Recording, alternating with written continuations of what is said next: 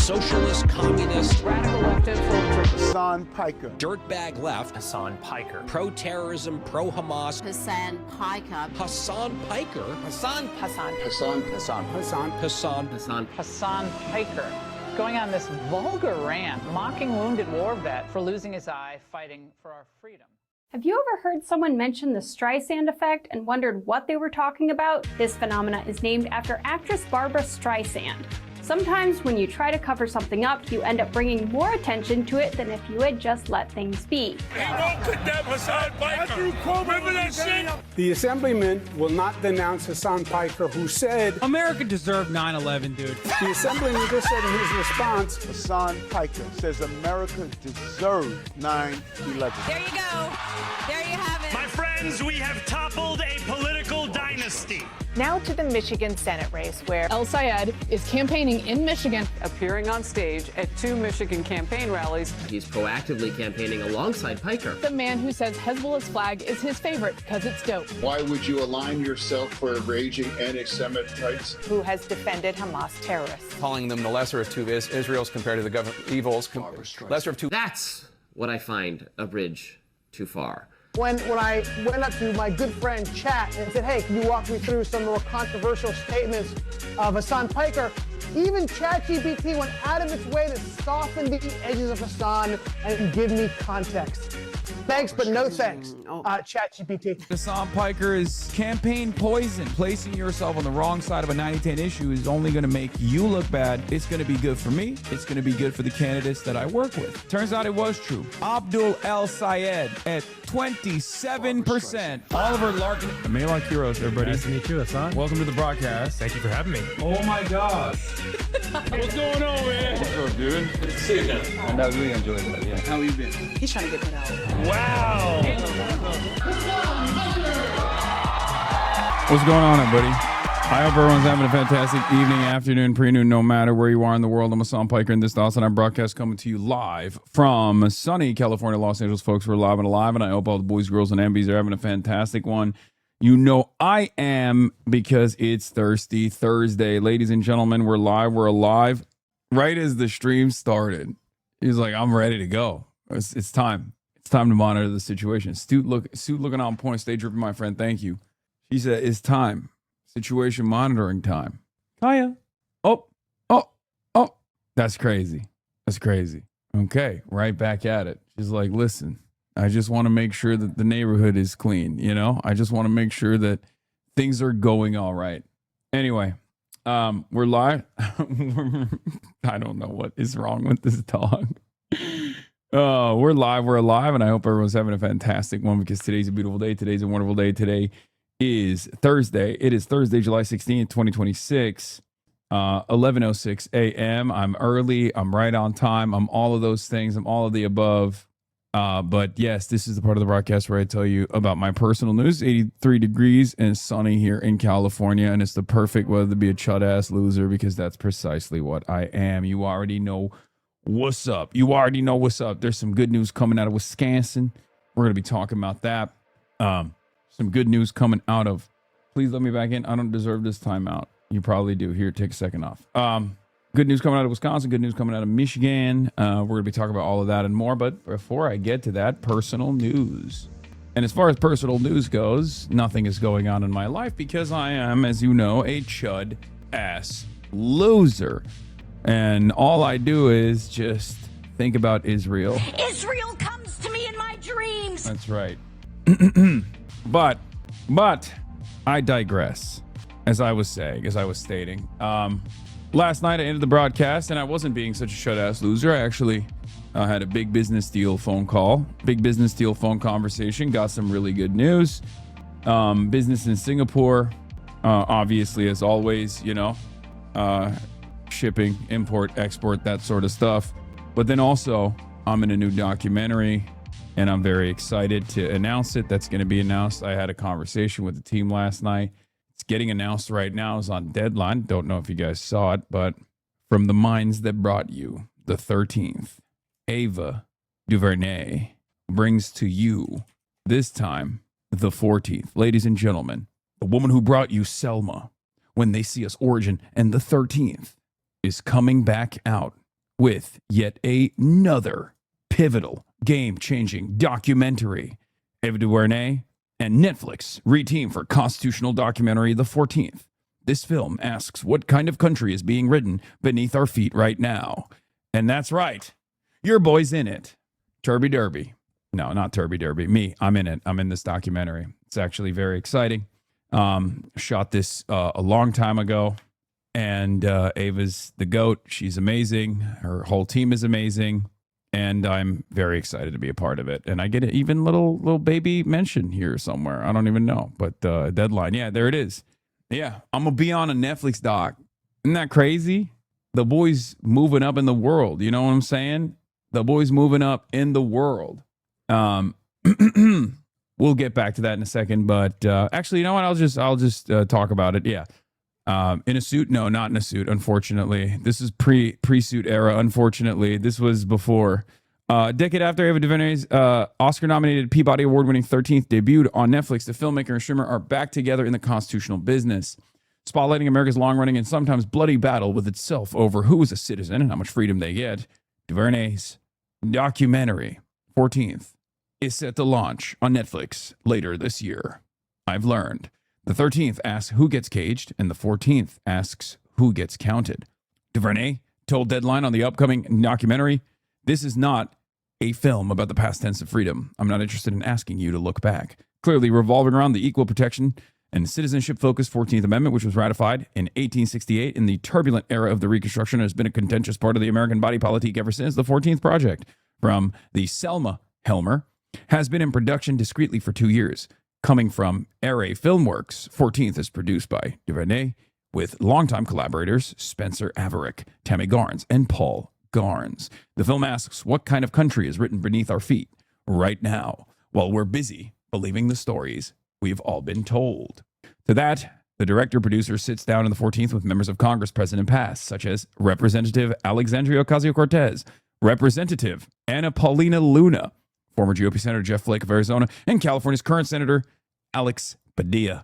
The film also features interviews with sitting Librarian of Congress Carla Hayden, who Donald Trump fired in May 2025, former President and Director Counsel of the NAACP Legal Defense Fund President and Director Counsel Sherlyn Iffel, UC Irvine School of Law, Korematsu Center of Law and Equality Executive Director Professor Robert Chang, activist and past Georgia gubernatorial contender Stacey Abrams. Spanning the ideological divide, DuVernay spoke with left-wing Twitch-based cultural critic Hasan Piker and conservative in defense of populism, protest, and American democracy author Donald T. Tritlow, too.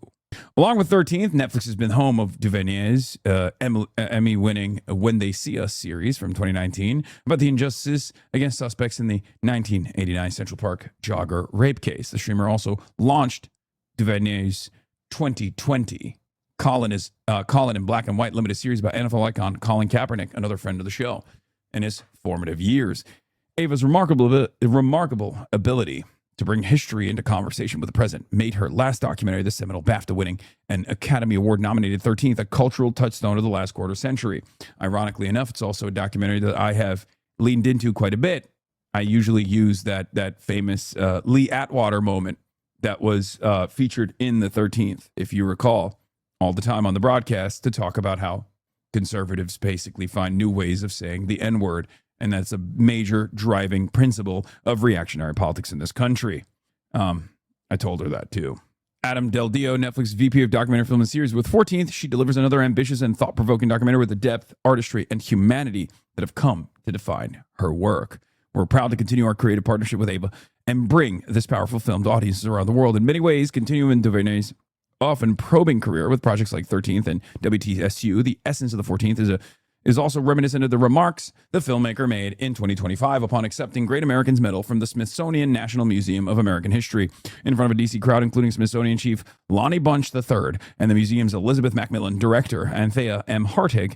DuVernay noted, "History is not a weapon to be sheathed when inconvenient. It is not a bedtime story meant to lull us to sleep. It is a river flowing, deep, and often turbulent. Sounds like America." So yeah, very exciting stuff. I'm super stoked, and we'll get some more footage in the upcoming weeks, I assume. But yeah, very exciting stuff. It's not on IMDb yet, by the way. Yeah, it's not. This is like the first release. Not exactly sure when the release date is. They say it's going to be released later this year, but that was very cool. No blast off. What do you mean? I'm doing personal news. I'm sorry, guys.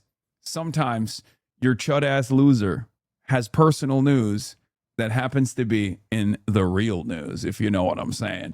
But yeah, so I was doing that. I went to dinner for my brother's upcoming birthday, which is this week, but I'm not here. I'm going to be in DC starting tomorrow, delivering a speech to the College Democrats of America. As a chud ass loser, as the number one chud ass loser, I am going all around the place, going all around the country. Yes, not exactly certain as to why they invited me to the College Democrats of America National Convention, but I am still very excited. Hopefully I won't be banned from entry to the nation's capital. But yeah.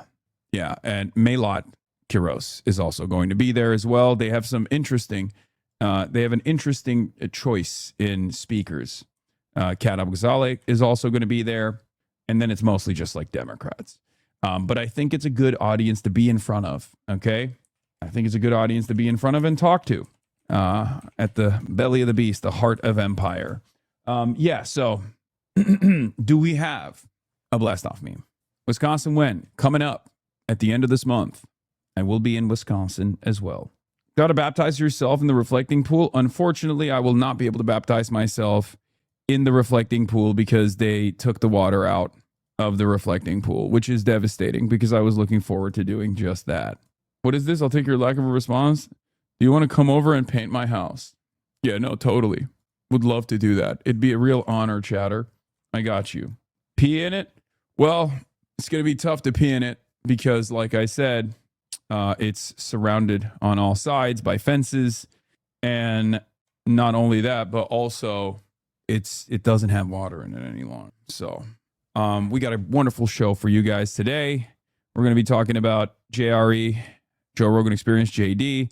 100 Democrats vote against Israel. What does this mean? War is back on. Abdullah Sayed's tax returns. Situation continuously monitored. STRAIT is still closed. And Chris RABB will be in the building. DC tomorrow. So, yes, we have a lot happening. Also, there is the president addressing the nation later tonight, which I unfortunately most likely will not be live for because I will be filming the pod. So there is that. Trans TikTok of the year must watch. Doing my e-shot on Charlie Kirk way. Thank you guys for watching me do my e-shot on Charlie Kirk way. I don't know what to say about that. That's crazy. That's, trans rights and trans wrongs. You know what I mean? Why is it always the same guys who call you anti-Semitic? New Senate candidate Mike Collins' son-in-law featured in campaign photos, registered to vote at Collins' own property and appearing at his victory parties of white nationalist influencers promoted Nazi imagery. Oh my God. Mike Collins literally called me an anti-Semite and demanded John Ossoff disavow me. That's awesome. He's an interesting candidate. Wow. That's so funny. Randy Quaid was on Piers carrying the flame, by the way. If you want to delve into him crying over a million Charlie Kirks, this is the broadcast where we carry the flame. Nowhere else. I don't like that other people are carrying the flame now because it's just like kind of takes away from us carrying the flame every day, but it's fine, I guess. We got Donald Trump's big speech tonight where he is going to reveal that China stole the election alongside Hugo Chavez in Venezuela in 2020 because we're living in a national nightmare. We're living in an international nightmare. Meanwhile, of course, Marco Rubio has designated all left-wing groups terrorists. So that's also super sick. Really looking forward to going to Gitmo and being tortured every day. I'm half joking, but that shit is actually really devastating. Who knows where this goes, but anyway, fascism is super hot right now. It's great. It's wonderful. We need all the allies we can get, and we need to buck up. We need to nut up, and we need to get a little bit more serious about The fuck's going on in this goddamn country? Please shut up. Tits. What? Did you see what Scott Besson said? Yes, I did. I saw all of it. I watched all of this. I was texting with Ken this morning. I don't think people understand how serious these guys are. I think most people are just like, lol, they're dumb and they're stupid. And they are dumb and stupid, but they're also pretty fucking evil. So regardless of how dumb or stupid they might be, I am still very worried about them carrying out this ridiculous targeted operation. So we'll get into that and more, obviously. Yeah, the dumb guys are unfortunately in charge. So that makes things a little bit different and a little bit difficult. In any case, ladies and gentlemen, boys, girls, and MBs, we're live, we're alive. We got the diarrhea virus. Oh, this country, man. I don't know where the fuck we're going. Hopefully the T levels of the military's fixed, though. All right, we'll start off with some fun stuff. Argentina to take on Spain. In your latest tweet, you have a small typo for, well, did I miss another word? I always do this. My fucking ADHD makes this so goddamn difficult. Oh, wait. Disavow me. I fixed it. Yes, we're going to talk about Stephen Miller. All the biggest villains got together to do this anti-terrorism shit. It sucks. I miss your Liberty Mutual suit. Which one is that? Is that the green one? Anyway, ladies and gentlemen, Argentina will take on Spain in the World Cup final after late comeback against England. It's unfortunately not coming home for the British in the chat. Football is not coming home. 60 years of hurt has turned into 64 years of hurt at the very least. Let's take a look. Showdown is set, and Argentina will face Spain after a stunning late comeback against England, led by Captain Lionel Messi. Argentina scored twice in just 7 minutes to pull off the win 2-1. Nicole Valdez was there for it all and joins us from Atlanta. Nicole, good morning. Good morning. Argentina and England, one of international soccer's fiercest rivalries, closed out the semifinals with a match fueled by decades of clashes on and off the pitch. But in the end, defending champion Argentina will be moving on to the final. From the opening whistle, the tension between Argentina and England boiled over, and for more than 100 minutes, it didn't let up. Leading by one and showing incredible defense late into the match, it looked like England had secured its spot in the final until... I'll keep it at $150. There is one play from Lionel Messi that is actually kind of insane, where he just jukes out like 4 people trying to get after him until he gets fouled. And it is one of the most insane things I've ever seen in slow motion, where it just like doesn't make sense if you watch it. If you watch it in real time, you're like, how is he seeing this? Like, how does he see this lane? How does he open his own lanes? It doesn't make sense. You need to proofread your tweets. Okay, you take a 24-hour off. Thank you for the warning, but I will not be having you being fucking annoying. Okay? Thank you for warning me, but you're getting a day off for the second part. Dumbass. Obviously, Yamal and Messi are playing each other now in the World Cup final. Guys, this photo happened because there was a charity campaign with UNICEF.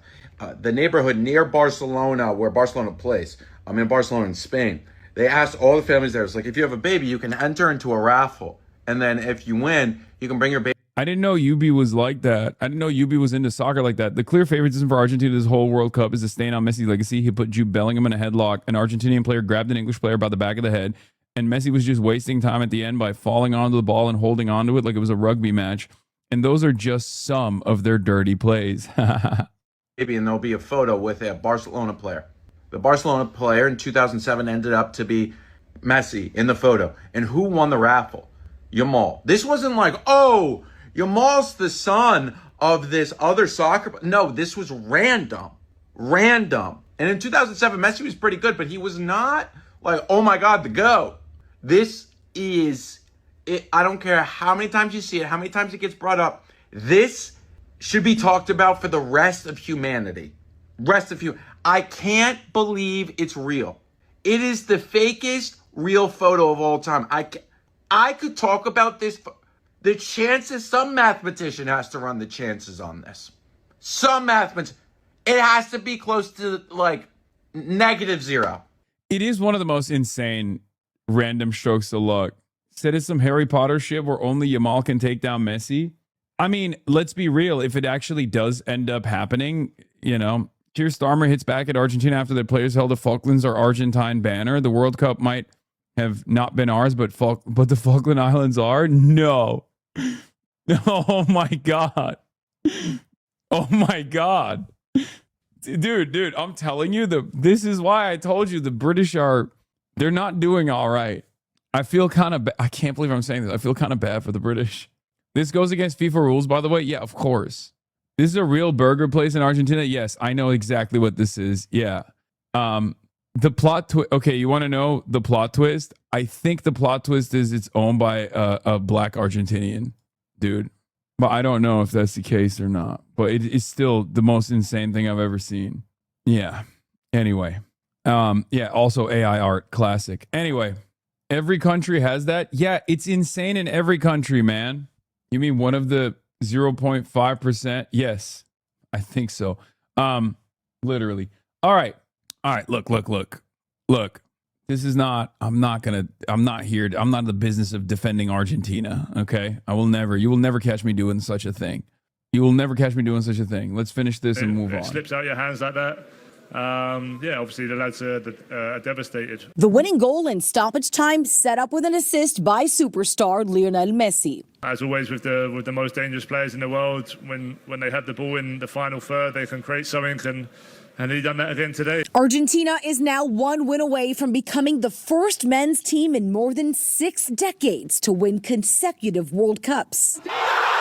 By the way, you can't say it's the Trump curse because, sure, Trump golfed with him, but Trump also literally hosted Lionel Messi in the White House. So it's one of those situations where both teams, both players, both top players of both teams have been around Donald Trump.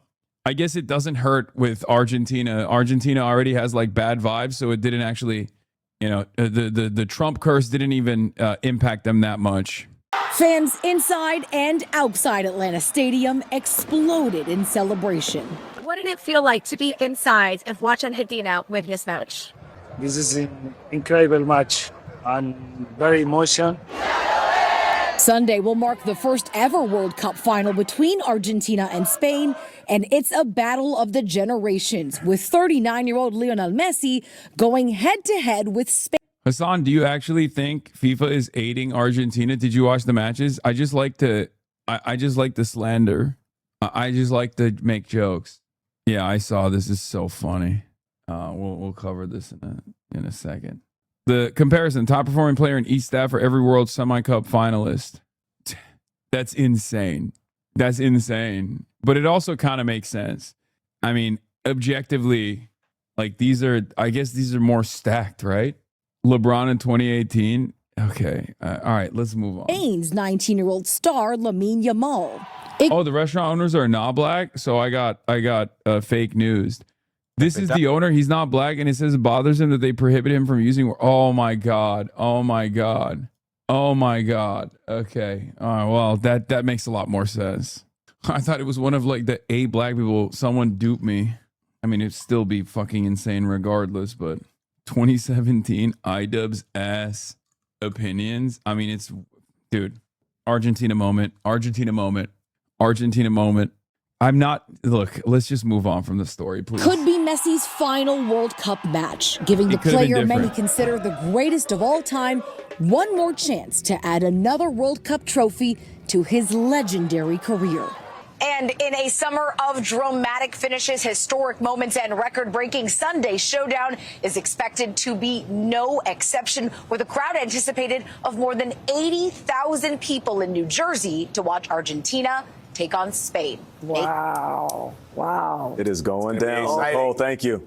Defending champion Argentina defeated England 2-1 at the World Cup semi-final on Wednesday. It was the latest chapter in a long-running feud. Whole country watching the game because none of them have jobs. Okay, that's ruthless. Okay, now we're just being mean to every Argentinian person for things that are completely outside of their power. You know what I mean? Yeah, that's not their fault. You know what I mean? feud that has transcended the pitch to encompass British control over the disputed Falkland Islands, which Argentina calls the Malvinas, claiming them as its sovereign territory. That feud spilled onto the pitch on Wednesday, when during celebrations fans held a banner with the words Las Malvinas son Argentinas, or the Falkland Islands are Argentine. The same banner was held by Argentina's Giovanni Lo Celso during celebrations. The British government has urged governing body FIFA to investigate Argentina's soccer team over the banner. The team could face disciplinary action from FIFA for violating rules banning political messaging on the field. The feud between Argentina and England goes back to 1982, when Argentina invaded the Falkland Islands, triggering a 2-month war.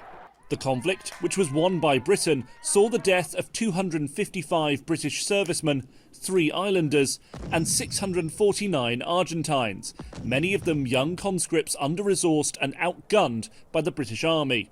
It has also loomed large in Argentine soccer since one of history's greatest players, Diego Maradona, led Argentina to victory over England in an epic 1986 World Cup quarter-final, with his notorious Hand of God goal, the memory of which still leaves many British fans wincing. Oh, this is pretty crazy. Mamdani watched the World Cup semifinals with Rikers Island prisoners, and people got really mad about it because they're just fucking awful human beings in general. This is a very cool thing that Mamdani's doing, you know, humanizing people that are oftentimes the most overlooked individuals in society. 66, you have 1 star only. You can shoot it there. It's a phenomenal thing. This is one of his. Oh man, this is unironically one of his best qualities. Straight up. Please come to Florida for Oliver Larkin rally. Thanks. Okay, guys, I don't know when that's happening, but that's, you know. I hope that this shares with people who are incarcerated here on Rikers that they too are a part of New York City. The World Cup has been a magical moment for the entire city. These are New Yorkers, and they will be New Yorkers when they get out of Rikers. They're New Yorkers today, and I wanted to make sure that we can celebrate this moment together. Messi, World Cup, I guarantee you. You know he's not a sports fan. Of course, criminals would be in favor of that other criminal, Lionel Messi. Wow, that took me 35 seconds to drop all of my morals and principles. Get our drinks on and stuff like that. That's okay though. We got to eat on, so that was good though. You know what I'm saying? So we got the privilege of drinking stuff, eating food that we don't really get has. And you know what I'm saying? Like with me, I've been locked up 21 months, so it's been a long time since I had real food like that. That's so sad. These two teams are rivals for decades, and can we get any better than this? Give him life. Okay, chill. President Trump is set to give a prime. Yeah, we'll get to President Trump's primetime speech in a second, but where do I go from here? We got a lot. We got a lot to cover, man. We got a lot going on in the world. I guess you know what? Fuck it. We'll start there. By the way, breaking due to the Canadian wildfire smoke. I've seen some videos. My heart's with Canada. I hope you guys are doing all right. I know you're not really doing all right, but California lawmakers are begging Quebec's premier to put U.S. booze back on the shelves. She won't budge. Okay, that's not the Canadian news that I thought we were going to be covering. Yeah, shit's pretty twisted in Canada. I've seen it. It's impacting the air quality in in obviously the state of Canada, but also in numerous American states as well. Skies blue west of Ontario. Hell yeah. Yeah, air quality index is dog water, from what I understand, from New York to Chicago, state of Canada. Yes, I mean, it's technically a state. A nation state is a state. Can we chill on that? Okay, you can say that. Yes, the nation of Canada. State doesn't just mean like a part of the United States. Can I not? Is that not appropriate? Can I not say, okay, whatever, it doesn't matter. Saying the state of Canada is triggering for us, man. Okay, fair. Facts. True. I do understand that, especially considering that, the situation is not great. You got Donald Trump trying to make America permanently militarily annex the beautiful nation state of Canada. Okay. My heart and my thoughts are with the beautiful nation state of Canada, but my soul is always with the beautiful nation state, city-state of Singapore. CENTCOM has announced a new round of attacks against Iran's military capabilities. We're going to be covering that in a little bit. But before we get to that, before we get to situation monitoring, as always, obviously we got to talk about Donald Trump. Now, Donald Trump is going to deliver another speech tonight. And boy, oh boy, are we excited. Is it going to be about is it going to be an announcement that he's ending this unnecessary war that has destroyed global energy markets? No, of course not. Is it going to be a speech talking about how he's going to handle the inflation crisis? Of course, it's not going to be about that. Is it going to be about blaming transgender people, for example? Shockingly, it's not going to be about that either. And you might be thinking, okay, is it an announcement that we're going to war with Cuba? No, it's not. And if any of you actually turned around and guessed, it will be about addressing how the 2020 election was stolen 6 years after the fact and somehow tie it to a foreign country, you would have guessed it right. We are living in the dumbest country on the fucking planet. We are living through the stupidest timeline. We are in the hell world timeline. Everything gets dumber and dumber every single day. Give it up, brother, please. You won again. You already won. Why? Why is this still happening? Why? Oh my fucking God. Everyone's got diarrhea and everyone is living under a fascist rulership. It is so awful.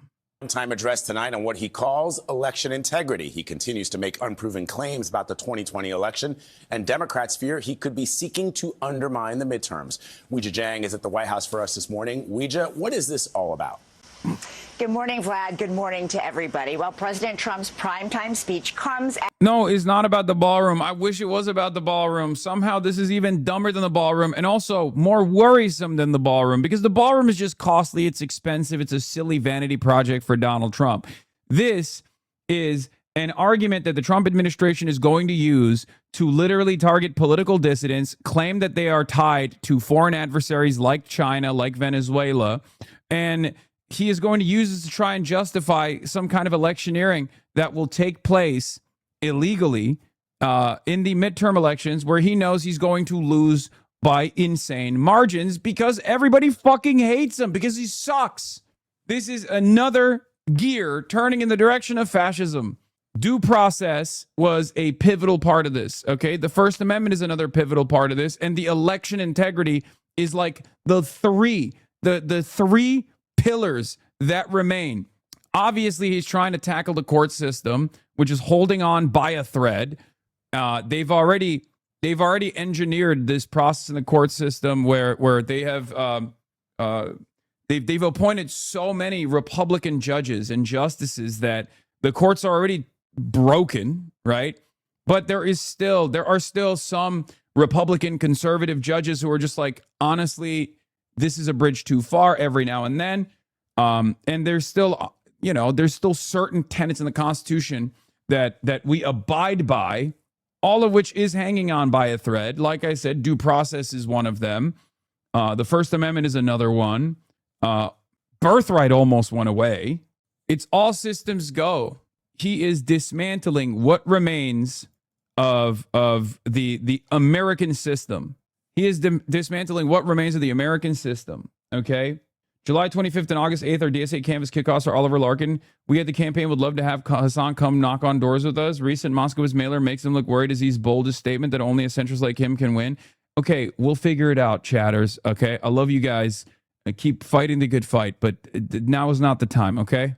Anyway, let's get back to what Donald Trump is saying and doing. As he pushes Congress to pass the Save America Act, which aims to toughen election laws. CBS News has learned that part of tonight's address will include new claims of Chinese meddling in U.S. elections. President Trump is promising major revelations in tonight's address. It doesn't get bigger because without free and fair elections, you don't have a country. Sources familiar with the matter tell CBS News that Trump will raise allegations that China compromised U.S. voter data and evidence that the CIA withheld details from Trump during his first term. We will never give up. By the way, just complete nut house over here, okay? It's just made up. You're making this stuff up. I don't know how else to explain it to you, okay? Are foreign countries trying to interfere in our elections? I'm certain that they are, whether it be Russia or Israel that gets to do it basically legally and above board for some weird fucking reason, or China, or, I mean, definitely not Venezuela. That one is really silly. But like foreign countries try to meddle in our elections, it makes sense, okay? We are the most powerful country on the planet. We are the hegemonic superpower. Of course, foreign adversaries are going to try to interfere in our elections. The problem is, at least for Donald Trump, there is no evidence that that meddling has been successful. It has not been able to undermine the American election integrity. What are you talking about? We do it to them. They try to do it to us. But what you have to look at is the outcome. You have to look at what the actual impact is. You can't just be like, oh, well, they tried to do it, so I guess, the elections were stolen. First of all, every American election is technically stolen because we can sell our American elections. All of our politicians are bought and sold. Shouts out to Citizens United. There's one happening right now in Michigan that we're paying close attention to. Israel and numerous other corporate entities are trying to buy that seat for Haley Stevens, literally in broad daylight. It is a theft that's taking place. It is undermining the democratic process. It's subverting democracy in real time. So the reality of the matter is, if we want to get truly theoretical about this, okay, if we want to get truly theoretical, if we want to look at the actual situation, all of the elections are stolen because you can buy them, okay? You can buy them. You can buy elections. But if we're looking at the normal process, if we're looking at like voters, who they voted for, what kind of rigging took place, American elections have fairly high levels of integrity. Year after year, millions of dollars are poured into studying these results to try to identify what kind of voter fraud is taking place, what kind of engineering is taking place behind closed doors. Donald Trump has spent a good deal of time and effort trying to prove that American elections were stolen from him in 2020. And all of those initiatives have failed because for all of our faults and all of our failures, the American election system is like fairly good. Okay. Doesn't matter if it's a Republican winning, doesn't matter if it's a Democrat winning. It's fairly, it has high levels of integrity. Okay. It's probably one of the last remaining resilient aspects of the theoretical American democracy that has never been truly achieved. Okay, fairly good is debatable. No, it is. It is. And it's very stupid to dispute that. I hate this argument. We can have a conversation about like how free can your elections be or how fair can your elections be if moneyed interests always win. Okay? But that's a totally separate story. As far as like you put your name on a ballot and you vote for a candidate and then that candidate wins because they tabulate the results and it turns out the candidate you voted for got more votes than the other candidate. On that part, the American election system is absolutely designed in a way that has higher levels of integrity than most other countries. I will stand by that. It's complex. It's complicated. There's numerous issues leading up to like who you get to vote for. There's a lot of people who try to dupe you. Okay. And states have their own processes, which is also a little bit frustrating, but probably better than to give the keys of the castle to Donald Trump.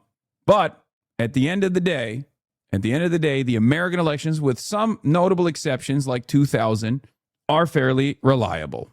Okay. If you're talking about the structural issues like the Electoral College, then I'm with you. But if you're talking about you cast your ballot and then it's tabulated and then the guy who got more votes wins, with the exception of the 2000 election, it's a fairly reliable process. One of the best in the world. Let's be real. 2000 was stolen, though. George W. Bush absolutely stole that election. But it's neither here nor there. That's not what we're talking about. Okay? Yes, the procedural integrity of the American electoral system is very reliable and very strong. One of the best.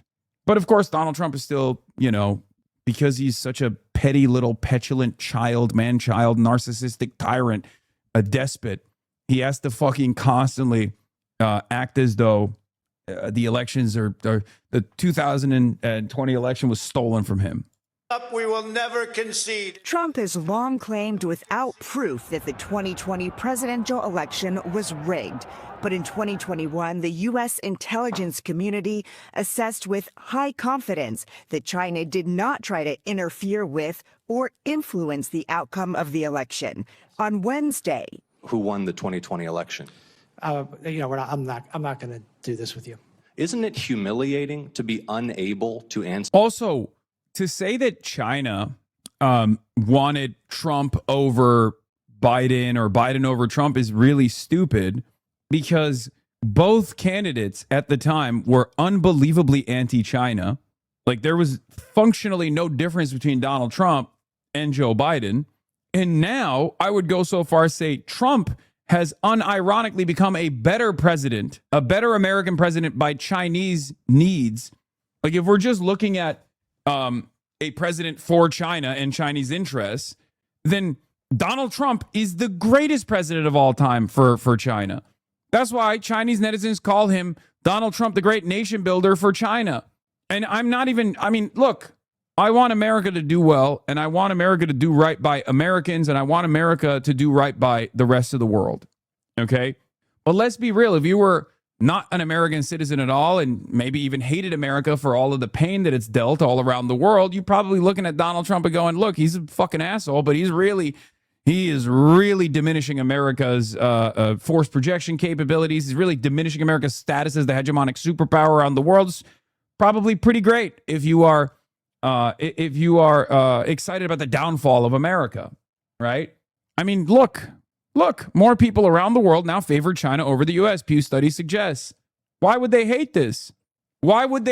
Donald Trump has destroyed the goodwill that America built around the world with its soft power initiatives, with its Marshall Plan, while it was simultaneously destroying the planet, ironically enough, while we were, on the one hand, destroying the planet and destroying the integrity of other countries and their sovereignty, constantly waging war. We were also giving a lot of money to a lot of people while installing fascist puppet dictatorships all around the world. But like, we were doing all that when we had Hollywood, and that obviously played a role in the way that people saw America as a force for good. Donald Trump has destroyed that, especially with the U.S. aid cuts and numerous other initiatives, like specifically going after America's pivotal allies, the vassalized European states. And now China, by the very nature of not being America, is actually gaining favor all around the world. U.S. has fallen behind China in public opinion across 20 countries, percentage each year with a favorable opinion. And it's not like China's doing a tremendous amount of work to get to this status. A big part of the reason is because they see China as a rising power and not doing the things that America did to rise to power, and what America did to continue carrying on its power all around, continuing to carry on its domination all around the world.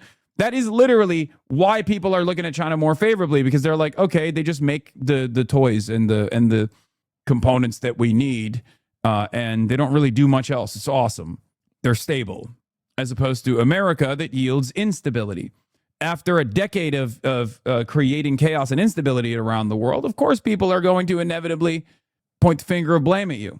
They're going to start to change their mindset on what your position as the hegemonic superpower actually means for the rest of the world. Answer this question. To have to indulge the president's delusions. Democrats grilled the president's nominee for Director of National Intelligence, Jay Clayton, about the race during his confirmation hearing. Clayton stopped short of acknowledging Biden won. Senator, I'm not an election denier. Joe Biden was certified as the president of the United States. Vice President J.D. Vance said the administration will accept the results of the upcoming mid. Yeah, that's such a funny and such a strange cop-out answer, too. Oh, he was certified as the president. Okay, did he win the election, or was the election stolen and then the certification process took place? Like, just say he won the election. Why? How is this a difficult answer, man? I don't understand it. It's not that difficult. You're a fucking adult. Everyone's a goddamn adult. This is what's so annoying to me, okay? What's so annoying to me about this entire process is they know the truth. These people know better, okay? They know better. They know better. They know exactly what's going on. It's another thing that annoys me about, like, the Israel situation, right? Like, people know what the fuck is happening and how untenable this is, and yet they're just fearful. They're fearful of moneyed interest coming in and, like, I don't know, ruining their reelection chances potentially. But, like, they have to lie. They have to lie. And in this case, he has to sit there. He has to sit there and act as though there's any credibility to the notion that Donald Trump actually won the 2020 election, but it was stolen from him. Why does he have to do that? Because these guys are not getting appointed to these seats of power for competency. They're getting appointed for loyalty to Donald Trump, no matter how silly those demands may be. Term elections. But we also think we have to do everything that we can to discourage cheating. But Democrats say they are worried Trump is setting the stage to undermine the results. They know they can't win the election fair and square. So we don't put it past them to try whatever they can. In response to our reporting that President Trump will bring up new claims of Chinese election interference, the White House says anonymous sources are speculating, but the truth is no one knows what he will say, which is why, quote, everyone should tune in. Gail. All right, Weijia, thank you very much. Garrett. Caroline, welcome back. Good to see you. Likewise. So did agree that this speech tonight is about elections past, not elections upcoming. The 2020 election has had dozens of recounts. White House previews President Trump's national address on election integrity. Oh, my fucking Lord. This shit. Bro, what are we going to do, man? What are we going to do? Oh, my God. By the way, this is yet another clear-cut example that if, like, voting was irrelevant and if elections were irrelevant, if voting was irrelevant, and if there was, like, no way that you could implement any change whatsoever through the electoral process, these guys wouldn't be taking it away, okay? This is a fundamental principle that Black Americans understand, okay? They had to fucking fight super hard to get that right, okay? People died for that shit. Obviously, the system is designed in this unbelievably distorted way where moneyed interest always wins out. But if here we go, libbing out again. Dude, come on. Why? Okay, answer my fucking question. Answer my question. If your vote didn't matter at all, why would they, one, choose to rig the system to begin with? And two, why would they be actively working to undermine the process? I'm not saying we are going to have a revolution, a socialist revolution by voting, okay? Oh, vote extra hard, vote at the ballot box. But to just cast it all aside, to act as though there is no change that can come through this process as it still exists is insane, okay? Had two Brits LARPing as Americans crying to me about how elections are pointless, that the system is too broken to fix and we just need to tear it all down. Yeah. It's only one aspect of a multifaceted approach. I'm not saying stop doing direct action, stop organizing outside of the electoral system. It's just one part of it, okay? It's one part of it. It's one part of a much larger battle, a much larger and much longer struggle. People get so caught up in this. I agree. If you're reading this, base bill with your neighbor touch grass. Okay. Thank you, chatter. Anyway, motherfuckers here go vote and instantly do this meme. Yes, I know. It's so goddamn annoying. It's so goddamn annoying that people think like, this is what I'm saying, okay? This is what I'm saying. This is what I'm implying. That like, just vote, shut the fuck up, and don't do anything else, okay? Do not do anything else. Look, man, the reality of the matter is our enemies, our class enemies, our enemies in positions of power, our enemies that own and have consolidated tremendous amounts of wealth and power understand the system better than you do, better than we do, okay?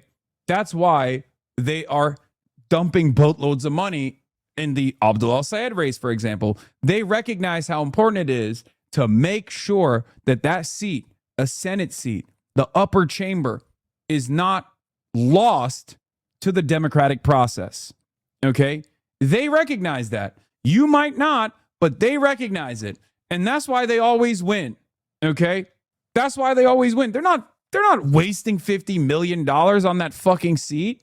You think rich people throw their money away like that? That's not how they got rich. They know. I know that people think like, oh, who gives a shit? It's electoralism, it's bourgeois democracy, but like you just don't understand. You unfortunately do not recognize the severity. Voting is how the system sustains its legitimacy. Yes, but also at the same time, there are small changes that can lead to massively consequential differences in the lives of tens of millions of people or hundreds of millions of people all around the world. Tens of millions of people in America, hundreds of millions of people in America, or even a billion people. Okay? It still matters. That's why I always say it's the least consequential, most impactful thing you can do. Okay? Logs, please. What is this? Logs, please. Platform Black Voices Lemao. They only call it libbing out when you're talking about black electoralism and our historic struggles. Voting is the only way we will ever get Medicare for all. Yeah, I mean, that's part of it. But it's not the only part. It's not the only part, because simply voting for it is not going to let it happen either. It's not. No one is ever going to give up. No one is ever going to give up their seat of power. No one is ever going to give up their profits. Okay? It just doesn't work that way. But this is one consequential aspect of it, and that's precisely the reason why Donald Trump is trying to destroy it and dismantle it. Lawsuits, audits, 2024 election widely believed to be safe and secure. There's not really any question about that. A lot of people because look at it was this. too big to rig. Well, I think a lot of people look at this There's a and massive amount of votes for this president. That's why he's in the Oval Office right now. No one disputes that. And there were a significant amount of votes for Joe Biden, who won in 2020. I mean, I think the question is, why is the president unable to let this go? Well, first of all, Garrett, I think part of the problem is that the media has refused to acknowledge that tens of millions of Americans across the country share the concerns of this president about the sanctity. Oh, dude, shit, my bad. Okay, tens of millions of people across the country also think Jesus Christ is going to come back to life, and then they're all going to get harponzoed into the heavens. So I guess we got to take that shit seriously, too. What the fuck are you talking about? Yes, a lot of Americans are fucking cattle, especially Trump voters and Trump supporters. Who gives a fuck what they think? What do you mean? You can't legitimize an insane claim just because the people who follow your fucking cultish president believe in that claim. Hello? What the hell is going on? Also, you guys don't give a fuck about a million different things that 100 million Americans care about, whether it be protecting abortion rights, whether it be the punishing people who are affiliates of Jeffrey Epstein, whether it be holding Israel accountable, punishing ICE agents. You don't give a shit about any of that. Oh, well, sorry. We got a lot of fans of the president who think the election was stolen, and they're very concerned. So we got to take this shit seriously 6 years after the fact. God damn, dude. Fuck. Of our elections. And your premise of your question, you're jumping ahead to a conclusion in this speech before even hearing it yourself. I think that everyone should tune in tonight, including the people in this room, and you should report on the president's speech and the findings that he is going to reveal in this speech with a little bit of honesty and a little bit of integrity, because it will shock you if you have an honest eye listening to the president tonight, and everything he is saying will be backed by facts and by evidence that will be provided this evening. And again, Garrett, I think all Americans, Democrat, Republican, should agree that we are the greatest country in the history of the world. We should have the safest and most secure elections in the history of the world. And what the president will be speaking about tonight will show you that perhaps that is not the case, and we need to make some adjustments moving forward, including the Save America Act, as Rachel pointed out, is a key legislative priority for this president on Capitol Hill, and he wants to see all senators and members of Congress voting in favor of the Save America Act, because it's crucially important as we move forward. Aisha. McCarthy 2.0 dropping tonight. It already started dropping. Here's a couple things that I think are very dangerous, and then here's a couple things that I think will be helpful for us, at least on the left. My suspicion is the American government has started moving on a lot of people that they're claiming are wealthy benefactors of the American communist movement, or what exists of the American communist movement. They already arrested, the Spanish government already arrested Fergie Chambers, I believe his name is Fergie Chambers, who is like He's like a famous, super wealthy guy from the Cox family. I believe he has like $250 million or something. He's an interesting dude, right? I don't know him. I know of him, but he has been a major donor to pro-Palestinian causes all around the world, right? He took his family money. He denounced the family. He said, fuck you guys. I'm a communist, all this stuff. And here's the thing. The American government arrested him, got him to be arrested in Spain when he was on a family trip. And now they're demanding his extradition to the United States of America. So this is one aspect of this. And they're basically claiming that he is James Fergie Chambers, transferred from Ibiza to Madrid, step closer to extradition. James Fergie Chambers has been transferred to a maximum security facility in Madrid, one step closer to extradition to the U.S. Chambers faces dubious charges by the Trump Department of Justice, federal charges of international money laundering with the intent to provide material support to and resources to foreign terrorist organizations, could result in up to 30 years of imprisonment. Family and friends of Fergie call on his supporters to phone and email their country's Spanish embassy, demand no extradition and his release. Okay, it's insane. This dude has been funding a lot of pro-Palestinian charities all around the world, and that's the reason, as an American citizen, he's doing this. That's the reason why they're coming after him. Okay, they're saying that he's a terrorist. He's like offering material support to terrorist groups. And it's total fraudulent charges, but it's in my opinion, it's a huge deal because it's they're starting to move on a lot of these people. Okay, so there's also the NSPM7 ordeal with the American Counterterrorism Initiative, and we're obviously going to get to that as well. It's called a national security. But before we talk about that, I want to briefly touch on this because it ties back to what Trump is trying to do with China and election interference. My suspicion is, well, number one, the fact that Spain is collaborating with the American government on this is crazy. Okay, it's totally ridiculous. We just got PSO'd again. Okay, so Pedro, what the fuck are you doing? That's ridiculous. I thought you guys were really invested in the pro-Palestine movement. The Fergie Chambers guy's a real tweaker. He was the guy who was claiming for weeks that the Bondi Beach shooting in Australia was a false flag. I know. Does it fucking matter? Yes, he's a little bit of a weirdo. Who gives a shit, dude? I don't give a fuck. What are we talking about? Oh, well, I guess it's, lock his ass up then. I don't know him. I've only heard of him. And this is the type of guy who will say that I am a sheepdog for the fucking neoliberal Zionist Democratic Party. I'm an imperialist. It doesn't fucking matter to me because I can understand that even people that I disagree with getting fucking arrested like this are totally, it's a significant move in the direction of fascism. Okay. An administration that comes after this dude like this, especially a wealthy guy, is easily going to come after all of you as well. Okay. Like, this has nothing to do with my own personal opinions about Fergie Chambers. Okay, this has nothing to do with my own personal opinion. It doesn't matter. It's not even secondary. It's utterly irrelevant. It's utterly immaterial to the grand scheme of things. Okay?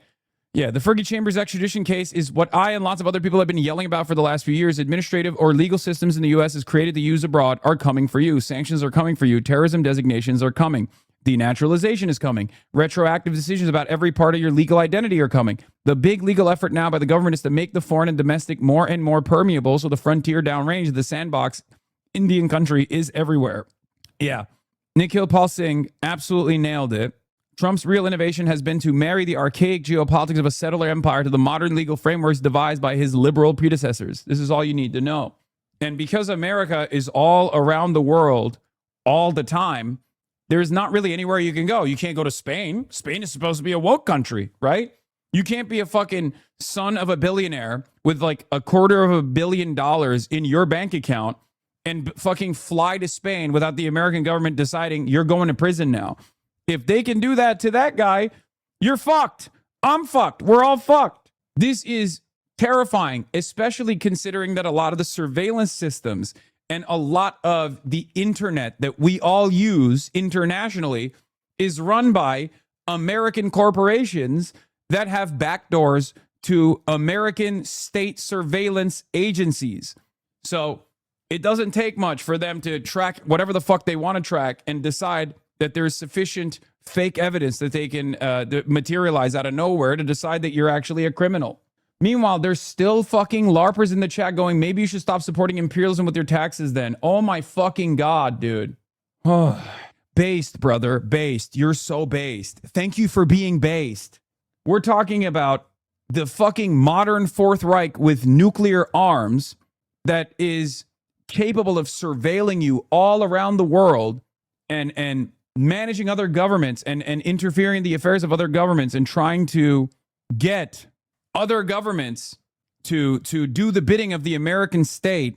And you're over here being like, yeah, you should just stop paying taxes, dude. Yeah, you know what? Fuck it. I should just go to prison ahead of time. There's no, I'll do them a favor. Yeah, let me go ahead and give the IRS an excuse, the federal government an excuse to arrest me for good reason instead of an invented one that they will inevitably find, okay? Things in the Western liberal capitalist world are changing at an alarming pace, and no one is aware of it, okay? I've been yelling about this for years at this point. Liberalism is over. Fascism is coming, and to a certain degree, depending on what class of citizen you are, fascism is already here, okay? What's happening today to undocumented migrants is going to happen to you tomorrow. Your documentation, your citizenship status will not matter. We're here. It's happening. Wake the fuck up and alert your friends and your family and your neighbors and start organizing. Okay? I suspect that, yes, PSL and groups like that will get designated as terrorist groups, the SA2 probably. It's like this conference, I was watching clips of this conference. It's fucking terrifying, dude. It is so worrisome for the First Amendment, for political organizing in this country, and people don't realize it. Anyway, Ida Chavez says the Trump administration is trying to extradite Fergie Chambers to the U.S. and imprison him for up to 30 years for the crime of using his wealth to help Palestine and those suffering genocide in Gaza. Have any progressive members of Congress commented on this overt act of political repression?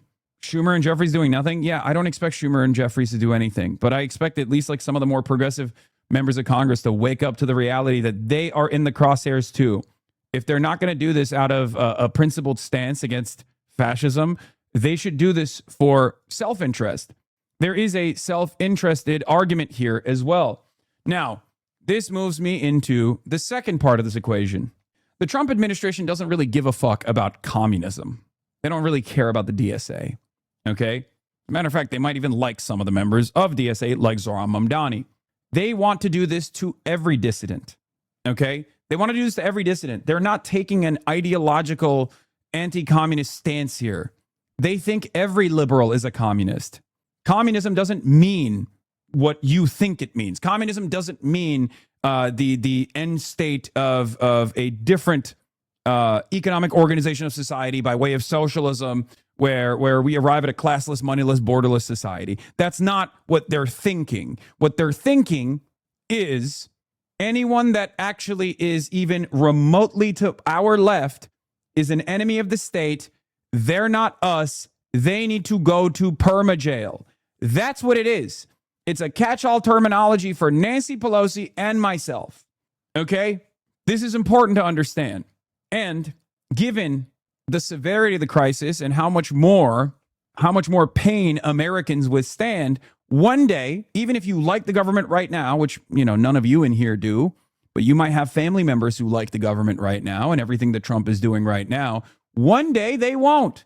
And then they will be in the crosshairs. Okay? This is important to understand.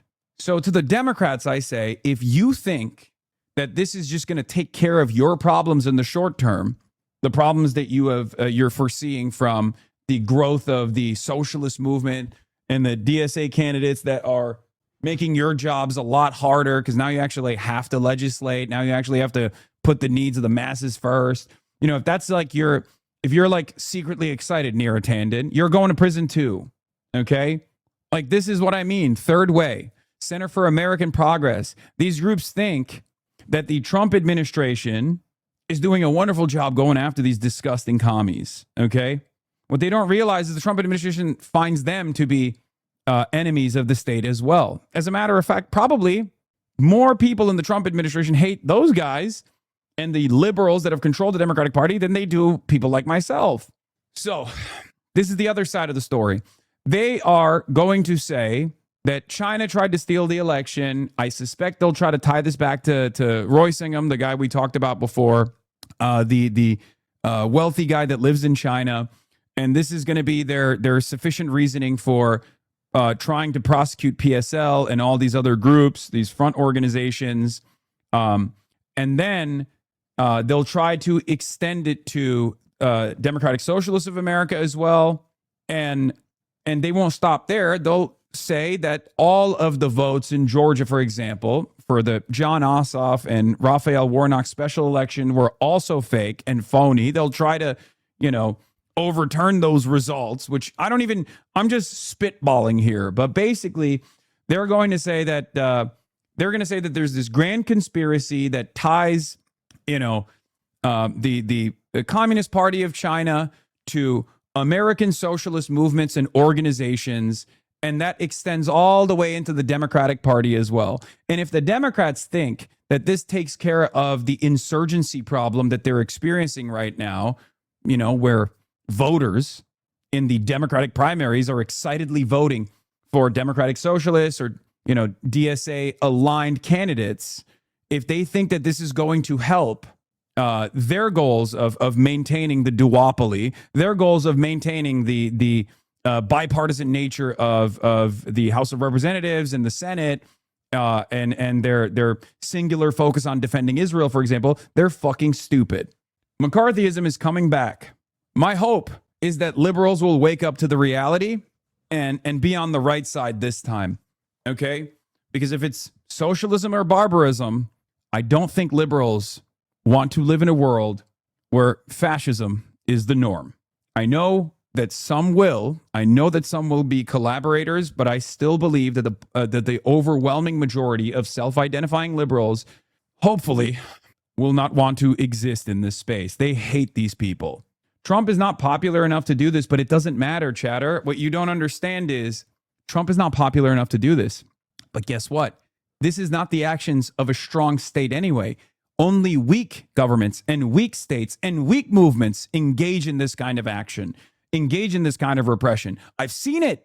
I've seen it with Erdogan in Turkey. That's what's going on. Viktor Orban in Hungary, Vladimir Putin in Russia, Erdogan in Turkey. These are the actions of a state that is engaging in repression because they no longer have the mandate. They might have at some point, but they no longer do. And they recognize that. So it's an act of desperation to maintain some kind of law and order by using the most militant aspects of the state to repress any kind of political dissent. That ranges from, again, Nancy Pelosi to people like myself. Yes, animals are the most dangerous when they're cornered. Here's one dangerous animal who says, the NSPM-7 will lead to debanking, defunding, and disruption of left-wing political terrorists that are operating in our country. President Trump issued a directive in our parlance. It's called a National Security Presidential Memorandum, or NSPM. NSPM-7, to be exact, that directs, for the first time in American history, all of our law enforcement and intelligence agencies to work together to disrupt, identify, defund, debank, arrest, and prosecute these political terrorists that are operating in our country. Dude, it's fucking genuinely terrifying. I mean, this is all systems go. I've been ringing the alarm bells alongside Ken Klippenstein on this stuff already, but they are going to try to tie, I think, the international left movement back to, because there's no domestic terrorism statute. That doesn't mean that they can't prosecute people under a terrorism definition regardless, which they have done so, like in the case of the Prairieland 5, right? Or 8, sorry. These guys were setting up fireworks outside of a detention facility where non-citizens were being housed or being detained. Cops show up. One of the guys has a gun, shoots back at the cop. Cop survives. They arrested every single person that not only was there and prosecuted every single person as a part of an Antifa terror cell, but they prosecuted every single person, including a guy who wasn't even there, and they threw the book at him. He's going to prison for 30 years for simply carrying magazines. Not magazines for a gun, by the way, like actual literary magazines. 30 fucking years. Like, it's understandable. Yeah, zines. Lefty zines. It's understandable that, like, there's going to be some prosecution for a guy who shoots a fucking cop, okay? I'm sorry. That's just how the law works. That's understandable, okay? It's going to happen. But the very fact that every single person is considered an accessory to that crime, regardless of their level of involvement, including people who weren't there, is insane, okay? It's fucking insane. So it turns out, regardless of the lack of domestic terrorism statutes that exist in the United States of America, because it directly contradicts the First Amendment, our criminal justice system is currently operating as though there is a statute. Okay? It's not reasonable that Song got 100 years. He literally saved someone's life. Guys, I'm not talking about how long his sentence is, okay? I'm not discussing how long his sentence is. I'm saying, of course, there's going to be people that are prosecuted if a fucking cop gets shot, even if it's an act of self-defense by the person who shot the cop, okay? I'm saying it's understandable that there was a prosecution that took place in that instance, okay? What's not appropriate in any way, shape, or form is not only the long sentences that they got, but also the fact that there are people who were not even there. One of the girls who got 50 years literally picked up the trash from their fireworks. She's 30 years old. Her whole life is gone. People are completely oblivious to what's going on. The feds are reviving a Nixon-era counterterrorism framework that hasn't been used in decades.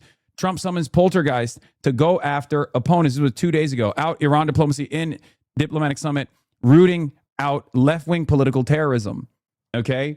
This is from 2 days ago. I'm sure Ken will write extensively on today's counterterrorism summit that's taking place. The resurgence of political terrorism is the summit.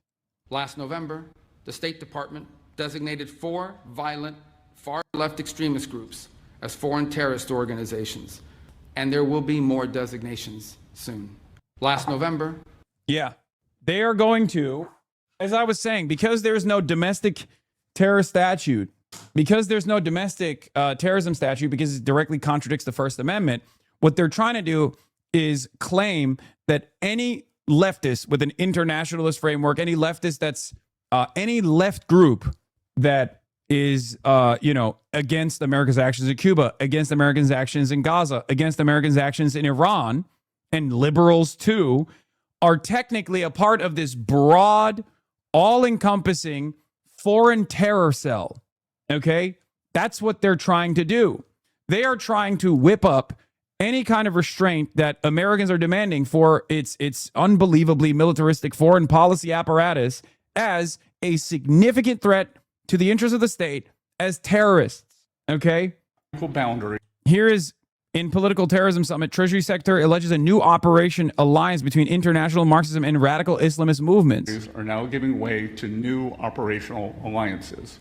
The unified front between international Marxism and radical Islamic movements need not share the same ultimate vision to share the same immediate enemy of free and self-governing societies. That convergence should concern every government represented in this room.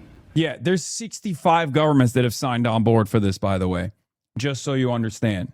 These terrorists understand and... Yeah, this also, obviously, considering that many people organize on the internet and they can still maintain a sense of anonymity on the internet, what do you have to do?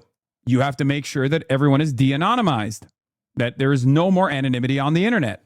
Where do you think the ID laws are coming from? All around the world. This is a part of it. They want to make sure that they surveil you every step of the way, no matter where you go. Okay? They start off with these digital IDs. They can identify you on the internet, and they can designate you as a terrorist. And because the terrorism statute in this country is specifically designed to be all-encompassing, specifically designed to take away your due process rights, anyone that is declared a terrorist can be prosecuted like that. Evidence is not necessary. Real evidence is not necessary. A real crime does not need to take place. They can just determine that you are a criminal because you are a terrorist. America did this in the global war on terror to random Muslims all around the world. They would just black bag people, put them in CIA black sites and torture them, and then ship them to Gitmo and continue torturing them. Enduring truth. Societies are rarely subverted from afar until they have first been weakened from within. Meanwhile, isn't this way worse than McCarthyism by like 1,000? Yes, because technological advancements have made it so that people can organize anonymously on the internet, or people can let their opinions be known on the internet anonymously under the guise of anonymity. But that also has made it so that there are new mechanisms of surveillance as well. Okay? This is a real emergency. And my fear is most people are utterly oblivious to it. Part of the reason why is because Democrats that are also a part of the intelligence apparatus think that the intelligence community is infallible and they like this shit. And they think that the intelligence community is not moving in this fascist direction. Straight up. Because there are Democrats in the intelligence community as well. There's literally CIA Democrats, for example. But they also think that these kinds of actions are appropriate and good. They are not thinking about how this is going to inevitably be used against them. This might literally be our last shot, our last chance before complete fascist takeover, using all of the available tools that technology has given them, where your thoughts can be analyzed and determined to be dangerous, where you can be arrested literally, like in the way that conservatives, you know, how they used to exaggerate and be like, thought crimes, like it's coming. Like that's real.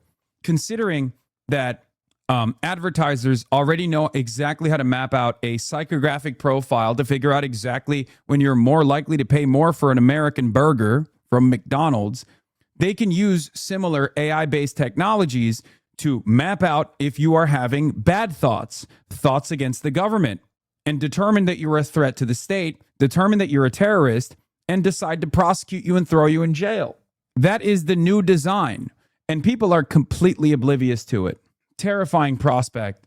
And it doesn't just, by the way, this is, if you want to understand how this is going to be impactful across the board, if you think that this is just going to be like, you know, lefty losers, communists or whatever, make no mistake. I've seen the terrorism designation. I've covered it extensively on this broadcast. Okay? I covered the terrorism designation on this broadcast. It's all encompassing. They say anti-American behavior, anti-family behavior is considered a telltale marker for terrorism. Okay? So it's not just going to be people like us. It's going to be the fucking people that tune into the pod Johns. It's going to be people, grandmothers, grandfathers that go out and protest at a No Kings rally. But if you think it's just going to be liberals, you're also wrong. They're already adding additional statutes. The Marco Rubio-led summit tomorrow will unveil a new terror designation for militant anti-tech and anti-Semitic networks. That's right.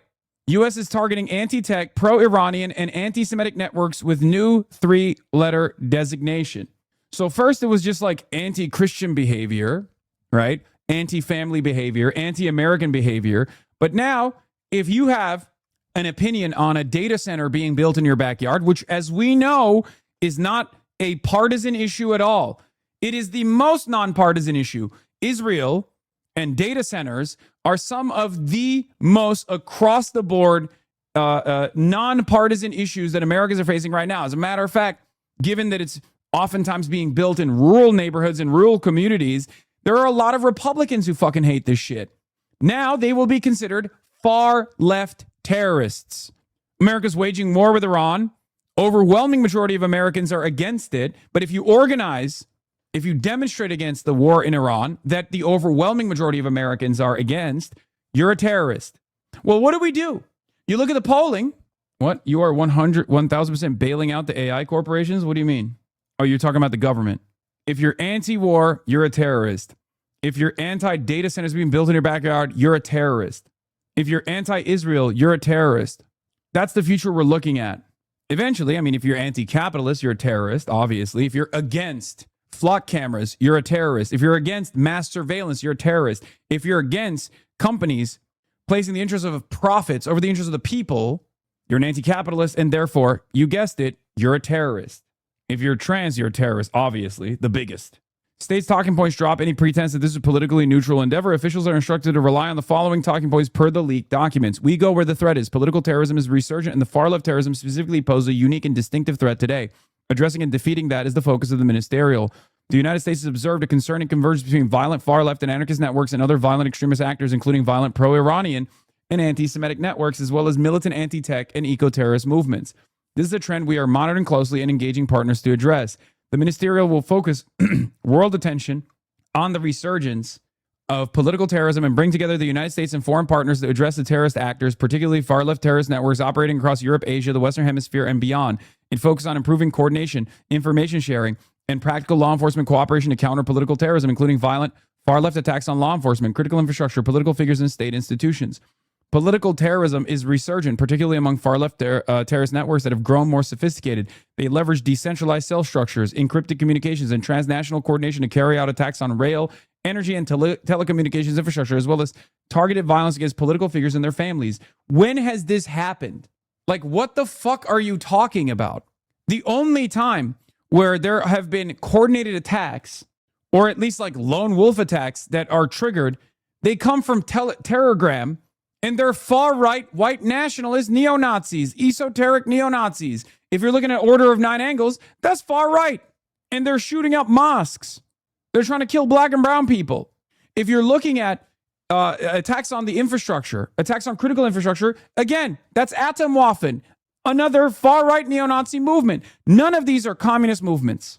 None of these are communist movements. And of course, obviously, the administration famously the DOJ deleted its own study from the website showing far more domestic terrorism is committed by far-right extremists. This was back in September 2025. In 2024 alone, there were 21 far-left and anarchist terrorist attacks in the EU, nearly matching the number of jihadist attacks that year. These are not isolated incidents, but a part of a sustained transnational campaign of political terrorism that is growing in sophistication and lethality, aimed at dismantling the foundations of self-governing societies. The Department of State is committed to confronting organized political violence, including from far-left terrorists and other aligned groups that engage in or support terrorist or criminal activities, economic sabotage, or support far-left terrorist-led violent actions. In support of this effort, the Department of the State is announcing a new visa restriction policy that targets members of far-left terrorists and other aligned groups who have supported or incited acts of terrorism, supported violent criminal activity, participated in economic sabotage, including against public and private property, financed, recruited, or provided logistical support for violent or criminal actions committed by far-left terrorists and other aligned groups, and or facilitated the convergence of far-left terrorists and other aligned networks for the purposes of economic sabotage.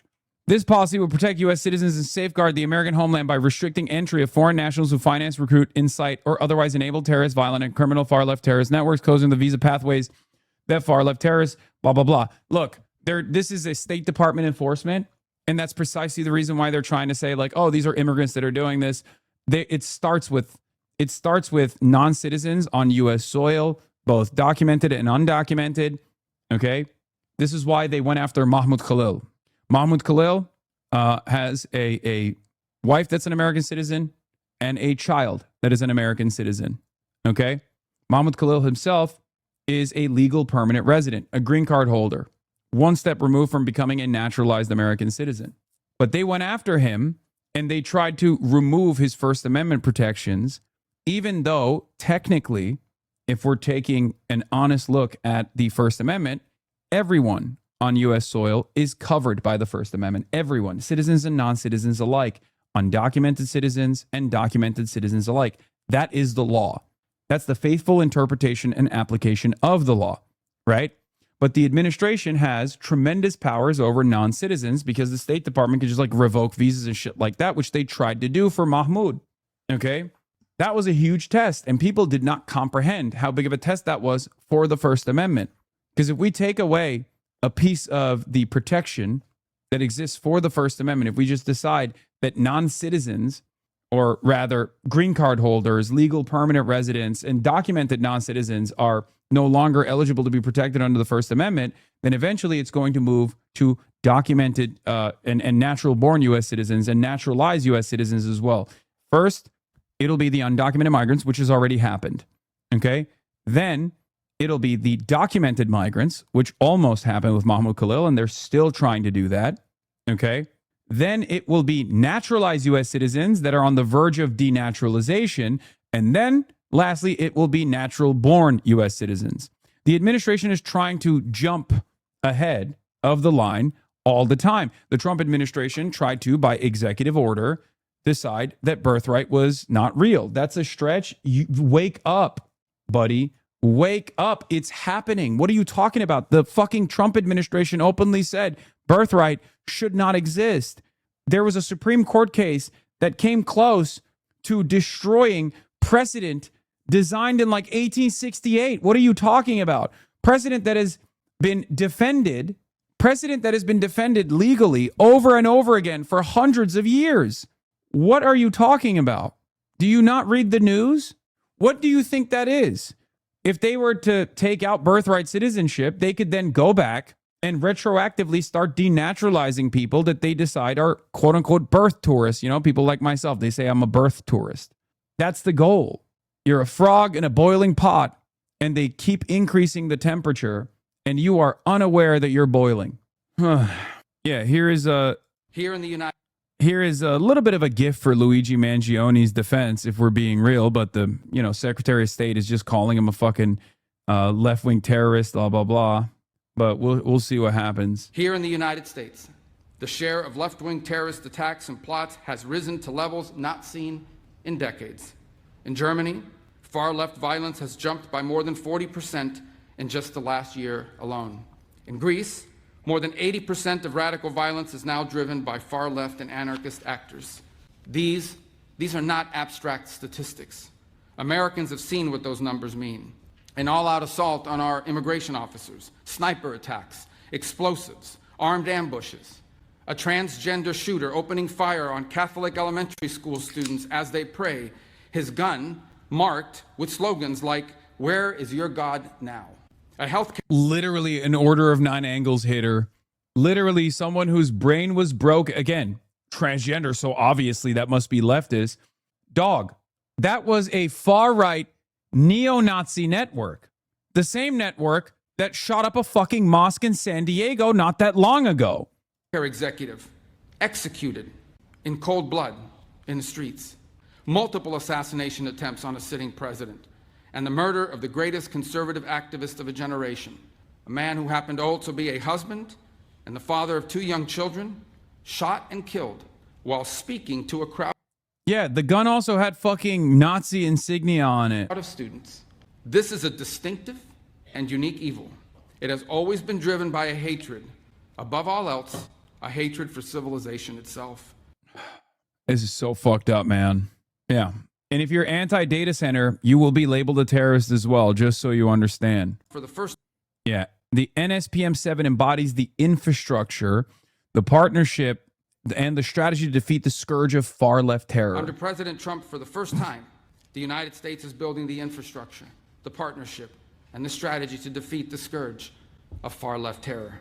The President signed National Security Presidential Memorandum Number 7, outlining a comprehensive strategy to investigate and disrupt Antifa terror networks and their allies. Under President Trump, issued a directive. Anyway, we're back to situation monitoring. Iran threatens to bring Houthis into war if Trump escalates. New round-the-clock reality of this not-quite war, far from ceasefire. I gotta pee. U.S. forces once more striking Iran overnight. U.S. Central Command saying it was focusing on targets near the Strait of Hormuz, command centers, air defense, surveillance, and missiles and drones. Also more hits on the port city of Chabahar, away from the strait on the Arabian Sea. President Trump overnight welcoming Iran's release of a U.S. dual citizen as a gesture of goodwill, but maintaining his renewed threat to attack civilian infrastructure, including power plants, as soon as next week. I don't like giving deadlines, but they pretty much know. They know the story. They better behave.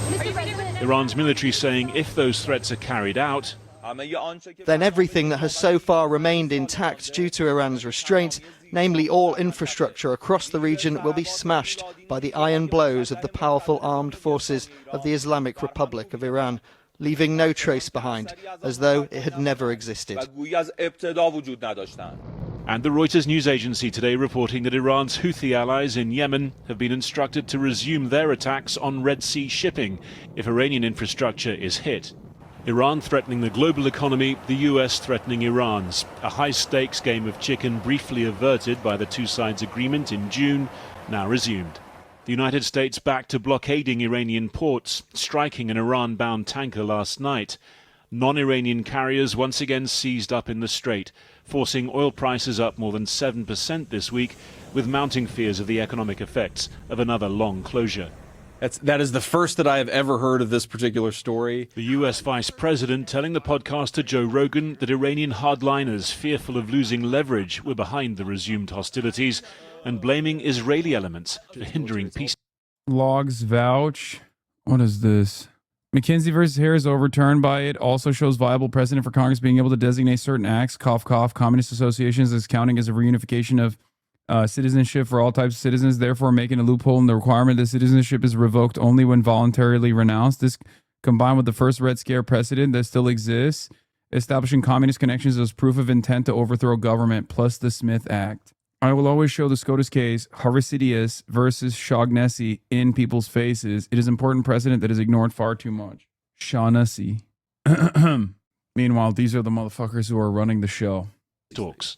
I know beyond a shadow of a doubt that there have been people within the Israeli government who are trying to, actually shift us away from that policy because they want to continue the military campaign. So far, Israel excluded from this resumption of hostilities, the Prime Minister this week warning Iran of a more forceful response than before if it attacked Israel.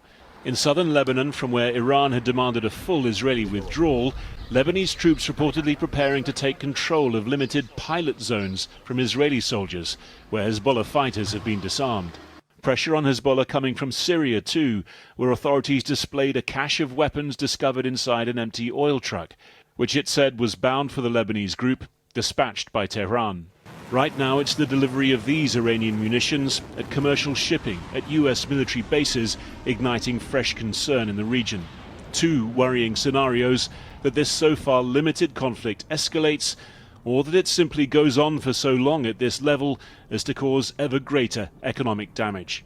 Joining me now is Javier Blas, energy and commodities columnist at Bloomberg. Thank you for joining me. I mean, the rhetoric feels very worrying. Some of what we're seeing feels very worrying, but the oil price hasn't actually moved that much. Do you think the markets just don't? People in Wisconsin seem to be turning against Franny because of some PAC. Wait, what? What are you talking about?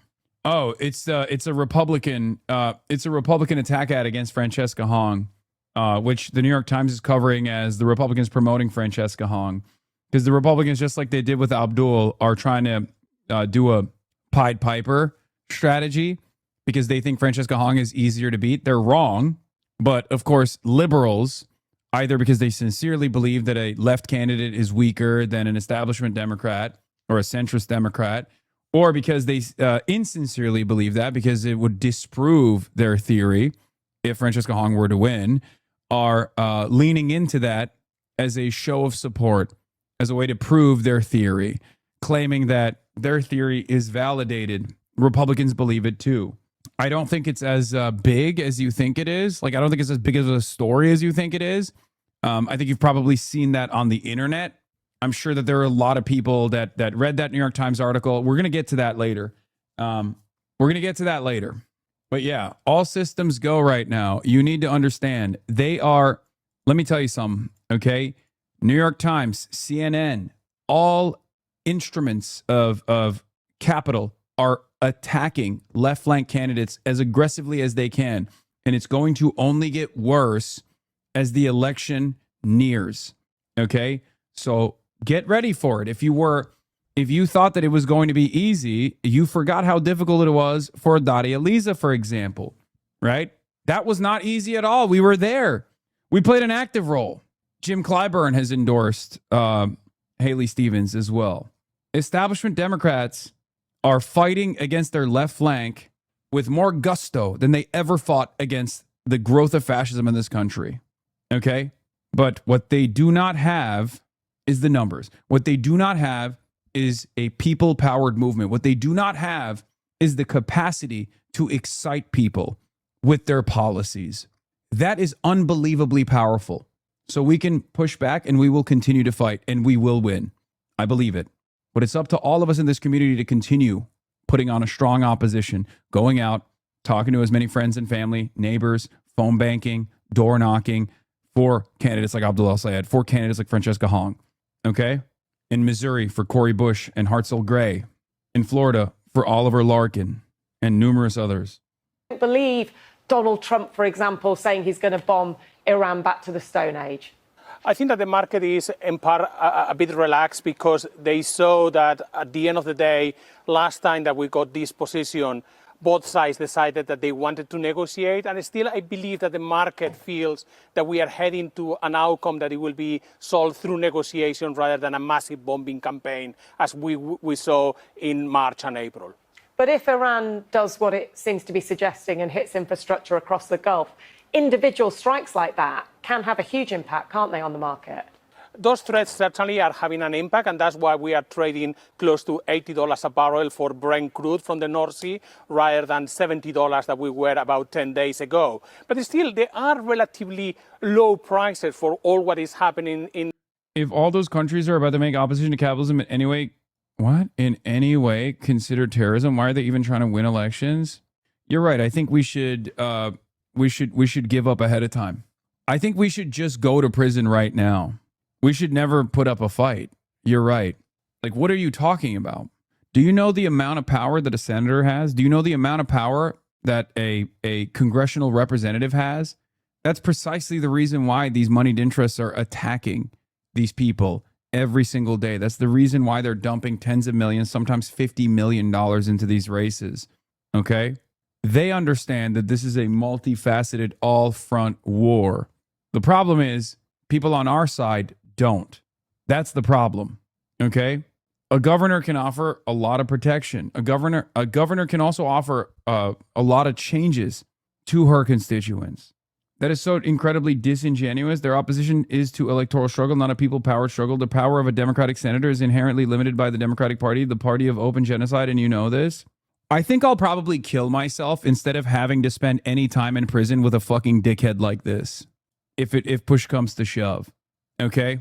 Because, like, at least if the people in the prison are chill, then that's fine, right? If we're going to jail as like political dissidents, at least if the other people are, like-minded, kind-hearted individuals, that's fine. But those LARPers the nihilist LARPers are also going to be in that prison, and I don't know if I would rather spend any moment in prison with these fucking dumbass LARPers. Dog, I don't know how to explain this to you, okay? We don't have any other options. Okay, we don't have any other option. You don't have another option. You don't have anything else. I'm not saying don't organize outside of the electoral system. Okay? My position is not antagonistic to yours, but yours is antagonistic to mine for some reason. The first chatter was not antagonistic to you. He was just saying that why do they even care about elections if they're just going to declare everyone terrorists? It's multifaceted because they understand that elections still matter. They understand that a senator holds a lot of power. They understand that a congressional representative holds a lot of power. Elections are, in some ways, a popularity contest for ideas as well, even though obviously corporate interests and moneyed interests try to render that democratic process useless. But if someone with that level of power, with a popular mandate, comes into the halls of power, they can be a reliable defender of the democratic process. Slowly but surely, they can put up a big fight, make a big fuss, and gum up the works, if you will. This is why I keep repeatedly explaining that winning Congress, even with assholes like right-wing Democratic assholes, is still, unfortunately, something that we have to do in the interim. Obviously, I'm more focused on making sure that every single elected representative is a real fighter, is a socialist, or at least like adjacent to our and align with our values, right?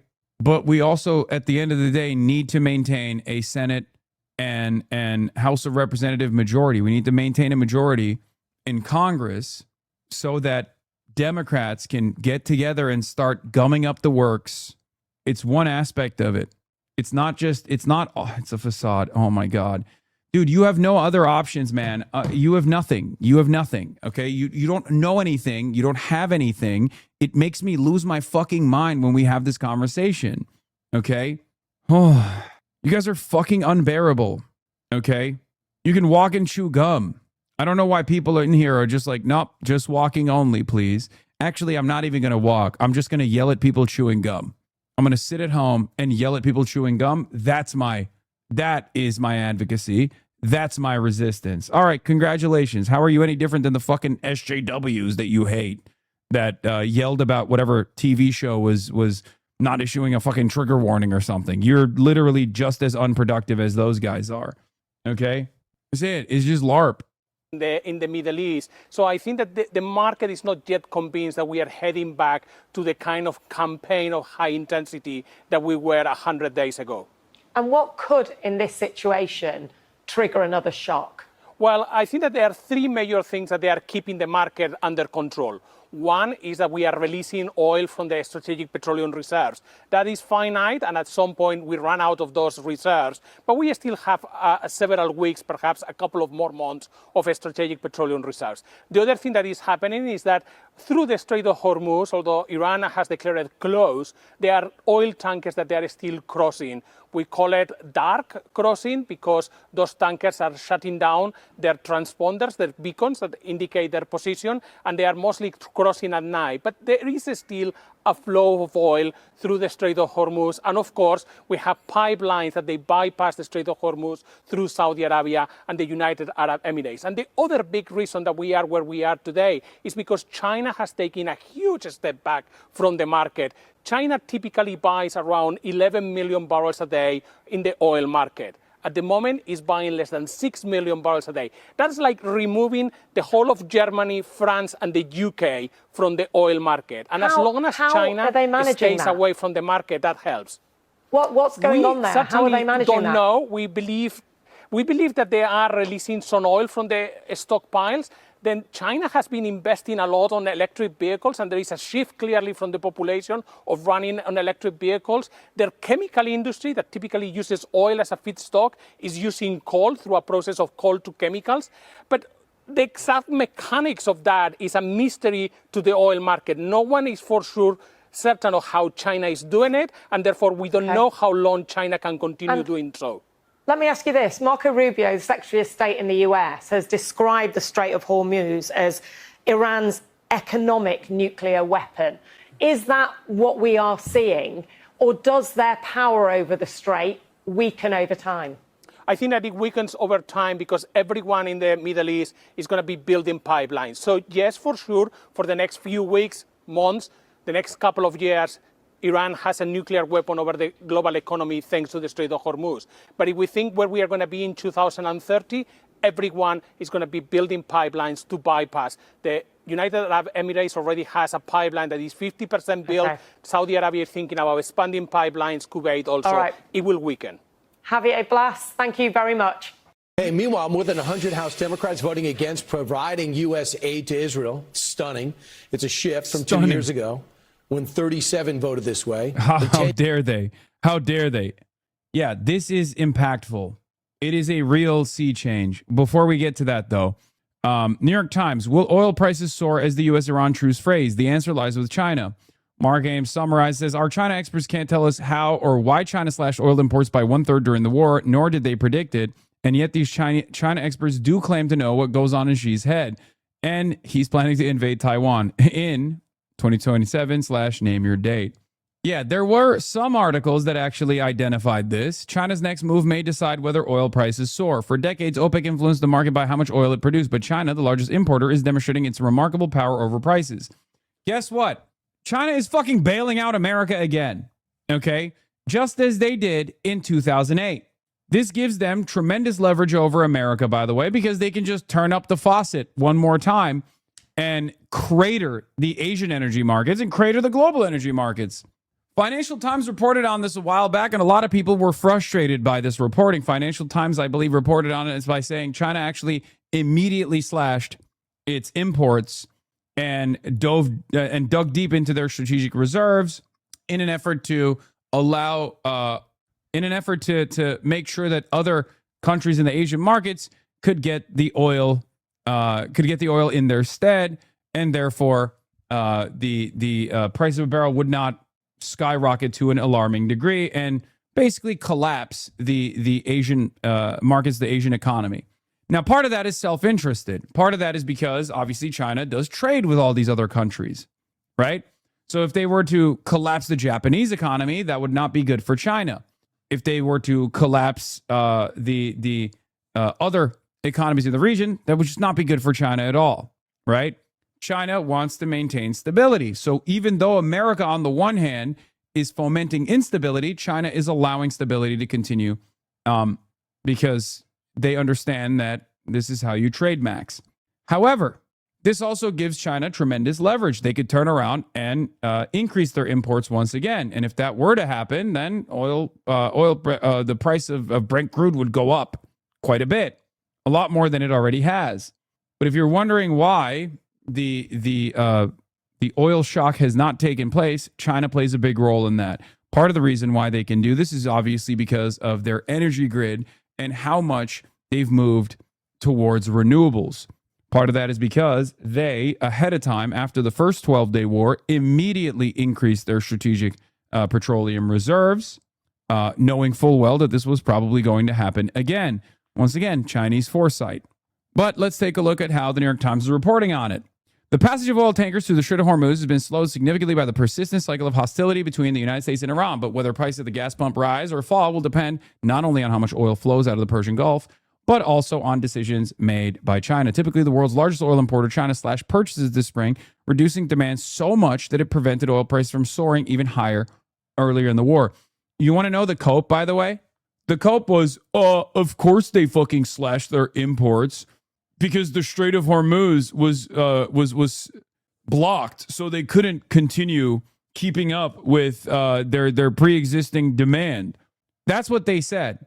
Like, as though China does not have the purchasing power of, numerous fucking nations and entire markets if they chose to continue getting oil that was readily available.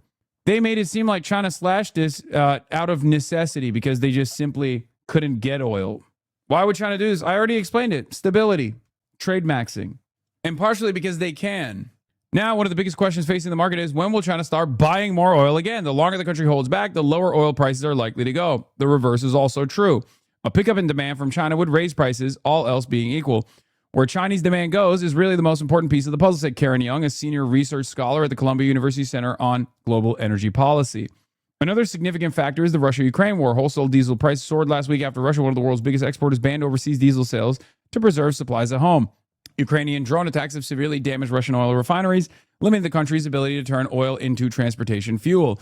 Wholesale fuel prices generally foreshadow changes in consumer prices at gas stations, where diesel averaged $4.88 a gallon on Monday, up 2.5% from a week earlier, according to the AAA Motor Club. There have been signs that China's oil imports might soon pick up. The International Energy Agency recently cited procurement efforts and one-off tanker deliveries as hints of renewed Chinese buying interest. It remains a mystery to most of the market how China has managed to slash imports by almost a third compared with a year earlier, according to the May Customs data released by Beijing. China is widely thought to have the world's largest stockpile of oil, but it does not appear to have pulled much from the above-ground stores that analysts can monitor via satellite. And while its refineries have been processing less oil than usual during the war, and the country banned oil product exports early on, that doesn't fully explain the huge drop in imports either. The country has other levers to pull, including vast coal resources that it can use instead of oil products to make chemicals. At the same time, China gets a large share of its electricity from renewable energy. Oh my God. Not having reliance on fossil fuels can be a real lifesaver, it seems. That's it. That's the answer, by the way. That is it. Their grid has increasingly relied on renewable energies. They have the infrastructure for it. They built it in the last decade. It's this explosive growth in green energy is what is allowing the Chinese government to basically move away from oil, at least for the interim. Of course, the dullards over in the United States of America don't like that and refuse to reckon with that. Or rather, the vassals over in the European side are not moving in that direction out of fears that America might get mad at them, or they're not moving fast enough. Because this would mean moving into the realm of renewables would mean a reliance on Chinese-made components and less of a reliance on the petrodollar.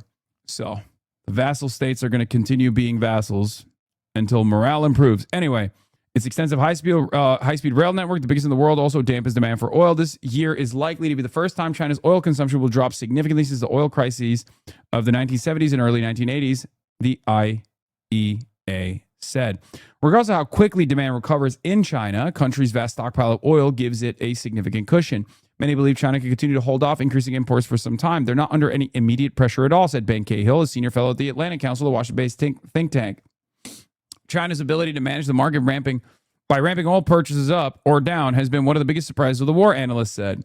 That power over the global markets is particularly notable since the country imports most of its oil. For decades, producers traditionally held the cards on oil prices. Time and time again, members of the Organization of the Petroleum Exporting Countries, OPEC, the oil cartel, have leveraged their significant market share to send prices soaring, as happened in the 1970s, or to allow them to plunge, as they did in 2014.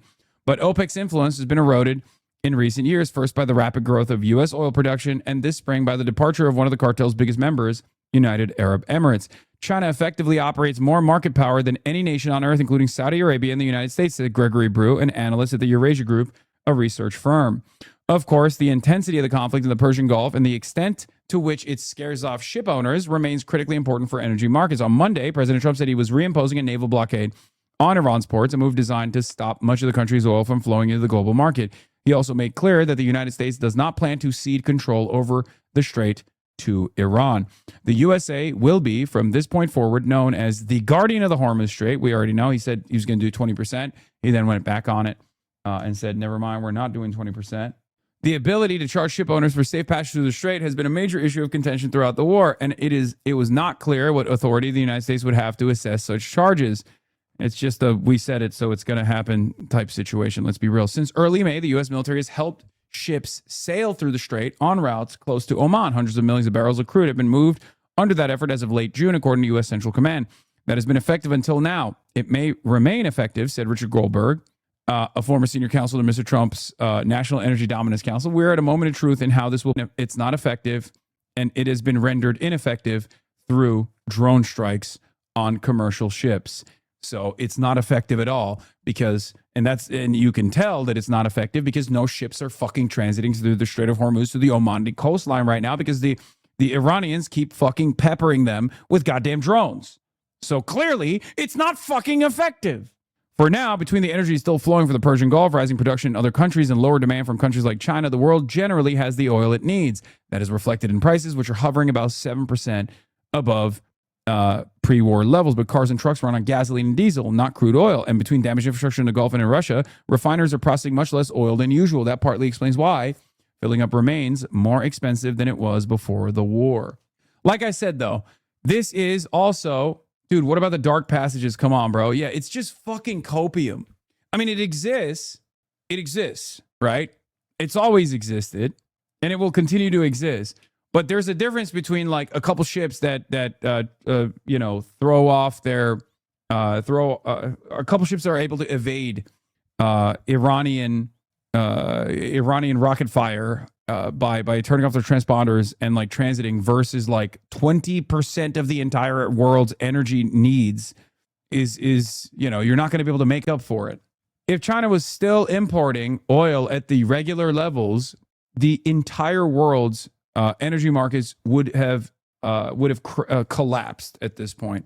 Okay, it would have been great for American oil and energy, oil and gas giants, of course, but it would not be so great for the regular consumer. China is maintaining price stability. I love that the New York Times reported on this. A lot of people were mad when the Financial Times reported on this like a couple months ago, but it's really funny that the New York Times reported on it and then said, China is stabilizing the global energy markets, and that's the reason why the price of the pump is not as high as it's supposed to be, but at what cost? Like, they literally did that. They did. China as a foreign adversary, has decided to once again bail out America as it's fomenting instability around the world in global energy markets. But at what cost? Incredible, incredible work from the New York Times. Thank you. Thank you. That's what I'm thinking too. I'm always thinking, oh man, at what cost are they maintaining stability? Anyway, speaking of fucking instability, I forgot to mention this, but John Ossoff obviously had some more words on the Trump speech that's going to come out tonight, where Donald Trump is going to talk about how the Georgia elections, special elections, were bullshit, how 2020 was stolen, and how China did this. Here's what John Ossoff had to say after his grilling in the appointment Here's meeting. What's going to happen tonight.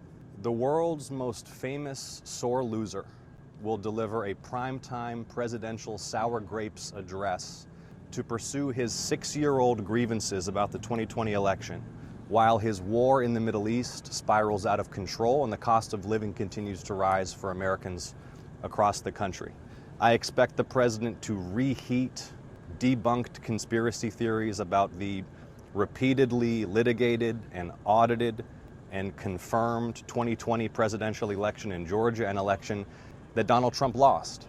And let me be very clear about this. If the president declares Georgia's elections illegitimate, or if the president declares Georgia's sitting United States senators illegitimate, he is declaring Georgia voters illegitimate. It's Donald Trump who tried to defraud Georgia voters in that election. Donald Trump who tried to commit election fraud when he called Georgia's Secretary of State, Brad Raffensperger, and it was caught on tape, and you should play the tape for your viewers today, and badgered and bullied Georgia's top election official to, quote, find him the votes that he needed to win in a state where he had lost. Are they doing this as a way to say he's already in his third term, so term limits are already out the window? I mean, who knows? They do have a child brain, so that's a childlike attitude to have, so I wouldn't put it past them. But no, I think the reason why they're doing this is because they want to engage in some kind of hurdles in the upcoming midterms. They want to say like, oh, in order to maintain election integrity, we have to put ICE agents at every polling station that will see if you're an actual American citizen. They'll have guns. Maybe they'll kill you if you look communist. Who knows? You know, I think it's more so about the midterms that are coming up, because something that these guys have very openly mentioned over and over again is if the Democrats win in the midterms, if they win Congress, we're all going to jail. That's what they keep repeatedly saying. Now, I don't think the Democrats, the National Democratic Party, has it in them. Okay, I don't think that they're going to be able to do that. I wish they would do that. But that is the real fear on the Republican side. They think it is going to be a bloodbath. They think that it will be a massive blue wave. And then in the aftermath of that, the Democrats will regain the popular mandate to punish the administration for the litany of crimes that it has committed in broad daylight, all the way from petty corruption down to, assassinations of migrants and American citizens with an unaccountable force such as ICE, all the way to illegal war crimes overseas and waging war and ruining the global energy markets, not dealing with the inflation crisis. They'll punish them politically for that. There are so many different ways that the Democrats, there's so many things that the Democrats can work on if they actually get power back. So yeah, and I think they should. So we shall see. I mean, look, Zoran Kwame Mamdani became the mayor of New York, and you might think, oh, elections don't fucking matter. Well, let's take a look at what he's doing, right? Here's more evidence that elections can matter. Zoran Mamdani and his administration are taking new actions to crack down on landlords and help tenants. The New York City mayor just announced steps including requiring landlords to disclose when listings have been altered by AI, legal recognition of tenant unions to expand tenants' ability to organize, stronger enforcement against negligent landlords whose buildings have conditions like mold and pests, and more. These steps come out of the rental ripoff hearings held in the 5 boroughs where the mayor's office heard from thousands of tenants. Today's announcement is entitled to the Rental Ripoff Report, and it contains a total of 23 policy actions the Mamdani administration will now pursue based on when they heard, based on what they heard from tenants. So elections do matter. They do. They matter quite a bit, because if they didn't matter, these people in positions of power would not work to undermine and subvert the democratic process as aggressively as possible. Democratic strategist Liz Smith worked for former Michigan Democratic Senate candidate Mallory McMorrow. She tells Dana Bash she's concerned Democrats are left now with an imperfect choice in the primary between Abdul El-Sayed and Haley Stevens. Now, you might be asking yourself, why the fuck is Liz Smith on CNN? Why does she get to do analysis when she loses all the time? Which would be a great question. It's because she's in agreement with Dana Bash's worldview. Who is she? Liz Smith is a former Pete Buttigieg advisor to the failed Mallory McMorrow run. Liz Smith might have been the consultant that cooked up the most devastating move for her client, Mallory McMorrow. Liz Smith is probably the genius behind the Abdul El-Sayed is hanging out with HasanAbi Piker. He's a dangerous radical, and he should not be elected into office. My fear now, though. Oh, Andrew Cuomo as well, of course. Liz Smith, famous Andrew Cuomo victim smearer. Is that we're sort of left now with an imperfect choice. It's an imperfect choice like we were left with in Maine, between sort of a stale establishment candidate, someone who is not really offering anything new, saying sort of a defender of the status quo, and someone on the left who's offering, very toxic and oftentimes dangerous positions, things that people don't embrace, like defund the police. And I really do think for Democrats to succeed going forward, there's got to be a third path. A Democratic Party that can call out corruption in Washington and offer up big ideas that get to the main problems people are facing. Build more housing and make it cheaper. Give people a healthcare option without throwing out the healthcare plans they like. Let's finally get a sane immigration policy on the books. And until we start offering up those ideas and stop just reflexively being anti-Trump, I think that it's going to be hard to bring more people into our party. My fear now, though. Yes, I know Liz Smith ran Mayor Pete's campaign in 2020. Third way, third path. These guys aren't subtle anymore. Yeah. Dangerous ideas like everybody gets health care. Look at this unbiased survey from Pennsylvania Opinion Survey. If Democrats succeed in electing extreme socialists and win the majority this November, they will implement policies like eliminating private property to provide universal housing, eliminating mandatory criminal minimum sentences, defunding the police, free healthcare for illegal immigrants, allowing illegal immigrants to vote, open borders, and replacing America's free market system with oppressive government control. Beast mode. All right.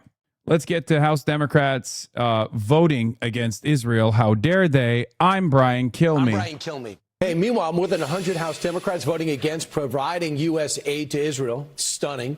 It's a shift from 2 years ago when 37 voted this way, and 10 years ago when none of them voted against Israeli aid. And now AOC is warning the rest of her party to get in line. The majority of Democrats now have shifted where we are on this issue with respect to Israel, that the U.S. cannot continue to finance a reckless government that has no regard for human rights. I would certainly hope that anyone running for president in 2 years would not be stuck 10 years in the past. She doesn't know what she's talking about, and she's never cooked. She doesn't know what she's talking about. Shut up. Everybody loves Israel. In my country club I go to, everybody loves Israel. Stop hurting Israel's feelings. I'm Brian Kilmeade. I'm Brian Kill myself. Israel comes to me in my dreams. Never been to that region, but she's right about this.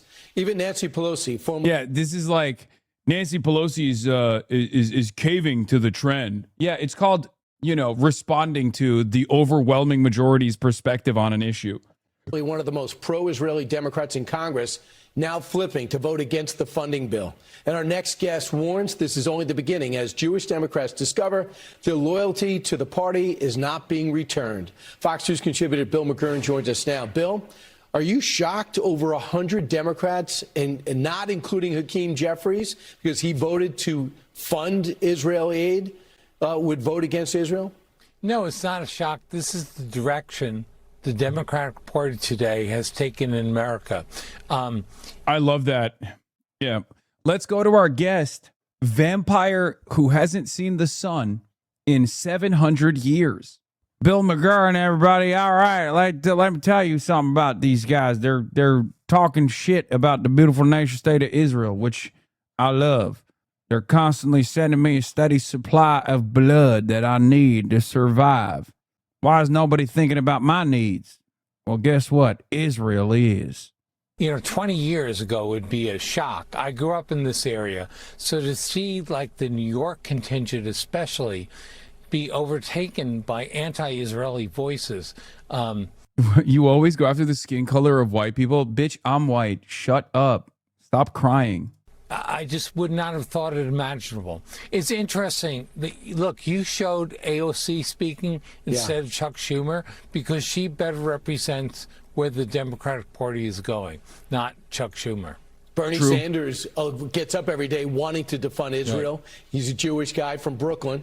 And Chuck Schumer wrote a book about anti-Semitism. He doesn't want to take ownership of that. He's too scared to come out on something like this and stand up to his own party. Yeah, and it's been a while for him because, he likes to say that his last name comes from Shomer, which means protector, and he considers himself the protector of Israel. But, when Obama made that very bad deal with Iran on the nukes, he and... By the way, guys... Forgive me if I'm being a little insensitive here with what I'm about to say, but I don't think Bill McGurn, not that this changes the dynamic that much, but I don't think Bill McGurn is Jewish. Okay? So where is this like he doesn't have the social conditioning, right? He doesn't have like the Zionist social conditioning. I mean, he has a Mick in his last name. It's the most goyim last name you can have. If you have a Mick in your last name, you're, probably not Jewish. So what's really interesting to me about guys like this is like, where did you develop this unique boomer philo-Semitism where he's down to the wire? He's like talking about how like Chuck Schumer's last name is a defender. He claims he's a defender of Israel, but he's insufficiently in defense of Israel. I, on the other hand, Bill McGurn, know a lot more about Judaism, Jewish culture, and how much that's important to the nation state of Israel. It's like, what the fuck is happening? This is the American news media version of those guys that go to the Jewish National Foundation and be like, and say shit like, as a goyim, I don't really know much, but what I do know is I love Israel. Those fucking strange seminars that take place where I just don't understand why these people are saying things like this. That's what the American version of that is. This is what it is. In the end, voted against it, but only when they had the votes to where it didn't matter. If he really was a leader and a protector, he'd be leading the efforts. But the people like Chuck Schumer that are moderates or moderates on Israel, the party doesn't like them anymore. The party is firmly in the hate Israel camp, comparisons to Nazi Germany and the like. So, Bill, maybe He's drunk? Yeah, he's drunk off of all of the baby blood that he consumed. Because he's a vampire. Be happier if... Yeah, by the way, sea change moment, okay? Pat Ryan literally, I think, voted to censure Rashida Tlaib. Pat Ryan has been hugged by the likes of AOC and numerous other progressive Congress persons, which I was very confused by. And now that same Pat Ryan, only a couple years later, is... not only voting to block sending $3.3 billion of our taxpayer dollars in Netanyahu's government is wrong on every level. I expect groups like AIPAC will not support me in future elections, and frankly, I don't want their support. Hardline stances that refuse to stand up to a corrupt and increasingly dangerous Netanyahu regime have no place in our politics. And then AIPAC Tracker says, thank you, Rep. Brian. Now, will you dump AIPAC? He says, yes, I don't want their endorsement and returning their funds. I don't even know what the fuck is going on at this point, because guys like this confuse me. Because, how can you go from being like Rashida Tlaib needs to be censured to I'm returning AIPAC donations? That's a huge fucking deal, okay? This is a political earthquake. Pat Ryan has been one of the most pro-Israel Democrats in Congress and has held down a swing seat with support from AIPAC and DMFI. Now, after years of protests against them, he's decided to reject AIPAC and vote to block aid to Israel. Now, let me tell you something. If guys like Pat Ryan, who are AIPAC Democrats, turn into J Street Democrats, that's not necessarily a bad thing. It's not enough. It's not enough, but you have to look at the seismic shift that is taking place inside of Congress. And let's be real, that seismic shift would not be fucking happening if Daria Liza, if Claire, if Adam Hamawi and Chris RABB and Melak Kiros and numerous others were not elected into congressional office in the primaries that just took place. Okay? That's it. That's it. This would not be happening. The numbers would not have gone from 0 in 2016 to 37 only a couple of years ago to 108. Okay? That's what I mean when I say these, or 103, sorry. April 2024, it was 37 House Democrats. July 2026 is 103 House Democrats. Now listen, if this was an actual vote of impact, I'm willing to bet that those numbers would be far lower. I know that. I know that. I understand that. Okay? I want you to understand that I understand that. So before you come to me and you say, oh, dude, these guys they're doing it because they're reading the room. This is insincere because they know this vote is going to pass regardless. I know. But the very fact that even as a symbolic fuck you to Israel, that 103 Democrats in the House are now voting on a amendment, on a provision that doesn't just stop aid for weapons to Israel, but literally stops economic aid to Israel. That is a seismic shift. That means that the National Democratic Party is officially starting to take a stance on this. Okay? There is never a time in my life for the last 13 years of me being a professional political commentator on the internet, there has never been a moment where I ever thought I would see this. Okay? Symbolic or not, there's a reason why it was 0 before.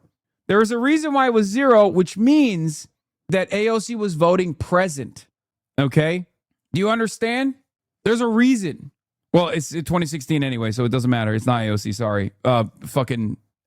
People that came before, at most. Like the most radical these are House Democrats, Bernie's not there, but the most radical anti-Israel Democrats, the most radical, most critical anti-Israel Democrats in 2016 that were in the House of Representatives were still either at most voting present or not voting against aid to Israel at all. Okay? Your dumbest op is losing it because you can't get a job. Now, Michael Rappaport and struggles as a Jewish actor in Hollywood. I have lost roles or not gotten roles for things I have felt I was qualified for, because they've said you don't seem Jewish enough. In Hollywood, the presentation is dark hair, bent over, big nose, and keeling. People don't think 6'3" blonde-haired Jews exist. Dude, this has been really funny. The complaints about, like, Hollywood is actually very anti-Semitic is perhaps one of the funniest. Anyway, let's get back to this story, though. This is huge. This is impactful, and we got to keep talking about it. So, Bill, maybe they'd be happier if Israel just let Hezbollah clear out the northern part of their country and continue to send rockets there. Maybe they'd be thrilled if they didn't respond after October 7th and allowed Hamas to put endless rockets into their country. That would have been the Israel that they liked. They would acquiesce to their enemies and ultimately give up their land. I don't get what they want. But here's something else to be important. It's not just on the left. It's on the right. And I'm seeing it a lot from our current vice president. Listen to him yesterday when he spent 3 hours with Joe Rogan on Israel. Listen. Beyond a shadow. I like that. Wait, so what's going on? Are they shitting on JD Vance too now?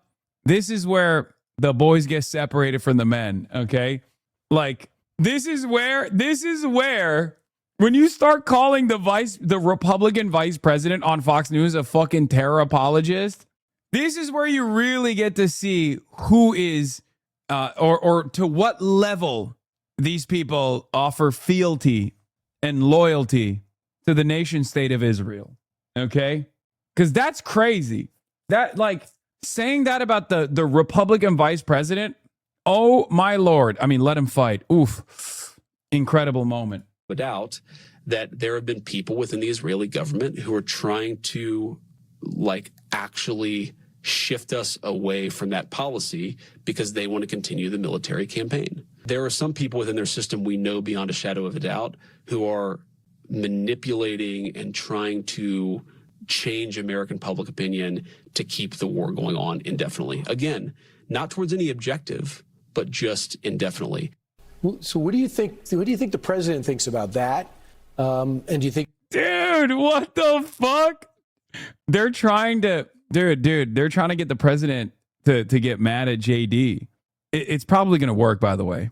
Love this moment, the vice grifter. Yeah, I can see Trump hating on JD for shitting on him so aggressively on this Joe Rogan, on this perhaps pivotal Joe Rogan appearance. I know it sounds stupid, but he's right? No, I don't think he's right. I agree that if you want an end to it. Meanwhile, in Malaysia announced that any Israeli national found in their country will be deported immediately. Ian Miles Chung. I think the end is a victory, not another hollow victory where Iran reconstitutes itself as a major threat in the Middle East. So I'm not okay, this guy got drunker in the first 4 minutes of this appearance. How is that possible? sure what purpose the vice president's serving by attacking Israel or something. Also, it makes sense. If you were Israel, wouldn't you like it? Your primary enemy is at war with the U.S.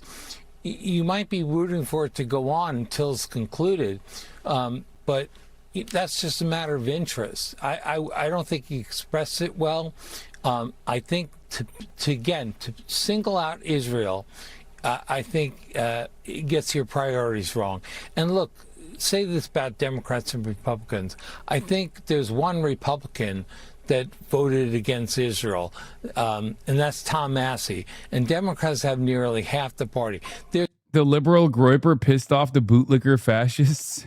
There's anti-Semitic voices in the Republican Party, but not like the Democrats. Half the House.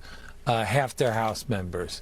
So I think it's a big difference. Ari Fleischer, my former colleague in the Bush administration, last year put it this way. He said, American Republicans have a cold with anti-Semitism. Democrats have a fever. And I think it's getting very severe. And if Chuck Schumer really the guardian he fancies himself, he should speak up and denounce the drift of his party. You won't. He didn't speak up when they were the anti-Semitic rants over at Columbia. Right. He's not going to speak up now, Bill. And I will say, too, that Israel is not attacking Iran because they want war.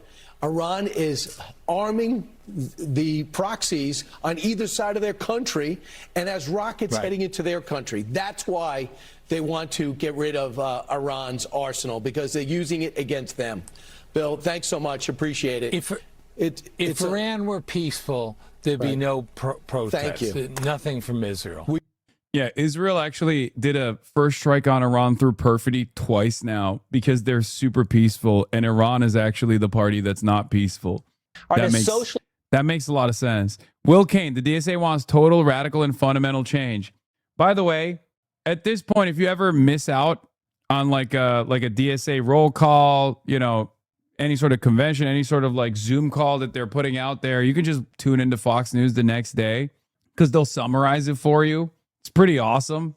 I know that they're probably doing this because they want to portray the Democratic Party as radicals. Look at these radicals in the DSA. But I think that there is going to be an unintentional positive feedback loop that they create while they're trying to negatively polarize people against the DSA. I don't know. I've been literally missing meetings because of editing. This is now how I found out what's going on. I'm not joking. Yeah. Socialism takes root now in the Democrat Party. Are voters taking to socialism? We may not have an answer yet, but we are getting a pretty clear. Well, I don't know. Maybe putting this image side by side is probably part of the reason why young people are taking to socialism, because this is the only thing that our productive output moves in the direction of. A picture of what democratic socialists have in mind for America. Total, fundamental, radical change to pretty much every area of government. The DSA underscoring that plan for upheaval in a new platform just released. Let's walk through it together. We have it up on the wall. It's no less radical than starting with replacing the president and the Supreme Court of the United States. But we're just now getting started, because the DSA would also abolish the United States Senate, expand the House of Representatives, and move to ranked choice voting, the likes of which you see in California. California? Huh? I'm sorry, what? Bitch, we don't got ranked choice voting? I think he meant New York, and he fucked it up. I think he meant New York, and he said California instead. But, I mean, his viewers don't know anything, so it's fine. Still working to transform America, the DSA proposes, like many Democrats, to make Washington, D.C. a... Wait, why would they want to abolish the Senate? What do you mean? It's literally an insane system where a state that is an economic powerhouse like California or even Texas, right, with a fuck ton of people, have the same number of senators as like numerous states that like 4 other states that are combined get. California is massive. California has a lot of economic power. California gets the same number of senators as fucking Wyoming, North Dakota, South Dakota. Here, I'll use a word that Republicans understand is DEI for small states. The Senate is DEI for small states, oftentimes red states. State to defund the Department of War, end ICE detention and deportation, and grant amnesty to all illegal immigrants. Now, these are the radical, transformational things proposed by the Democratic Socialists of America. Some of these we've heard already from establishment Democrats. They've opened the door, and the DSA has simply walked through the door. Would you like to abolish the Senate?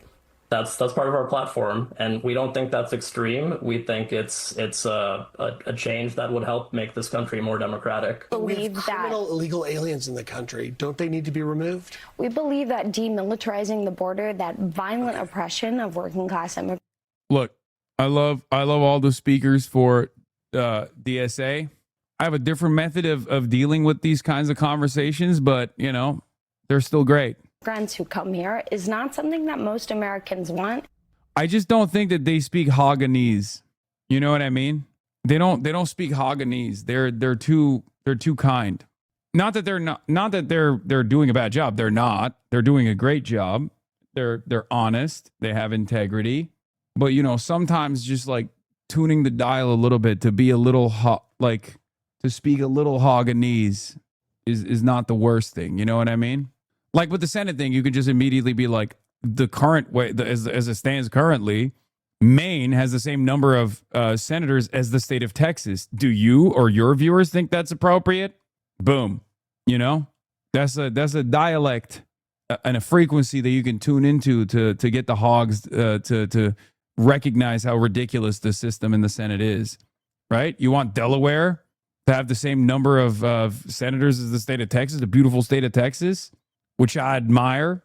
And then in the whole, like, what do you think about deportation stuff? It's just like to simply say, like, look, if someone has done a crime, documented or undocumented, if they've done a crime, if they've harmed people on U.S. soil, I think they should be punished to the full extent of the law. They shouldn't get a free ticket home. What are we doing? And that's currently the way it works regardless. And in most circumstances, it's not actually criminals that are getting this violent deportation. It's your neighbors. It's your gardener. It's the barback. It's people that are just working on U.S. soil that are waiting to fill out their paperwork, and the government's just like refusing to do it for them. Also, I remember a time when figurehead that many of your viewers will remember and admire gave mass amnesty to every migrant on U.S. soil. His name was Ronald Reagan. And it turns out Americans actually, when faced with the two choices of mass deportations and conditional amnesty to people that have been working on U.S. soil for a long and extended period of time with no criminal record whatsoever, they choose mass amnesty over mass deportation every single time. Well, and I bet many of your viewers on Fox News probably know someone that has struggled with the immigration paperwork process. It's a wonderful person, a kind person. Democrats are left scrambling. America may be left scrambling. It's like running for class president in high school against someone that promises free ice cream for everybody, every day, at lunch. I mean, take a look. These are the types of things being said by the DSA. Imagine taking a day off from work in the future without capitalism. You work as much as you are able and no more than needed. And it's always accompanied by the friendly little fist. Deal not sweet enough for you? There's more. How about this from the DSA? You won't have any bills no debt, no need for health insurance, no mortgage, no landlords, retirement, publicly funded. Sounds too good to be true? Wait, why did he just wait? Hold on. Why did he just push past? Imagine a future where you don't have to work more than needed. Like, what's your advocacy? A future where you have to work more than needed? Like, what? Like, I get that you just hate everything, right? You have to hate everything that the DSA is putting out as a part of their platform. That's such that's an objectively strange thing. You're supposed to frame it negatively. He's just revealing what the positions are and then being like, well, look at how crazy this is. Public pensions? Who? What? No, you should work till you die. Duh. Deal not sweet enough for you? There's more. Need for health insurance, no mortgage, no landlords, retirement. I guess if the audience is like 65-year-old pensioners, so they probably think, yeah, these goddamn teens and youths, they don't want to work no more. Like I certainly did back in my day. I shook my boss's hand extra hard, slapped the secretary in the ass extra hard, and I got a promotion for that ass slap. That's right. And then I got a pension and a gold Rolex by the time I graduated. By the time I retired, it was so good. Derby. Publicly funded. Sounds too good to be true? That's because, of course, you're not a sap. But for now, all of this is too much for traditional Democrats. It's too hard to compete. So you're looking at traditional establishment Democrats say, don't look here, look over here. Like former President Biden, who has a book he'd like to talk about, but not until after the midterms. It's about the challenge we face as a nation. About the What the fuck does Biden have to do with DSA, man? What is happening? decisions I made. Yeah, Biden announces new memoir, Promise Me America. Promise me, America, that you won't let Israel go. Promise me, America. Yeah, Will seen here supporting the radical idea that workers deserve more. Promise me, America, that you won't retire at a reasonable age. Promise me, America, that you won't do this democratic socialism. Promise me, America, that you'll say, "Am Israel high" every single morning like I do. Why? Why I made them. Xavier Baccaria! Leading the country through COVID, rebuilding our economy, and restoring our democracy.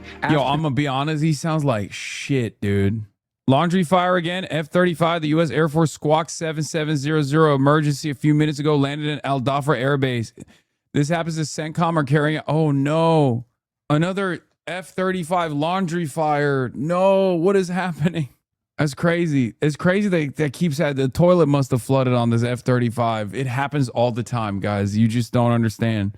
It is pretty wild that Biden outlived Lindsey Graham. The attack on January 6th, ending our nation's longest war in Afghanistan, strengthening NATO, and supporting Ukraine. As Biden slurs his way through the past, the far left, full stream ahead into the future, knocking the Democrat establishment off its feet in the process. So the big tent we've heard about, well, it's hard to really know if they're beast mode. They're awesome. They're wonderful. They're telegenic. They're charismatic. They got bold ideas. They look good. That matters a little bit, I think. They're young. winning the hearts and minds, the DSA. Are they winning the hearts and minds of Democrats? It's hard to know. Just know they're running against this. I request 30 more seconds because I rise before you adorning the these gentleman latex from Maryland gloves is recognized. Not for personal tension, but to encourage you to take gentleman, this debate gentleman, seriously. Mr. I run for every American I'm going to who give is you more scared right time. now. I think we got to stop making fun of Haley Stevens' lack of riz. I don't know. Now that the Republicans are doing it, it's just like annoying me a little bit. I feel dirty. I appreciate Haley Stevens. I really do. I'm not being insincere. I'm not being coy. I mean it seriously. I actually like the way she speaks. I do. It's important for you guys to understand that. I like the lack of charisma. I think it's cute. It's probably the only redeemable quality of Haley Stevens. What gives? Okay? That's it. What I don't like about Haley Stevens is not how she says things, but what she says. Like, Israel comes to me in my dreams. that is what I don't like about Haley Stevens, is the policies, is the fact that she is a corporate stooge, is the fact that she is an assassin for AIPAC. That's what I don't like. I just want to let my position be known. I am going to be working on our behalf. I am going to be telling the stories on our behalf. And you better believe I'm going to be doing it with a little bit of joy, a little bit of enthusiasm, a little bit of energy, and a little bit of stick it to them. Because that's the Michigan way. That is Democratic establishment candidate Haley Stevens, who's running against Just say you don't like women in power. Shut up. socialist candidate Abdul El Sayed for Senate in Michigan. Somebody clever. That's the Michigan way. Oh, God. On X said, the Democrats said we need new voices. And here's Haley Stevens to offer you a 1930s baseball manager. But can't we Oh, shut the fuck up, Will Kane. You don't get to make fun of Haley Stevens. Only we get to make fun of Haley Stevens. Fuck you. Will, by the way, this also still goes along with the headcanon here that Will Kane is secretly a DSA soldier. Will Kane is secretly a DSA soldier, a DSA Fedayeen. He is a Chapo-style dirtbag leftist, a HasanAbi head. Number one op had an opinion on this. Yeah, this was really funny. I will tell the story once again. We ran a project with working class women in 2019, 2020 near Scranton, Pennsylvania. These women related to Trump and Biden. They genuinely didn't understand the language of other Dems running for president. Oligarchs, anyone? Question mark. They thought Dems sounded like elites who looked down on them. The folks that scoff at this video tell on themselves that they are in elite bubbles. I love this because Neera Tanden is literally in an elite bubble, right? This is a Clinton acolyte. But it's so funny because there's two different schools of thought on this. And the DC tunnel vision is all these fucking dumb hick yokels don't understand big concepts like oligarchy. Okay. And that's what she's saying. She's saying that the average American is too fucking stupid, too much of a hick, too much of a yokel to understand complex subject matter like elites that dominate society. Okay. You're the fucking asshole. Simply put, that's it. And it also, it's like adjusting 2019 to 2020 Scranton, Pennsylvania voters to 2026 Michigan primary voters is idiotic regardless, okay? Michigan is not Pennsylvania. And it's not 2020 and 2019 any longer. It's 2026. But once again, these guys are operating on old mentalities, and that gives us an opportunity to win, okay? Yes, if you're operating with 2019 mentality in 2026, you're probably going to lose, even if you spend a shit ton of money on these races, even if Israel spends a shit ton of money on these races. So yeah, to Neera Tanden, I say, What gives? say it's something we've seen before? You better thank a union member. You better leave. I don't understand what the problem is with this one. Like, I don't like Kamala for other reasons, but like what? This doesn't even... Like, you could have used a better version of Kamala flubbing because she used to do that all the time. This is not one of those moments, ironically enough. I don't feel no ways tired. I'm from where I started from. Know about me that the road would be easy. What is the argument? Like, what are they? Wait, they just like fundamentally misunderstand the Haley Stevens situation. Haley Stevens is not code switching. You just used examples of prominent female Democratic politicians that are code switching, okay, to talk about Haley Stevens, who ironically doesn't code switch. And that's kind of the reason why everyone is fascinated by the way she's communicating, where she's always like this. Like that's and it's not just women who code switch, men do it too. So I don't know why that's relevant in this conversation, but perhaps Haley Stevens could be more effective as a communicator if she did code switch instead of doing this. Israel comes to me in my dreams. What gives? What gives? Haley Stevens doesn't even take the gold for changing accents in front of her audience. Yeah, Haley Stevens invented her own thing. She's going her own way on this. And for that reason, I respect her. Okay. She's going her own way on the accent. And I think it's cool. Have you ever heard someone say Vladimir Putin? I haven't. And it's fucking dope. Vladimir Putin, Trump's biggest donor, Matty Maroon. They're claiming her stick it to him clip is her doing a fake black voice, but I don't think anyone else has ever sounded like that. And not least among Democrats. But the problem, see, for Democrats isn't how they're speaking. It's what they're speaking about. That's the problem. Legitimately, when the campaign consultants told me, hey, we're going to hit this line because Kamala Harris came out in favor of taxpayer-funded sex changes for illegal aliens.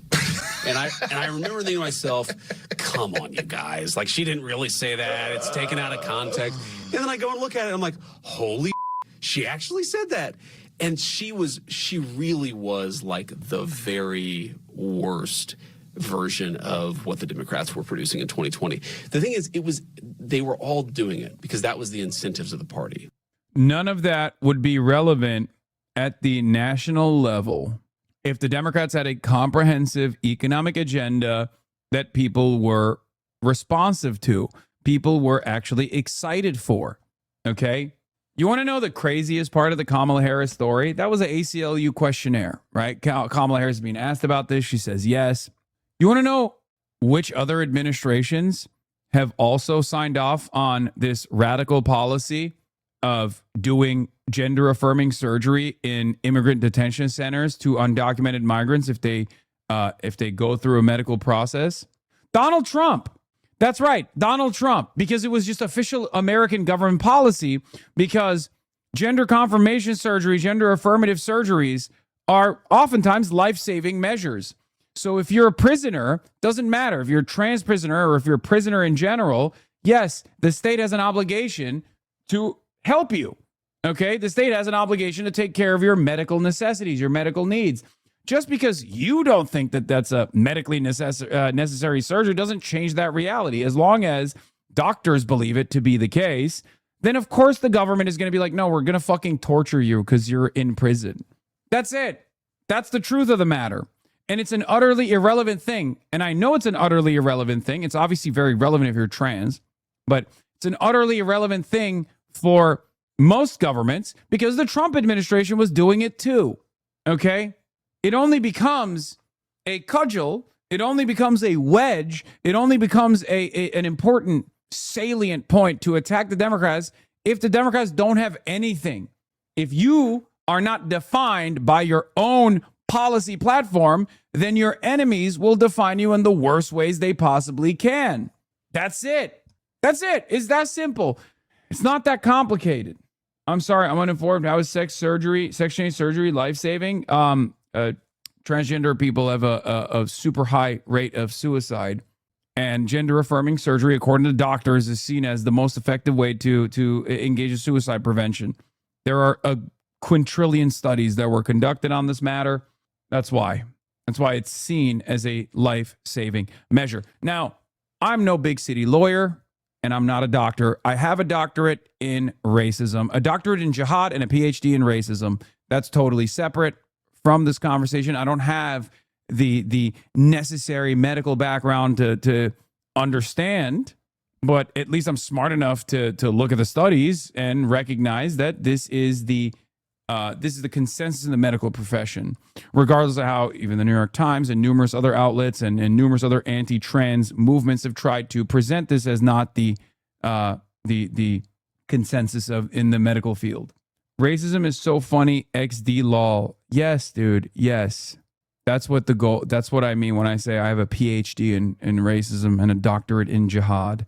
That's what that is. I'm saying racism funny lol, not that I cover racists and racist movements and racism, and I'm jokingly referring to that by saying I have a PhD in racism.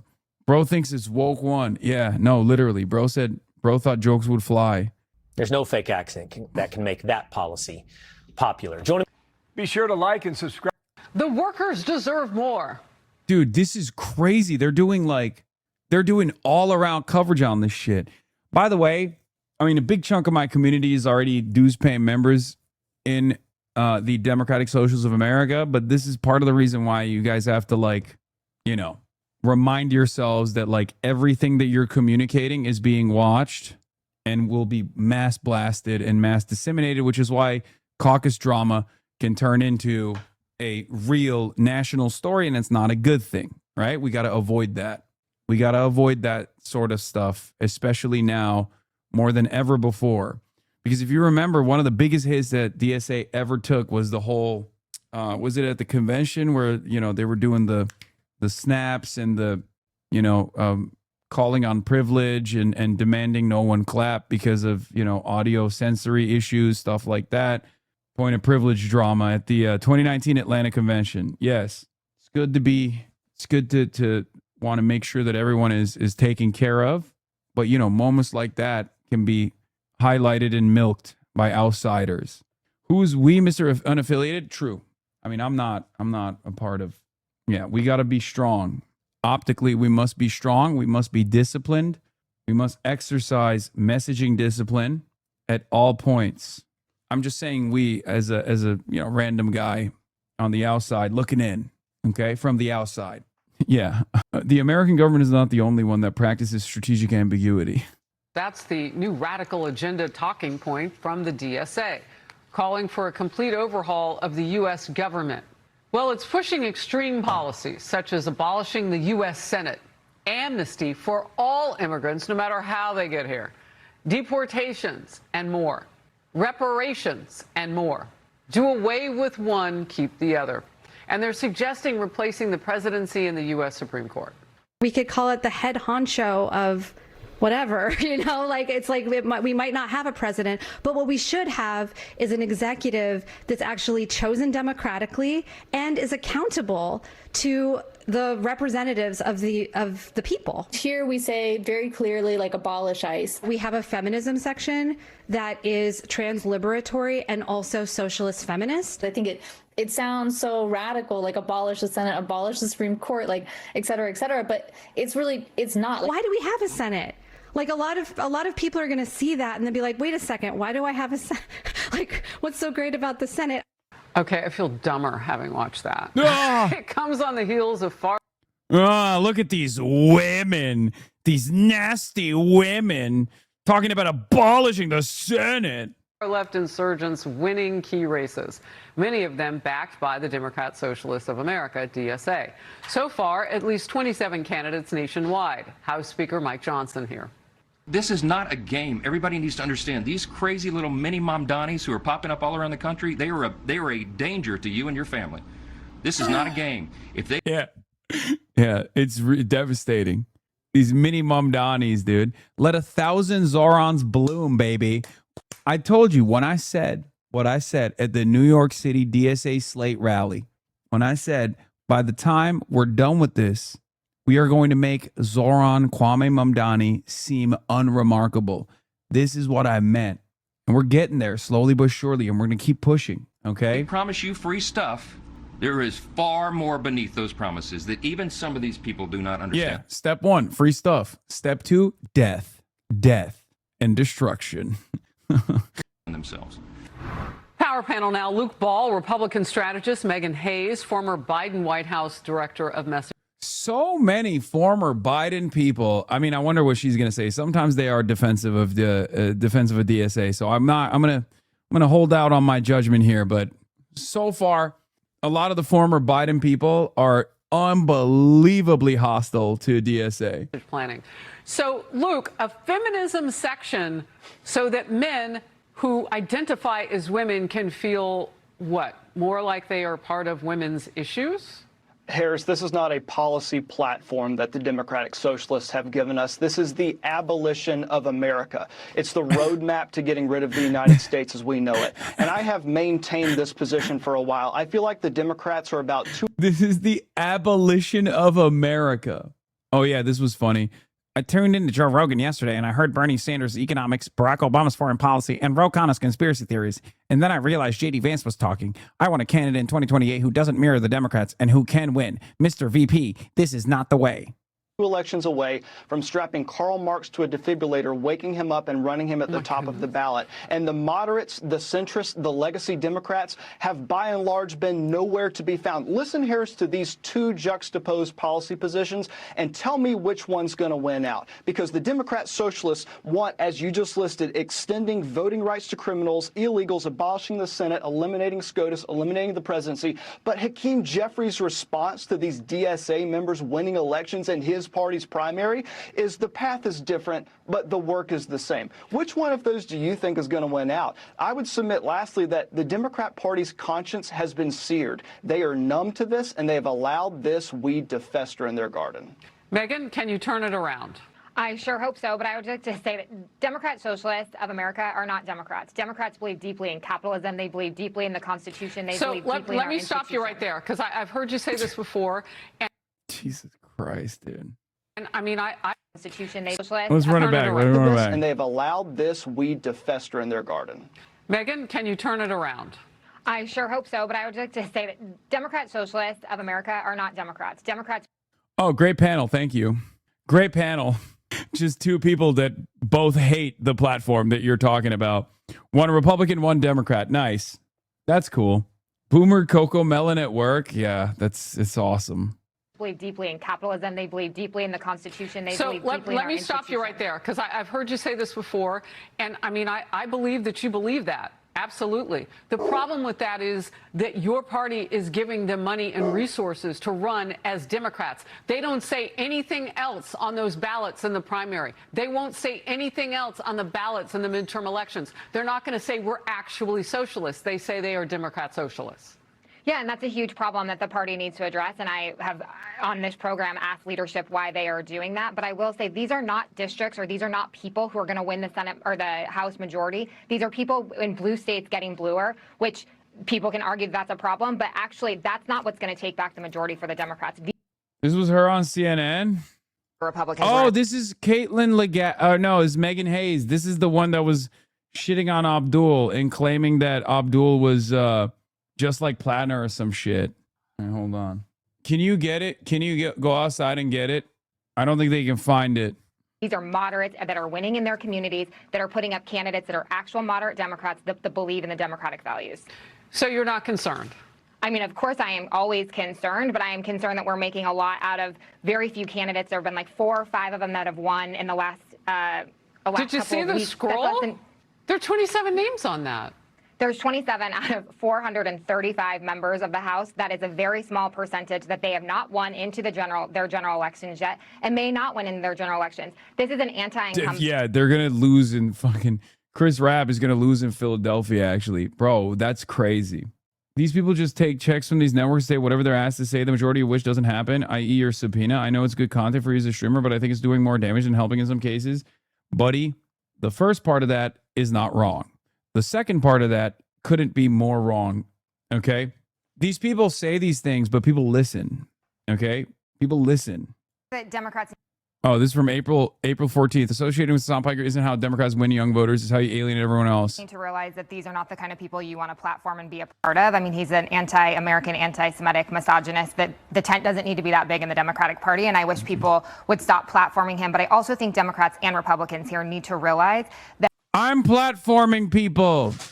I'm platforming people, not the other. You're getting it wrong. I hate that they snapped me while I was fucking switching my goddamn Zin, and they use that photo all the time. I mean, look, I get why consultants hate me, because I do their job and I do it better than they do, and I do it for free. And not only do I do it for free, actually, I literally also pay. Like I fundraise for the candidates. So yeah, of course, I'm a significant threat to some of these staffers. Not only are they ideologically opposed to me, but I'm also doing something that they will never be able to do. So it's a real threat to their job security as well. So I get it. You look like you're pouting. I'm so sorry. I am pouting. I'm pouting because I'm hearing her dumbass takes. engaging with youth voters is not going through podcasts that are hateful and are going to drive division between the party. You have to talk about things they care about, and that's the economy. And so the sooner that Democrats realize that, the sooner they will get youth turnout to be more on their side. I think that Democrats need to realize that these are not the kind of people you want to platform and be a part of. I mean, Yeah, Democrats will get the youth turnout if they just take a stance that agrees with my position on Israel, which Kamala did and lost over. the election cycle, the Republicans are facing the same thing. You lost two moderate Republicans. Now the Republicans are not facing the same thing. The Republicans are not facing socialism. That is not what's happening. What? Although I will add. Yeah, exactly. It's not the same thing. It's far worse. It's called fascism, and it's here, and you're a champion of it. And yes, given the option between fascism and socialism, people will, of course, choose socialism. To your point, there are more far-left versus establishment Democrat matchups to watch for because the list is getting longer. Arizona's primary is this Tuesday. Missouri, Michigan, and Florida are early August. 3 races in California. Yeah. Kai Newkirk is fucking dope, and he can actually win, by the way. I'm very excited about that. If you're in Arizona, you better be fucking smiling and dialing for Kai. Straight up. California will pit incumbents against progressives on midterm election day. Luke.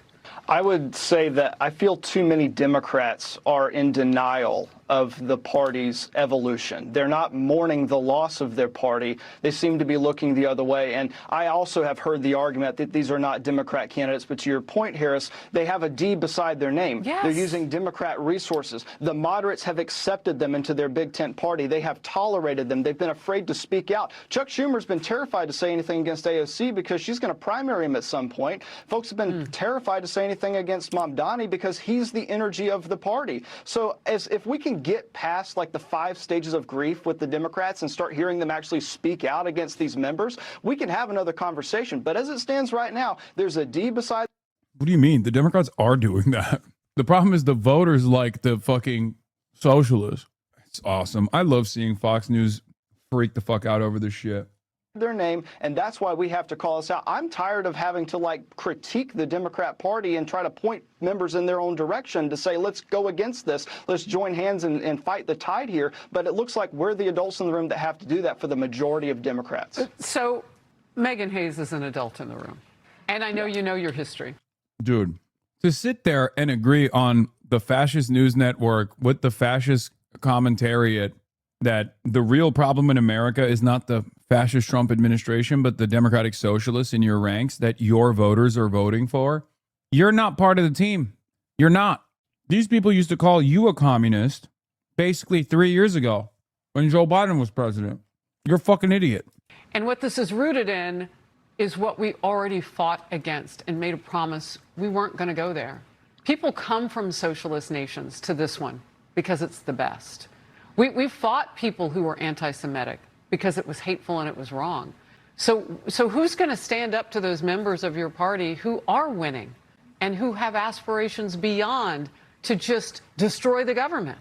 That's a great question. I would like to think that the people, the moderates that are in Congress and in local offices now are standing up to these folks. And you see it in Michigan. The tides are definitely turning in Michigan. A new poll came out. Haley Stevens is 7 points ahead of Abdul Ayed. So I think that a lot of this is on the ground. The people are turning around, and the voters are going to have to be the ones that stand up. If the leadership isn't going to do anything and defund parties that are allowing these folks to run, then that means the voters are going to have to stand up, and voters are going to have to vote for their democratic values. And that's what I think that's going to happen in the midterms.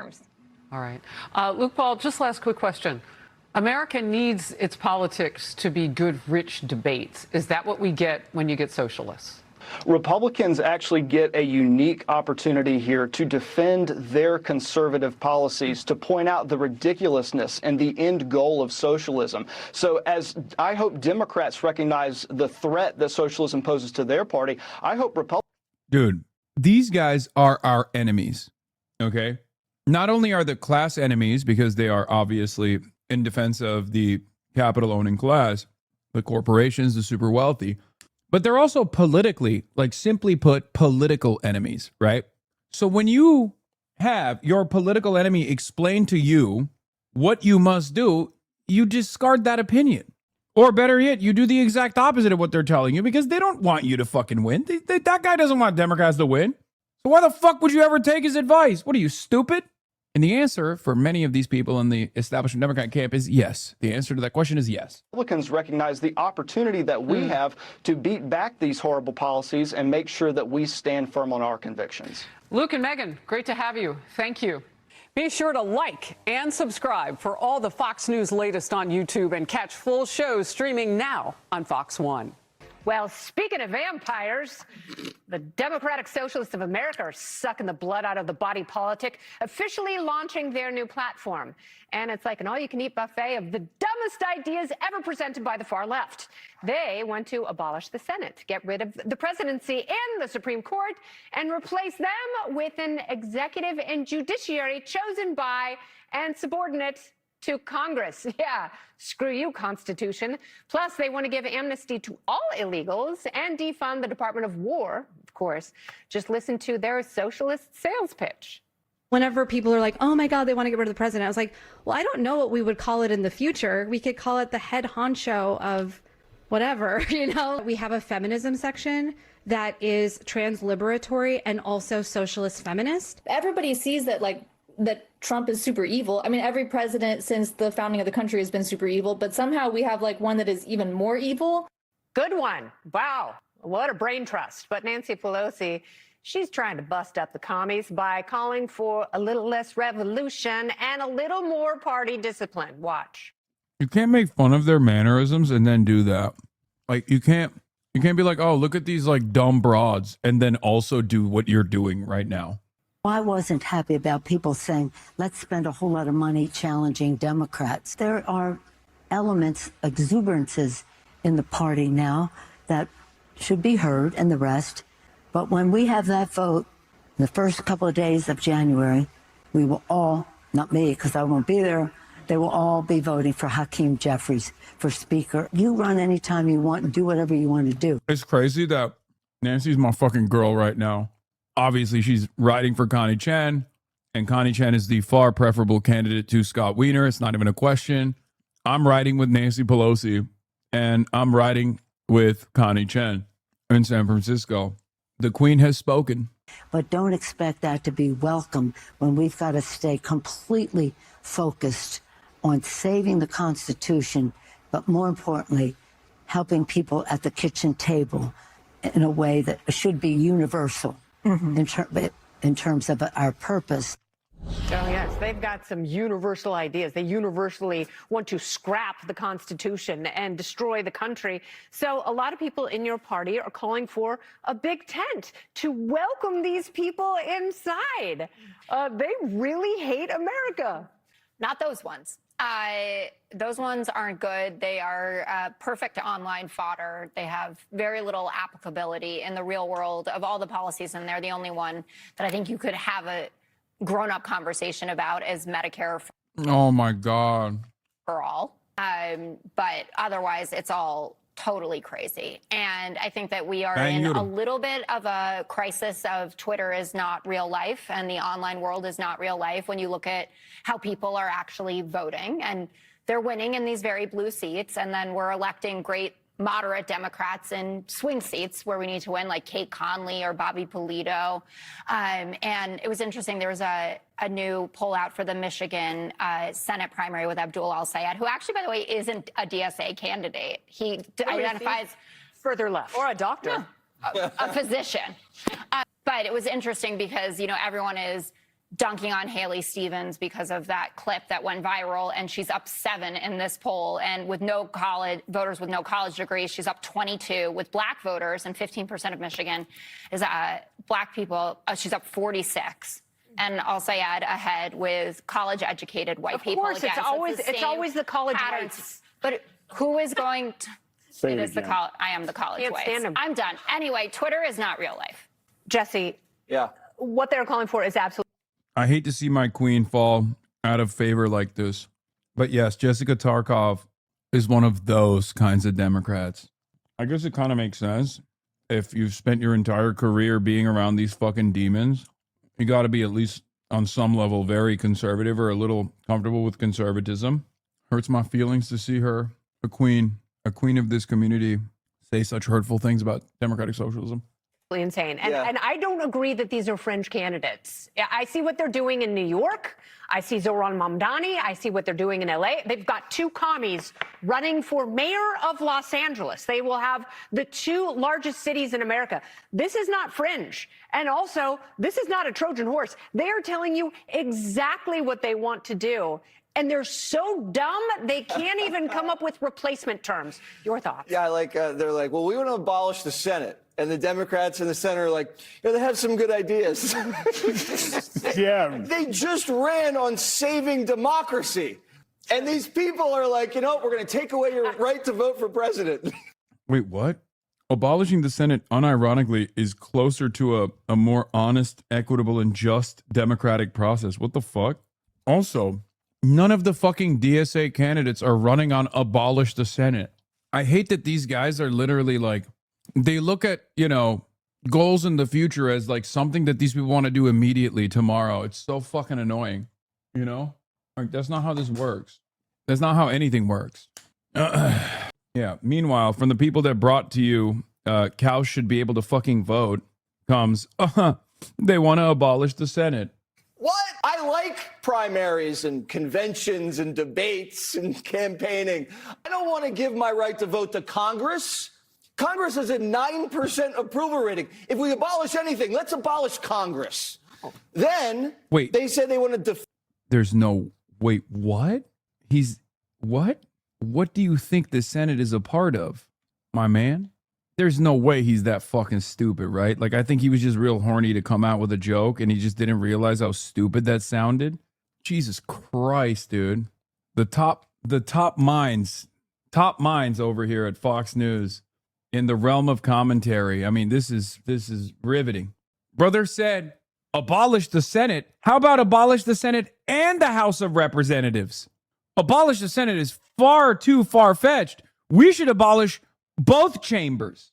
Turns out he's far more radical. This is the average American father? No, I know. What is this? Hey, Hassan the Hun, you're next.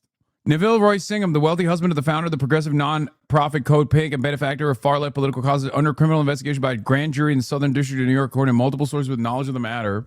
Hassan the Hun, you're next. For what? I'm an American citizen. I'm an American taxpayer. I live in the United States of America. I work with American political candidates.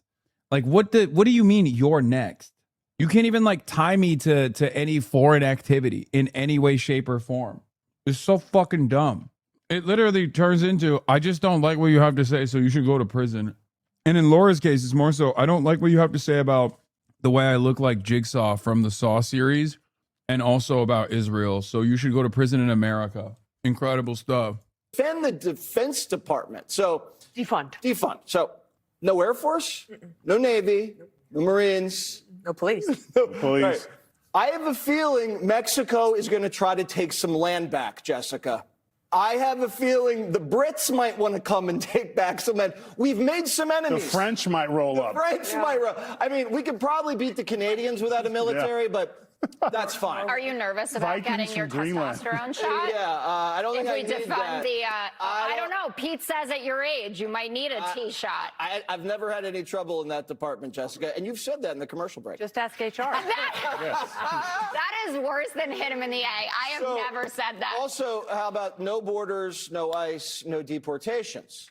So someone can break into the country, rape us, go to jail. Oh, actually, no, there is no jail because there's no social police. worker will talk them down. That's right. So it sounds like they just want us all dead. Do I have that right, Jessica? And Medicare for all, Green New Deal, and freezing rent. So they're going to take away your vote. They're going to take away your gas grill. They're going to take away your doctor. They're going to take away your police and your military. But they're for a 4-day work week. No, they're not for work. I'm sorry. If you're Jesse Waters, you should legally not be allowed to criticize a 4-day work week when the total amount of work that you put in during your unironically 4-day work week, by the way, is not even one full day of work for the average worker. You fucking dipshit. You film 4 days a week for 2 hours a day. Work is only if you have a few little bills. Unfortunately, I had to sit through most of this. I remember when spinsters just had a book club. You know, like the lonely ladies who can't get a date, they just got together with their cats and they talked about cool books. Now they want to take over the world. Right. I mean, this is just, and here's the deal. It's not very, I'm going to agree with Jessica on this. This is not very popular. Did you see the amount of likes and hearts they were getting during the thing? It was like they were hitting it for each other. It was like 2 or 3. There was no love in that thing. But this is what you do have to take it seriously. But why is the panel a date rapist and walking CTE, neither of which have ever worked a real day in their fucking lives in the last decade? Everyone would make fun of this guy's backwards hat and tattoos if he was a leftist. I mean, I think everyone should make fun of that regardless of his political ideology. Shit. At some point, the Democrats have to say, hey, you're not with us. You're communists. Form your own thing. Get out of our tent. Because they are going to if I'm voting and I'm like, I'm an independent and I'm going to vote for the Conservative Party or Democratic Party, and that's the speech I hear? Like, if you're a Republican, you start funding them. I think there's something very funny about a guy who's never going to vote for the Democrat being like, oh, this is a bridge too far. Oh, the mask is off now. Y'all done did it now. Dog, you're never voting for a Democrat. Why the fuck is this a matter of importance to you? That's why Jessica Tarkov sitting there and being like, you're right. You guys are right. These guys suck is fucking annoying. They're not Democrats. They're never going to vote for the Democratic Party. Their job is to lie about the Democratic Party. And you're sitting there agreeing with these fucking demons, Jessica. Meanwhile, those demons don't want the Democrats to win. And you know who is a Democrat? The people who voted for those socialists.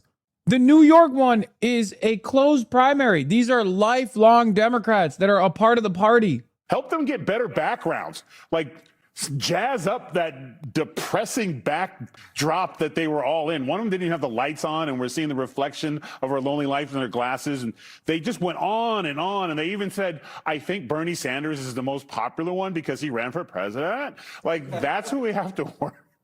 Like, if I'm a Republican strategist, I'm like, that's it. Like, get them on the debate stand. Right. So who put this out? Was it Democrats? I mean, it almost seems like it benefits them more the DSA. It's an organizing call for organizers that are not media personalities. They're not media professionals.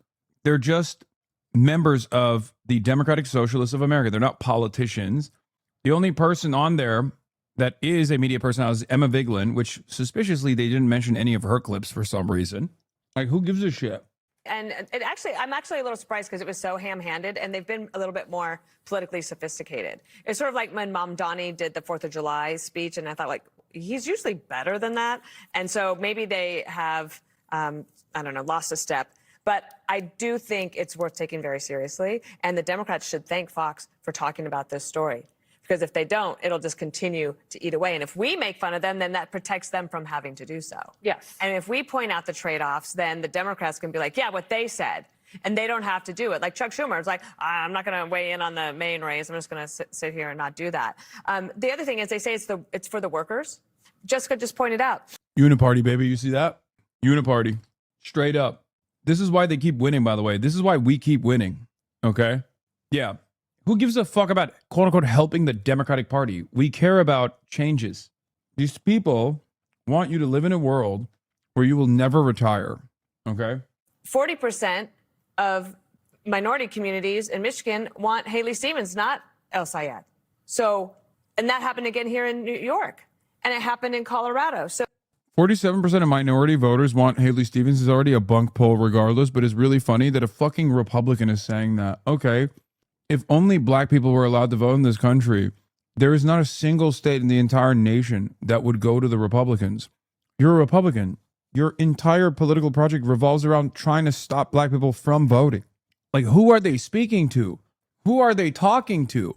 This is literally like a fucking Klans rally being like, you know, them blacks, they know who to vote for. They're voting for the right one and not the wrong one. That's Muslim man. Now, of course, if you ask me, obviously, they shouldn't vote at all, but if they're gonna vote, they should vote for the white woman. The fuck? What are you talking about? Who are you talking to? So the white liberals are the ones that are propping them up. But also, when they say they're for the workers, let's be clear about that. The candidates that we know about so far, they lied on their resume, i.e. oyster farmer or doctor. Or non-raper. Some of them. Dog, what are you saying? The motherfucker's a doctor, bro. He is a doctor. What are you saying?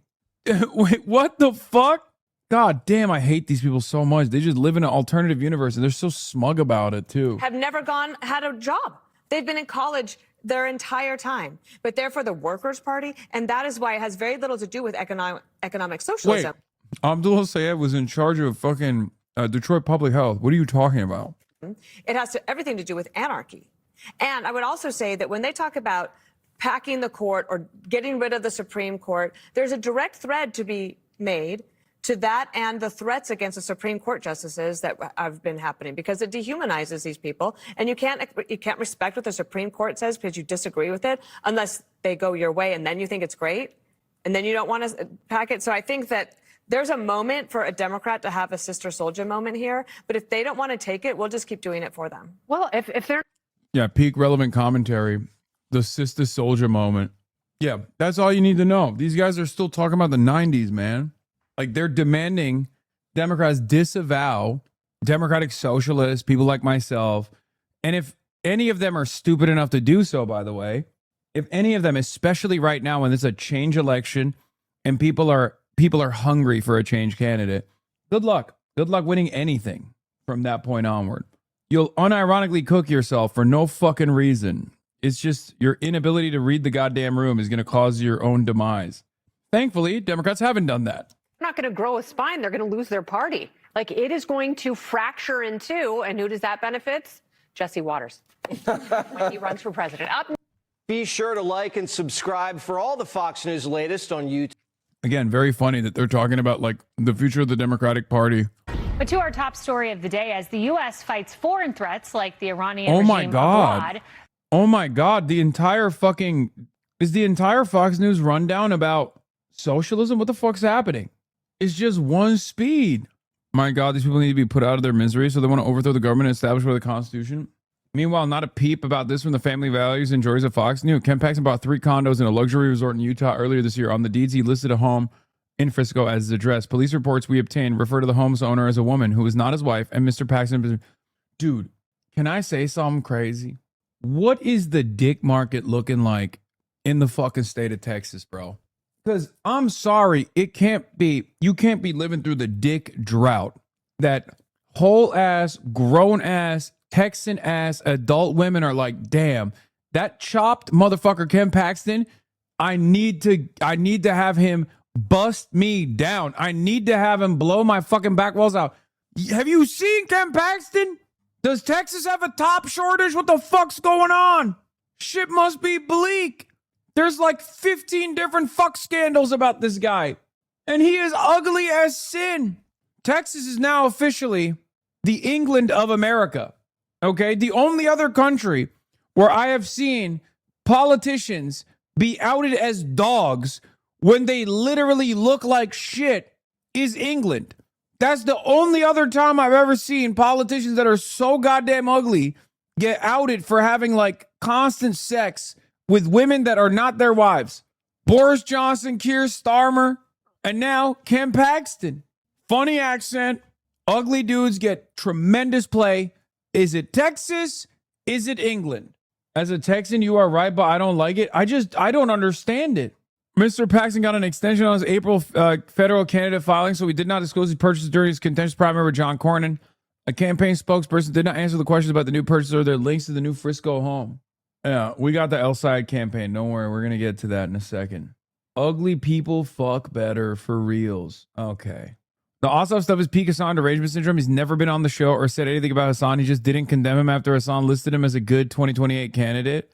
Yeah, it turns out Mike Collins, who's running against John Ossoff, has been outed as having close ties to a white nationalist influencer who happens to be his son-in-law. Least surprising news story of all time. NBC and ABC refused to air Trump's primetime address. People are still talking about ugly people fuck better in the chat, saying that this is here. Let's talk about anti-Semitism in the least expected places. Okay, Hollywood. That's right. I want to issue a trigger warning real quick before we get started on this. This is going to be very troublesome. Okay, you're going to hear. I mean, neo-Nazis are everywhere, all around us. I mean, and you might be thinking, oh, Patriot Prayer, Nick Fuentes. No, neo-Nazis are famously in Hollywood productions. That's right. I just want to briefly touch on this. It's a touching story. Let's take a look. The way anti-Semitism can show up. God damn, that's loud. In Hollywood, it does have some nuance because it's not always obvious, you know. I'll just share 3 examples. One was my own and then 2 from friends.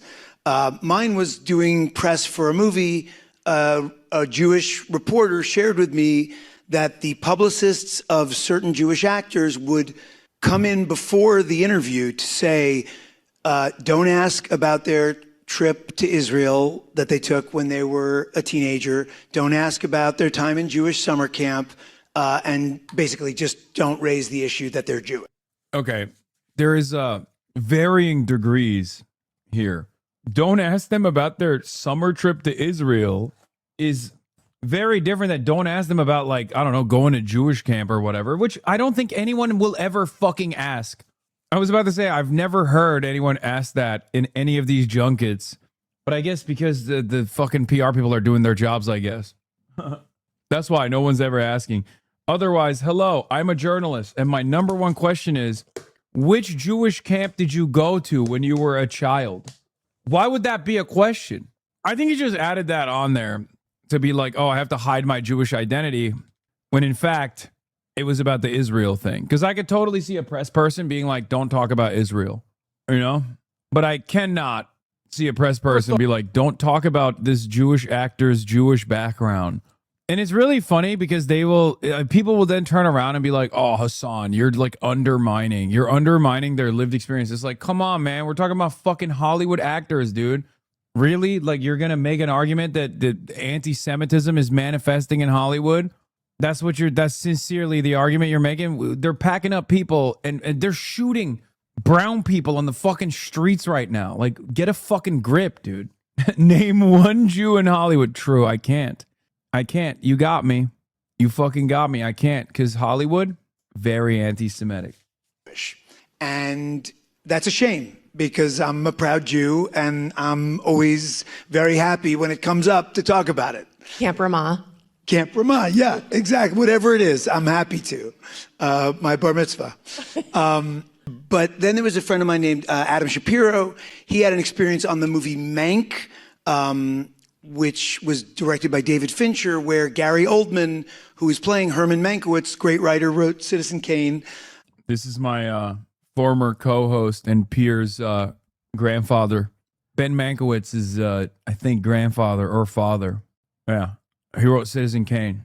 Hollywood royalty. People who watch like TCM, is it TCM Classics? Will recognize him. Ben Mankiewicz from TYT. Yeah. And there's a moment, and he's Jewish, and he's delivering a line where he's saying, no, that guy's just a kibitzer. Every take, he just says, no, that guy's just a kibitzer. And Adam Shapiro, my friend, is going, hello, anybody catching that? And he tells David Fincher, who's like, just let it go. And then a couple more takes. No, he's just a kibitzer. And finally, Adam goes up to Gary Oldman, and he's like, hey, Gary, it's kibitzer. Okay, just say kibitzer. The level of discrimination Jews experience in Hollywood, will anyone ever understand the pain? I'm sorry, man. Come on, dude. Really? I mean, that's crazy. Like, this comes across as so out of touch. And so finally he got it, but like that goes into another conversation about representation and authenticity, which we're not going to solve right.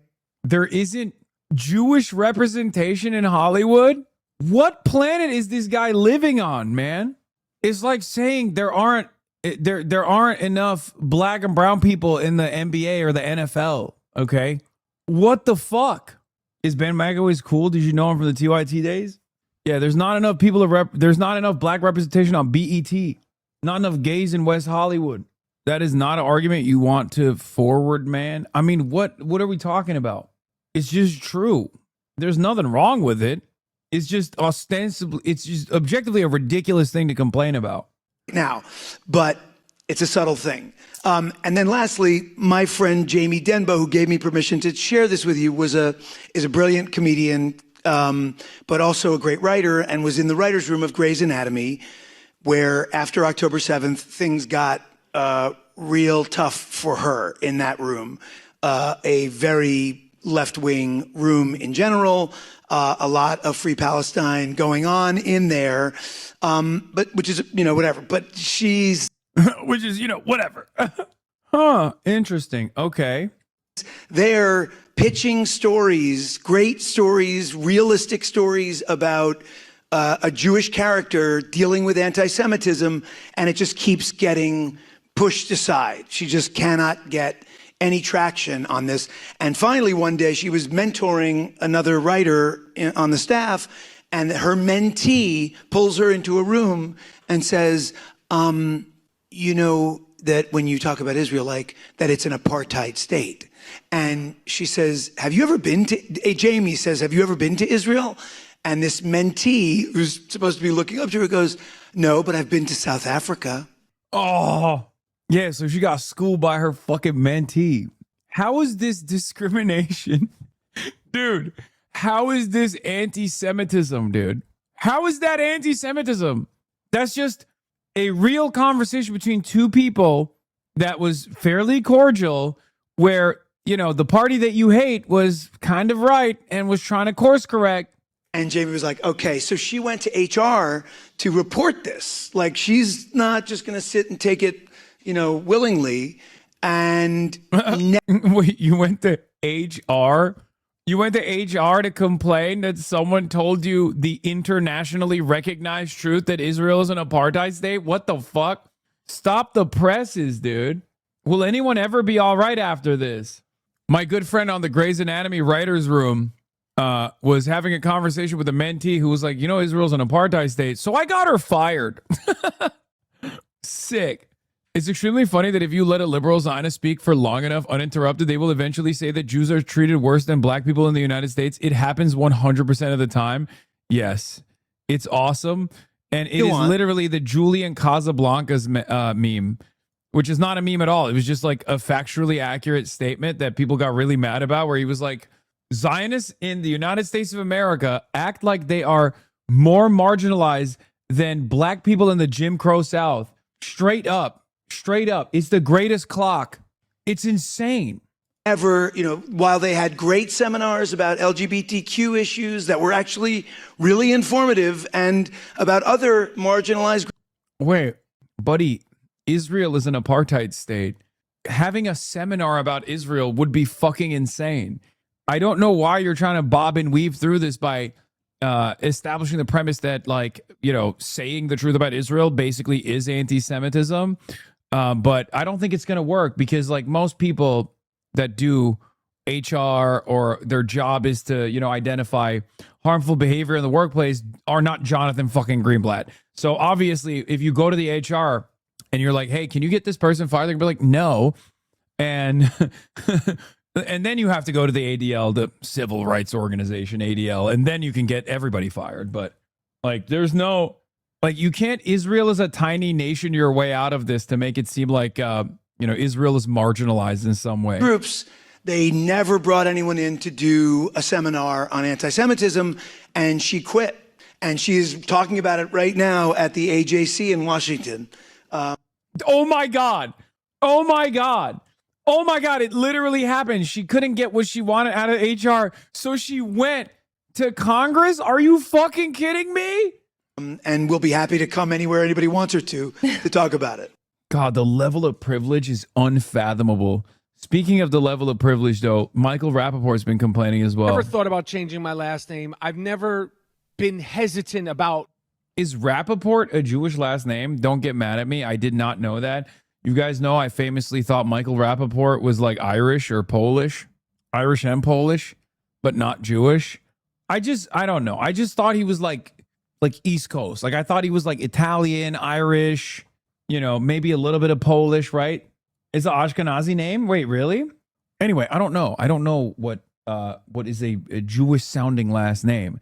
I just never thought, like, him and Bill Maher always read to me as like drunk Irish, maybe Italian pieces of shit. You know what I mean? Yes, Michael Rappaport. After October 7, I found out that he's actually Jewish, because he became the #1 defender of Israel and Israel's genocide. But it's a very Eastern European Jewish name. I did not know that. Yeah. For those who don't know, Bill Maher found out later in his life that he's Jewish, but he was raised, I think, Roman Catholic. Being Jewish, I've always been proud to be Jewish. Not, yeah, or just Catholic. I, to be totally honest, have only played one role that was quote unquote Jewish. I have lost roles or not gotten roles, I'd say 5 or 6 times, from things that I felt like I was right for and qualified. Dude, this is my favorite. This is officially my favorite Michael Rappaport story because he's like, all right, let's just finish this and then I'm going to explain it to you. Because they said, you don't seem Jewish enough. You don't seem Jewish. Now, everybody knows I'm Jewish now. But in Hollywood, you know, the presentation is dark hair, bent over, you know, big nose and you know, keeling. Dude, that's so funny because one, he just immediately does anti-Semitic tropes. Okay. And two, he goes, you know, I wanted to get I want to get these fucking jobs as a Jew, right? But unfortunately, I'm too sexy. I'm not like the stereotypical Jew guy who's keeling over. I'm too hot. I'm too hard body. You know, I'm too tall. I'm muscular. Unlike these fucking Jews in Hollywood. That's anti-Semitism. That's anti-Semitism. That's awesome. He literally just hit like multiple anti-Semitic tropes and then said, me, I'm not like that. Me, I'm not like that. I'm sexy. And the problem is, no one wants to hire me for a Jewish role because I'm too fucking hot and hard body.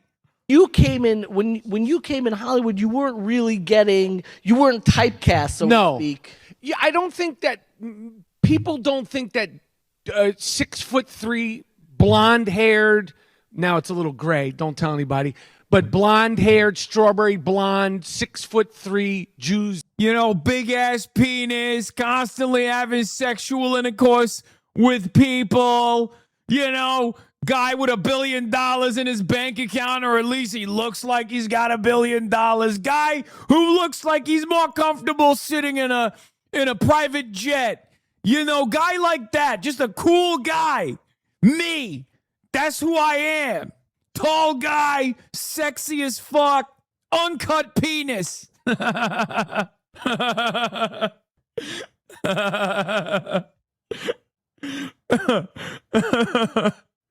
He's so funny to me, man. Exist. And that's why when I would audition or meet for role, they'd be like, he doesn't seem Jewish enough. I'm like, what are you talking? I'm 99.9 Ashkenazi. I took the test with the spit and everything. They did cast Bobby De Niro as a Jewish person in Once Upon a Time in America.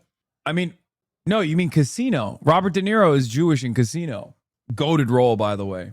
Was he also Jewish in Once Upon a Time in America? God, Casino's so good. Casino over Goodfellas, I said it. I mean, Goodfellas is great too. Yeah, they wouldn't make me the guy. They wouldn't make me the Jew in Casino. They went with Robert De Niro. Why? Is it because I'm too handsome? He was too meek? Huh? Casino was misogynistic as fuck. Yeah, yes. They're bad people, Michael Fusco Art. They're not good people at all. Like, they're very bad people. That's kind of the point of the movie.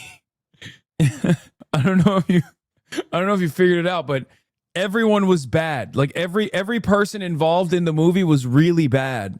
Like they were all pieces of shit. They murder people all the time. They're constantly fucking one another over. I think I heard somewhere that the Italian mafia took some of the lingo and mannerisms of the Jewish people. Yiddish.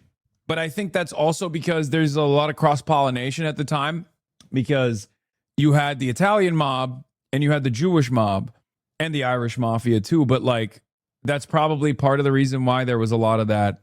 They operated in tandem with one another. Because if you recall, and as I've talked about quite a bit, yeah, they lived together in New York City, but also Meyer Lansky worked with the Italian mob, but also, yeah, historically outcast and marginalized groups, like groups of migrants, oftentimes found work in the black market and went into organized crime. What is this? You had the you aren't white, but you will be if you sell out organized crime rings? Yeah. But it makes sense why wait, can you say that? It's not anti-Semitic? The Jewish mafia, like the Jewish mob? No, I'm not saying like organized crime, Meyer Lansky. That's just a real thing. Have you seen The Godfather? What are you talking about? That's a dog whistle. I thought you were better than this. it existed. That's a real thing that existed, as, you know, historically marginalized people came to the United States of America and couldn't find regular business, couldn't work in regular society. So they turned to organized crime. That's why I said, like, you know, Italians and Jews and the Irish, they had their own, oftentimes cooperating, sometimes fighting. You know, they had their own little organized criminal units. You forget people don't read too good. True. Yeah. Meyer Lansky specifically is very impactful because he also played a big role in American foreign policy to a certain degree. I mean, Cuba, pre-revolutionary Cuba is run by the Italian mob and Meyer Lansky. Yeah, Bugsy Siegel opened Vegas's first casino. He was Jewish and from the Lansky outfit. Yeah, they created Las Vegas. Lansky provided money and guns to the early Israeli militias. That too. Yes. Have you seen the trailer for, what is this? I don't want to say the name of it. Everything changes, you know. One day you're a cat. Just take a little taste for daddy. Come on, sweetheart.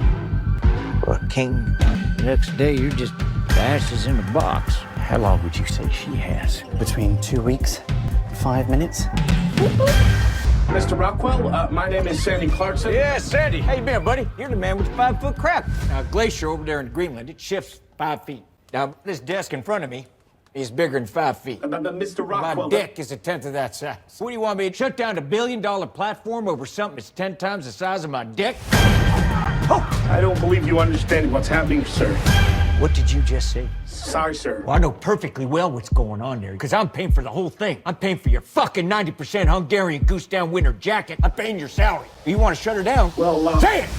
Mr. President, we're utterly unprotected against a disaster of this magnitude. What's our worst case scenario? $18 trillion, sir. Why is it like, what's up with the, I mean, it looks dope and I will watch the fuck out of this. Tom Cruise is Bob Odenkirk. Is this McKay? Is this a McKay joint? But why does it look like this? Watch the English version. Color grading was not done by Boots Riley. No, I kind of like the color grading. It's in Aritu. Out of all the bad fucking news. Oh, there's the nuclear waste, too. Oh, man. Digger here got us into this mess, and Digger's gonna dig us out again. Well, let's fucking go. You knew long before the rest of us. That is why it is your problem! If we can't control the course of nature, at least we can control the narrative. But it happened. Mother Nature, she loved the winter! You're gonna save the world. All right, fellas, Mother Nature wants to fight. Is he okay? Mr. President. Mr. President? Fuck this iceberg, let's dance! Help me shape the story. They already know the story. They know the facts. The story is yet to be told. Okay, this is fire. This is goated. I mean, I'm very excited. It looks like the U.S. has boarded an Iranian tanker ship. What the fuck? Is this a Telegram channel? The U.S. boarded an Iranian tanker ship, or the Iranians boarded the U.S. tanker ship? What is happening? I don't know what the fuck's going on here. I don't know what I'm looking at, chatter. It's a typical color grade of an Inaritu joint. Yeah, Birdman was sick. HIMARS system struck in Kuwait, apparently. According to additional reports, like Iran struck American HIMARS system in Kuwait, the same missile systems that were used to attack Iran. There's large widespread fire indicating a relatively large attack. Caption alleges that the U.S. boarded an Iranian oil tanker. And civil infrastructure is hit in Iran as well. American Lucas, modified copy of Iranian Shahed, OWA UAV, which was down in Iran, is being carried by a Toyota Hilux pickup truck in the city of Dezful. Ain't no way. Bro, that's awesome. Breaking. U.S. strikes 3 bridges, railway, and airports in southern Iran and overnight attacks in civilian infrastructure. Oh boy, here we go. The United States struck at least 3 bridges, a railway junction, an airport, and a telecommunications tower across southern Iran on Thursday night, part of a widening bombing campaign targeting the country's transport and coastal infrastructure, according to regional military monitoring channels on Telegram. The reports have not been independently verified. Bandar Khamir Bridge. U.S. missiles hit an overpass on the route connecting Bandar Abbas to Lar, a city about 200 miles inland, with cars on it at the time, killing at least 1 person and wounding several. Bandar Khamir is a small port town in Iran's southern Gulf Coast near Keshem Island. A third bridge, which the monitoring channels named Garive, was struck in southern Iran, killing at least 1 person and wounding several. Bridges are vital for moving people, fuel, and supplies across Iran's mountainous south. Bandar Abbas Railway, a strike hit the junction west of the city where the line connects Iran's Shahid Raja'i port, its largest container hub, on the Strait of Hormuz, wounding 2. Bandar Abbas Telecom Tower, precision-guided missiles from fighter jets struck a communications tower, damaging nearby homes and causing civilian casualties. Iran Shah Airport, missiles hit the civilian airport in Iran Shah, a city in the southeastern province of Sistan and Balochistan near the Pakistani border.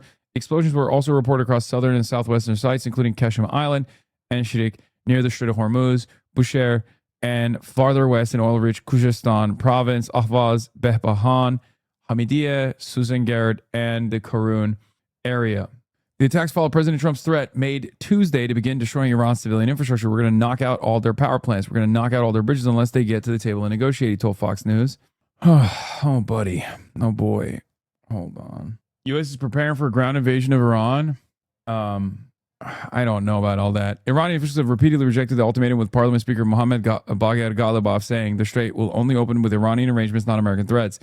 The deliberate targeting of civilian infrastructure is a war crime under international law. A car lies beneath a bridge struck in Bandar Abbas after apparently falling through the damaged structure. Dan Goldman is critiquing Haley Stevens. Yeah. Emerging take on Abdul Twitter, though not from Abdul himself, is that if Stevens beats him, progressives can stay home and let Rogers win. I hate this narrative. I don't even think we should be saying stuff like that in the primary right now, because it's, the Democrats will use this to create discontent and to draw people away from Abdul. I don't think people should say that. Okay. Especially because you don't need to say that, because Abdul al-Sayed is a far stronger candidate than Haley Stevens anyway, even without the potential for a lot of people not voting for Haley Stevens. A potential for a lot of people who normally wouldn't vote at all voting for Abdul but not voting for Haley Stevens is real, but it's not even necessary. So why do I say this? Abdul put it much more diplomatically that there are a lot of guys named Abdul in Michigan who didn't vote Democrat in 2024 but would probably vote for the non-AIPAC candidate who appears to be a Muslim guy. But yes, I think the appropriate way to talk about this is the risk that Haley Stevens carries as an AIPAC-backed candidate. The idea that Michiganders are not going to catch wind of Haley Stevens' allegiances to the nation state of Israel. Israel comes to me in my dreams. And feel a certain type of way about her and not make the harm reduction decision to vote for her. It's just far too risky. It's far too big of a risk. 100%. The MFI hopping into the Michigan Senate primary. Also, by the way, speaking of which, Democratic majority for Israel jumping in with 31,000 digital ad buy in support of Haley, which is nothing, obviously. UDP is going crazy. Yeah. Speaking of which, 4.1 million from AIPAC Alert, 4.1 million supporting Haley for Michigan and opposing Abdul al-Sayed in the U.S. Senate in Michigan, putting Haley Stevens' confirmed Israel lobby total at now $24,807,340. Israel comes to me in my dreams. Haley in Tel Aviv. We are here in the beautiful country of Israel, learning about her democracy. It is a great day to be in Israel. Wanted to thank AIPAC and the pro-Israel community. Israel comes to me in my dreams. And we are. Has Hasan already covered part of the Trump address, or does he normally? The way anti-Semitism can show up in Hollywood does have some nuance, because it's not always obvious. I never thought of. That's crazy. That just randomly decided to play on its own. That was wild. But yeah, there was also one more thing I want to talk about with anti-Semitism in Hollywood. Where is it? Where is the Dylan Saba tweet? Before I forget, because I wanted to watch that. Where the fuck is it? Oh my God, I have too many fucking tabs open. Jesus Christ. Oh, here it is. It's extremely funny that if you let a liberal Zionist speak for long enough, uninterrupted, they will eventually say that Jews are treated worse than black people in the United States. It happens 100% of the time. I cannot be asked to choose between being a liberal and being a Zionist. Every term and all of the nomenclature that many of us used to use, especially if we are, liberals or Democrats, right? Right. None of that seems relevant anymore. This spectrum on both ends has been pulled so far that it's just a circle. Totally. It's like a messed up circle. So I don't identify, with many politics of the far left. I mean, and I don't identify with many of the things that the Democratic Party has chosen to prioritize, not just for the Israel reason or the Jewish reason. I think many of us feel very confused about our identity as Democrats because I think the Democratic Party has really let a lot of us down. And saying that earned me accusations of being a Republican in my own home, right? That's how polarized it got. That if you questioned what's going on in the Democratic Party, all of a sudden there's only one solution, that means you're a Republican. No, I got a lot of other choices in between, you know? The principles of liberalism hold true no matter what. I believe in upholding the fallen and healing the sick. I'm okay with also living in a country where some people believe in the welfare system and some people don't. Like, I was raised to understand that people have differences of opinion. We don't go shooting each other in the street about it, right? So none of that has changed for me. I believe in many of the policies surrounding legalization of drugs, of prostitution. You know, I'm a liberal. However, this notion that support for Israel is in conflict with the Democratic Party is fallacious and it's sinful.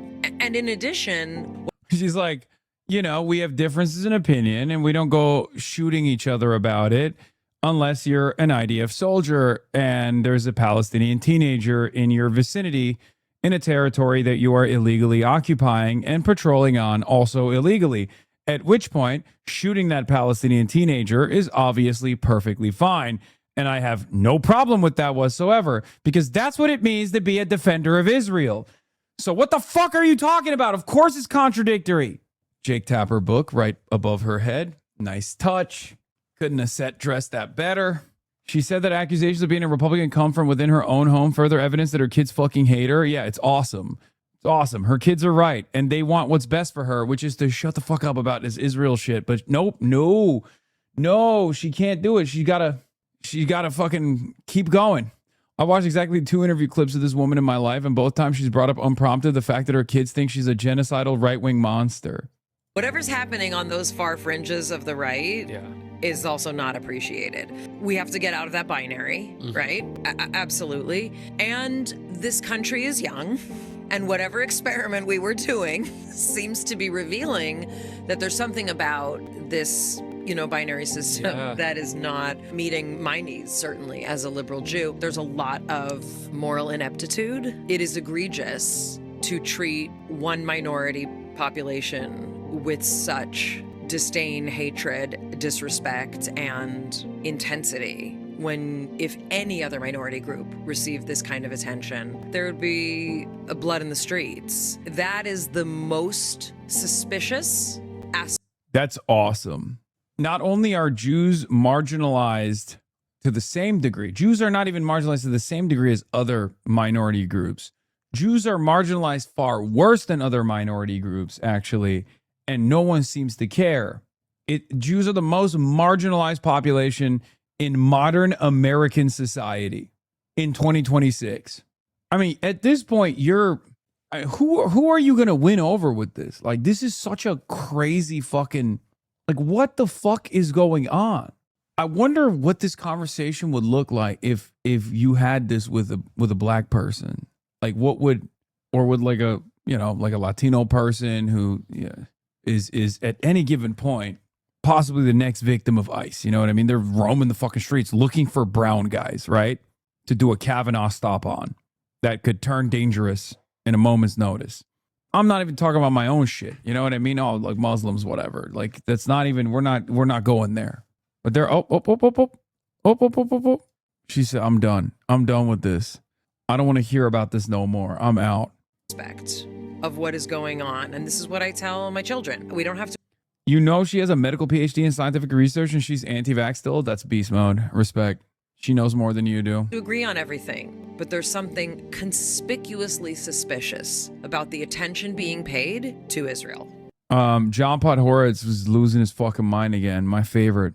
God, I love John Podhoretz. If half the Muslim American population in the United States actively supports a movement to kill my people, they are my enemy. And if they made up 10% of the Muslim population, American population in the United States, I would say, look, there are some bad people among American Jews too, and I'm not, I don't want you to hold me responsible for them. And I mean, I just wouldn't. Just not the best argument when we talk about percentages of demographics supporting certain countries.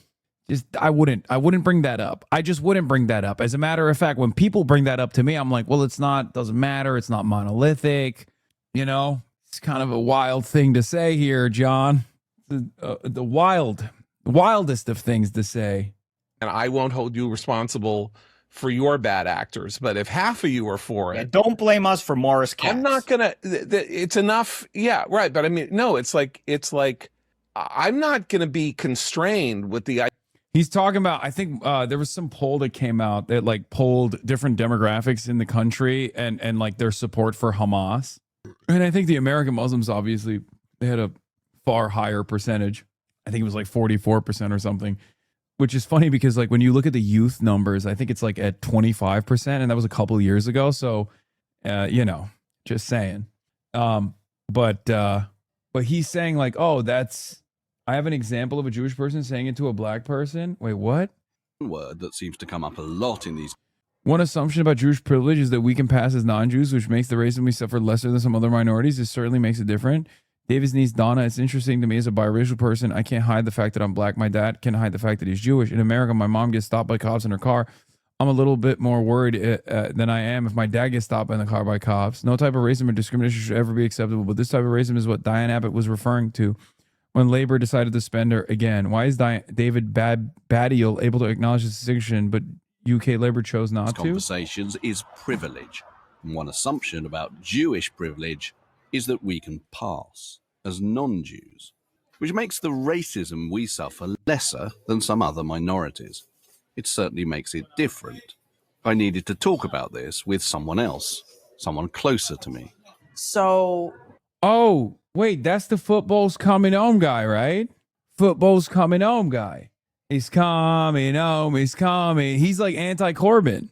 He was like a big... Wasn't this guy like a big Corbyn is an anti-Semite guy? Initially, when I did Ancestry, it came up as 50% European Jewish. The other bit of it was mostly Nigerian, different like areas in West Africa. He's also racist as fuck and did blackface. I did also notice on my mom's side, there was a smidgen of, I think it was Scottish or something, and I assume was some, slave master that raped some. Yeah. It's interesting for me as a biracial person because there's this feeling of not necessarily belonging in either community and kind of struggling to feel like there's a place that you do belong. Why are you guys saying very extreme blackface? What is like blackface is blackface, man? What how could it be more extreme than like regular? Oh wait, do I want to see this? Oh my god, you weren't fucking wrong. Oh my god. Oh my god. Oh my god. That's not you that is extreme. That's crazy. That is okay. That was advanced. I did not know what I was expecting. I don't think there's a tasteful way to do blackface, but that was extreme. He never apologized for it. That's crazy. Okay. I can't hide the fact that I'm black. Yeah.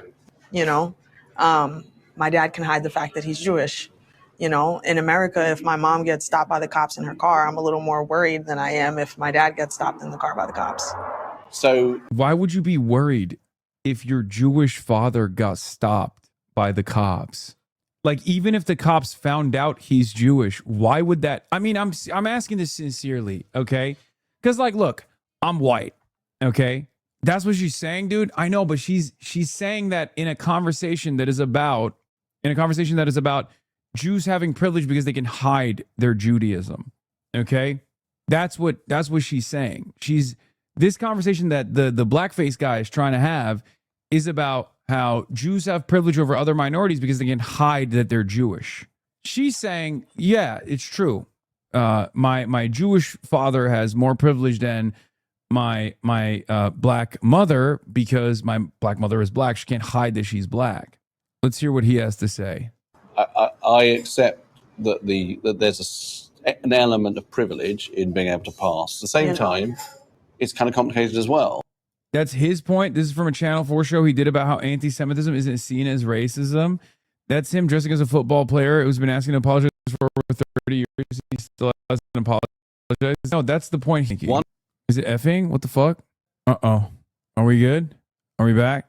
It seems like we're back. It's coming home. It's coming home. It was a mini F. Football's coming home. What I don't understand, what I don't understand personally is like, if like I'm white, okay, but I got a Muslim name. And I guess in the initial interaction, until they see what my name is, then it's fine. And sometimes it's even fine after they see what my name is, right? Because I'm white. But I feel like if a cop stops a Jewish person and then assumes they're white, but then they find out that the person is Jewish, like what changes in that dynamic? In the United States of America, maybe it's different in England, but in the United States of America, I feel like if you're Jewish, overwhelming majority of American Jews are Ashkenazi too, so I guess that also plays a role in this. But if you're Jewish, you're just seen as white. Like, it's not that different than, you know, having an Irish name or an Italian name. I'm sure there's like neo-Nazi cops, but that would be like an extreme level of, you know, there's neo-Nazi cops are like, I would assume that they're not, you know, they're not weird, extra weird to like they're rare is what I mean. Not that racist cops are rare, but cops that are specifically anti-Semitic and then on top of that react to anti-Semitism. I guess maybe in the South. But if we're talking about you know, cops being violent across the board to white people as well, yes, I agree. They are. But if we're talking about racial discrimination that leads to disparate outcomes, like racial discrimination that happens in the hands of the police, in the hands of law enforcement, that leads to disproportionately negative outcomes for certain groups, I wouldn't put myself in that situation. Nor would I put like an Ashkenazi Jewish person in 2026 in that situation. Casually forgetting cops helped lynch Leo Frank. Yeah, I'm not talking about being a Jewish minority during the era of Leo Frank. I'm talking about right now. What are you talking about? Obviously, systemic discrimination against Jews definitely existed throughout time and certainly in the United States of America as well. But we're talking about right now. Like, Jews are discriminated against, but it's not the same level of systemic discrimination that like black people face. Cops are famously pro-Palestine, like at Campus Brothers. I mean, that doesn't matter. Cops can be fucking vehemently anti-Palestine and still be anti-Semitic. They're just often right-wing reactionary and fairly hateful people. It's like other non-visible minorities, like being gay. Normal people assume you're straight until proven otherwise. So she's saying she would be more scared of discrimination as a black person than a Jewish one. Yes. David did apologize on a podcast he did with Jason. White people needed more whites to be accepted, so they moved away from ethnic discrimination to just skin color. There's an argument for that. Like Elijah Manley running for Florida 20, who was here. He's black and Jewish. I feel like if I were to ask him, like, what is the most common form of discrimination you've experienced, I doubt that he would say anti-Semitism, right? Like, he's black. This is even during the civil rights movement, like when people were far more homophobic.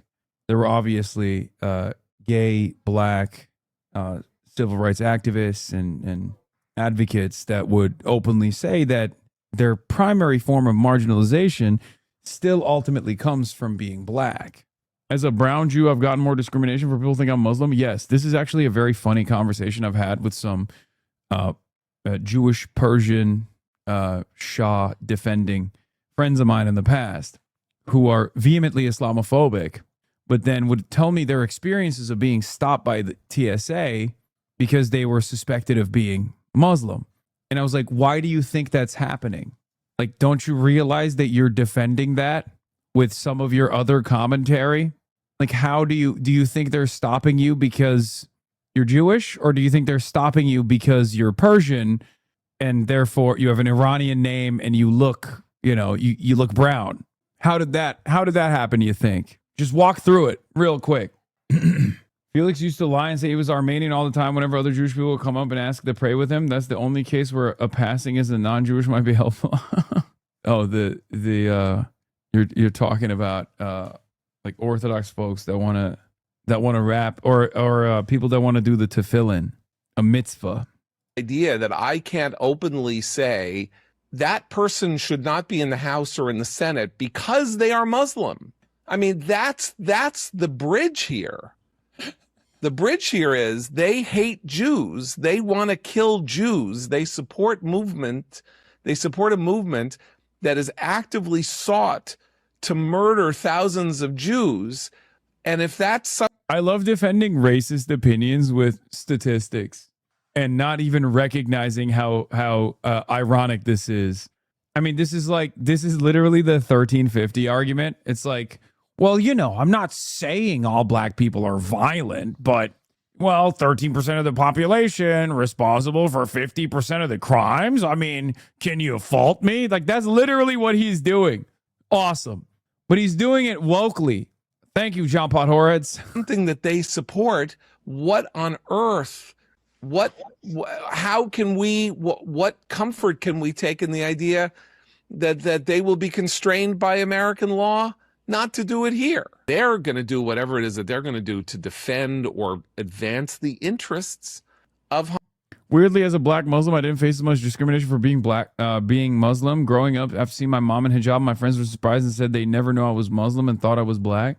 Yeah, of course, because anti-blackness is the primary form of racism in this country. That's it. There's nothing that comes close to it. Can you read my very serious question in my last message? Is this justification for me as a Jew to be anti-Semitic because of certain other statistics? Yeah, no, he is doing that. Yes, he's doing that, which is crazy to do that, especially because that's literally the Nazi argument against Jews.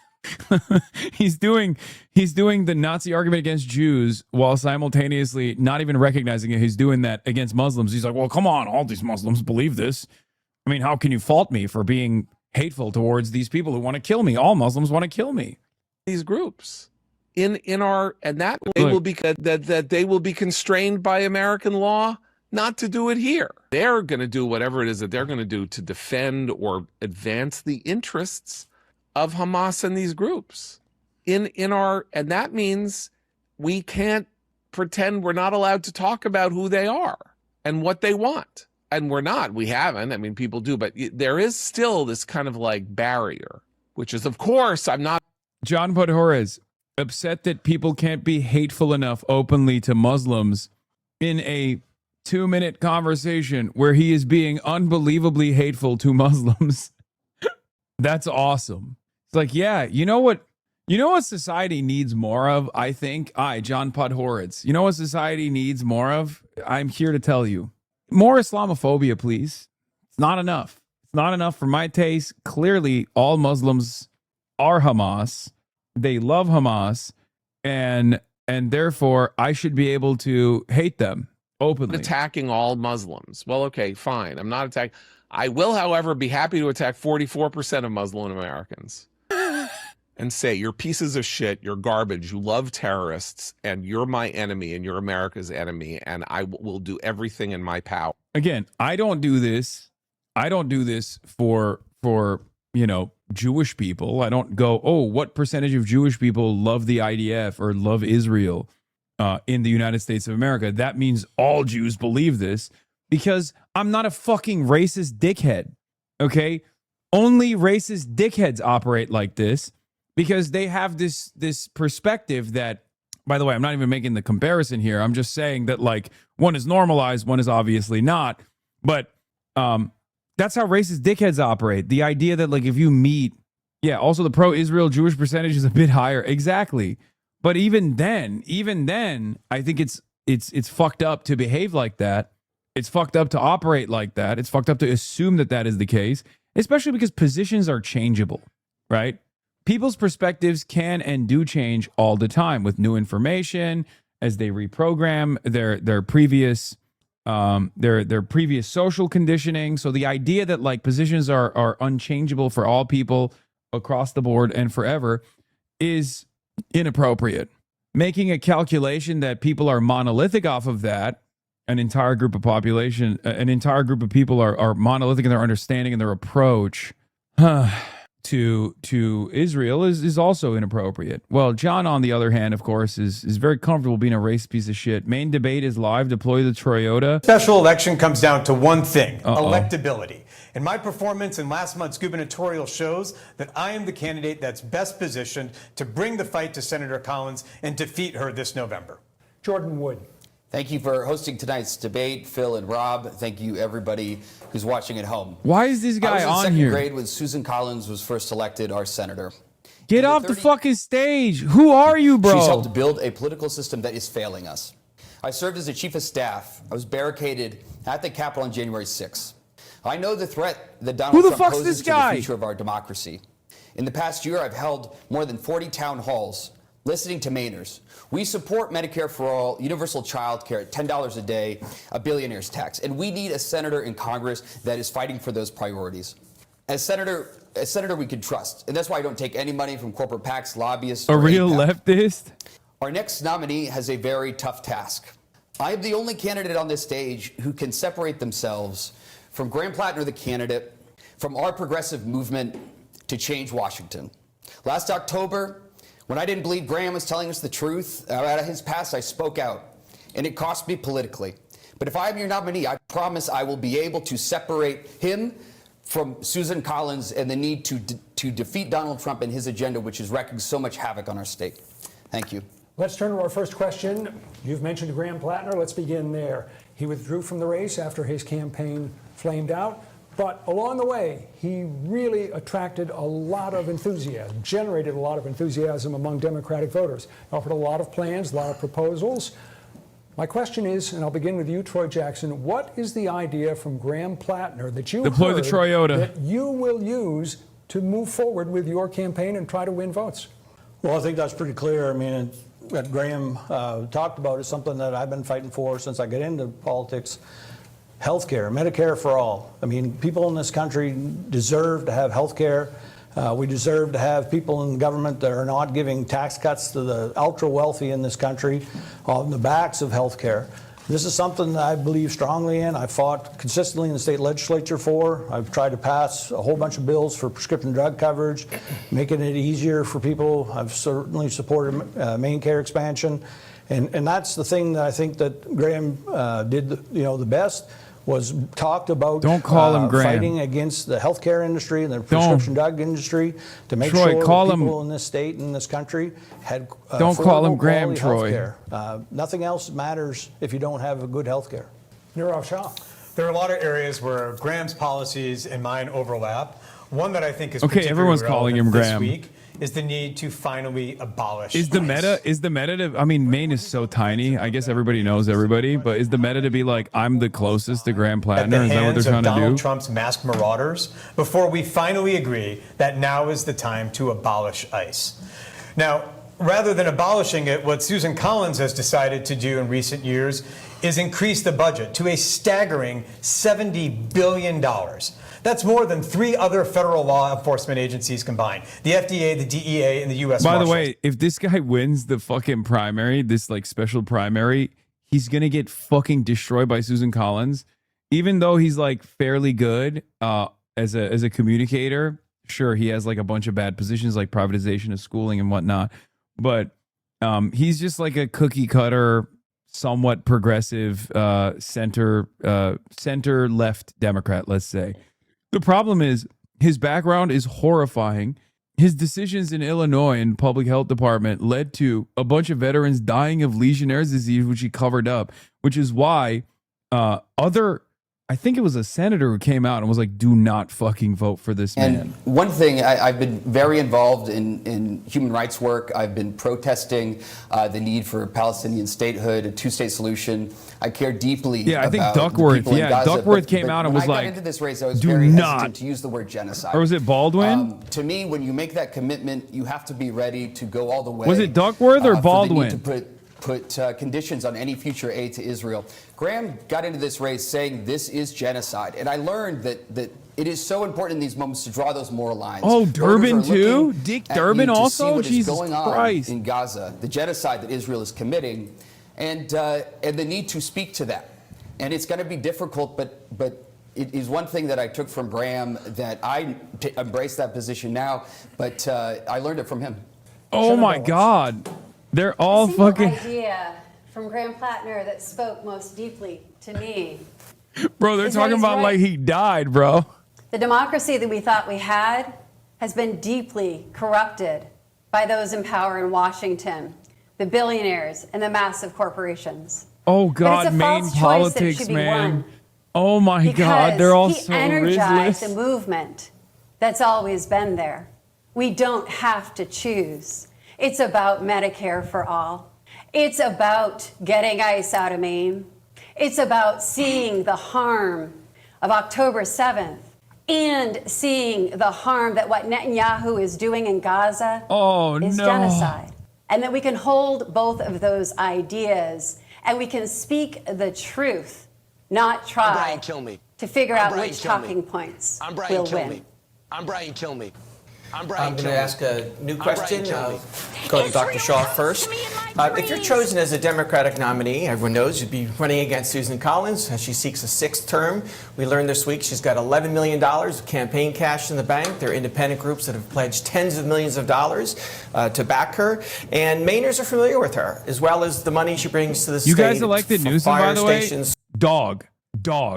Gavin Newsom is only charisma. What do you mean? His whole shtick is he looks like he should be the president in a B movie.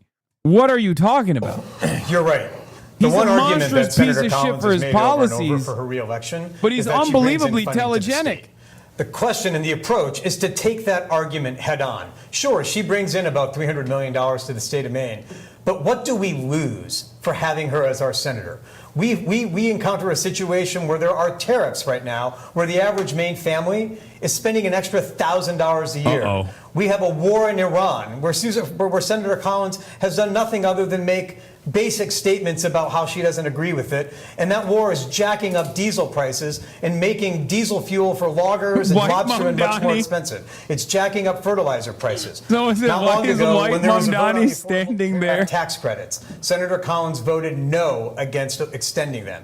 She ushered through a bill that gutted funding for nutrition. I'm a Mainer, food and for these young hungry fellas kids. have great And so, charisma. sure, she brings in money to the state, but the question we should ask ourselves is not what we can do or how we will live without her. The birthright It's whether we citizenship can case, afford to live with her I do for 6 think more years, because restricts net of the net, ambitions we lose money. of the wing of the party. What is happening? That was hoping that it could.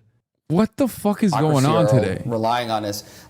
I think, and a lot of people across the state agree with me that yes, Susan Collins does bring back appropriations funding for projects that are important in all communities across the state. But this is a different moment for our country. And we need her to step up and meet that moment. To have the courage to stand up and defund ICE, abolish it, prosecute the agents who have committed a murder in our state on Monday. We need a senator who has the courage to say no to a HHS secretary like RFK Jr., who she voted to confirm. But we all remember when she voted to put Kavanaugh on the Supreme Court, knowing that this could overturn the right to abortion for all women in this country. She did not have the courage to do something differently. So I appreciate what she's done as appropriations, but we need a lot more right now from our senator. Thank you. Shanna Bellows. We're going to beat Susan Collins in November, and I am running because I'm the best candidate to win, to unite a fractured party, to bring Mainers together in sake of a common goal, and that is that the stakes are too high not to have change in Washington, not only to hold Trump accountable, but also to stand up for our friends and neighbors that are really struggling right now. And I'm the only one who has run against Susan Collins before. And she had all of the advantages in 2014 she has now. But there's one constant in this life, and that is change. And I've gotten stronger because I've been doxxed and swatted and threatened, and I still never backed down to Trump. And she's changed too, and the country's changed with Trump and the end of Roe v. Wade and so much more. So I'm ready to win. Troy Jackson. Well, Senator Collins is just a rubber stamp for the wealthy elite in this country. And that is nothing that's ever going to help the people here in Maine. We watch people lose their health care. We've watched people lose their Roe versus Wade. So many things that she's not been willing to stand up for. To bring in, $300 million or whatever, we've lost a lot more than that in what she's given up. And that's the point, is that, being the appropriations chair, she should have been able to stop ICE. She should have been able to stop so many of these things.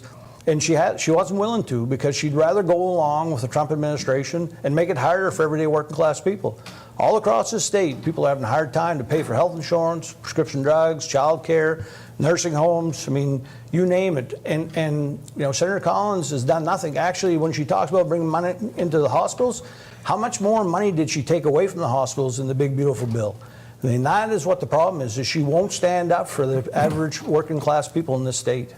Let's move on to what happened in Biddeford a few days ago when an ICE agent shot and killed a young Colombian immigrant who had a legal work permit.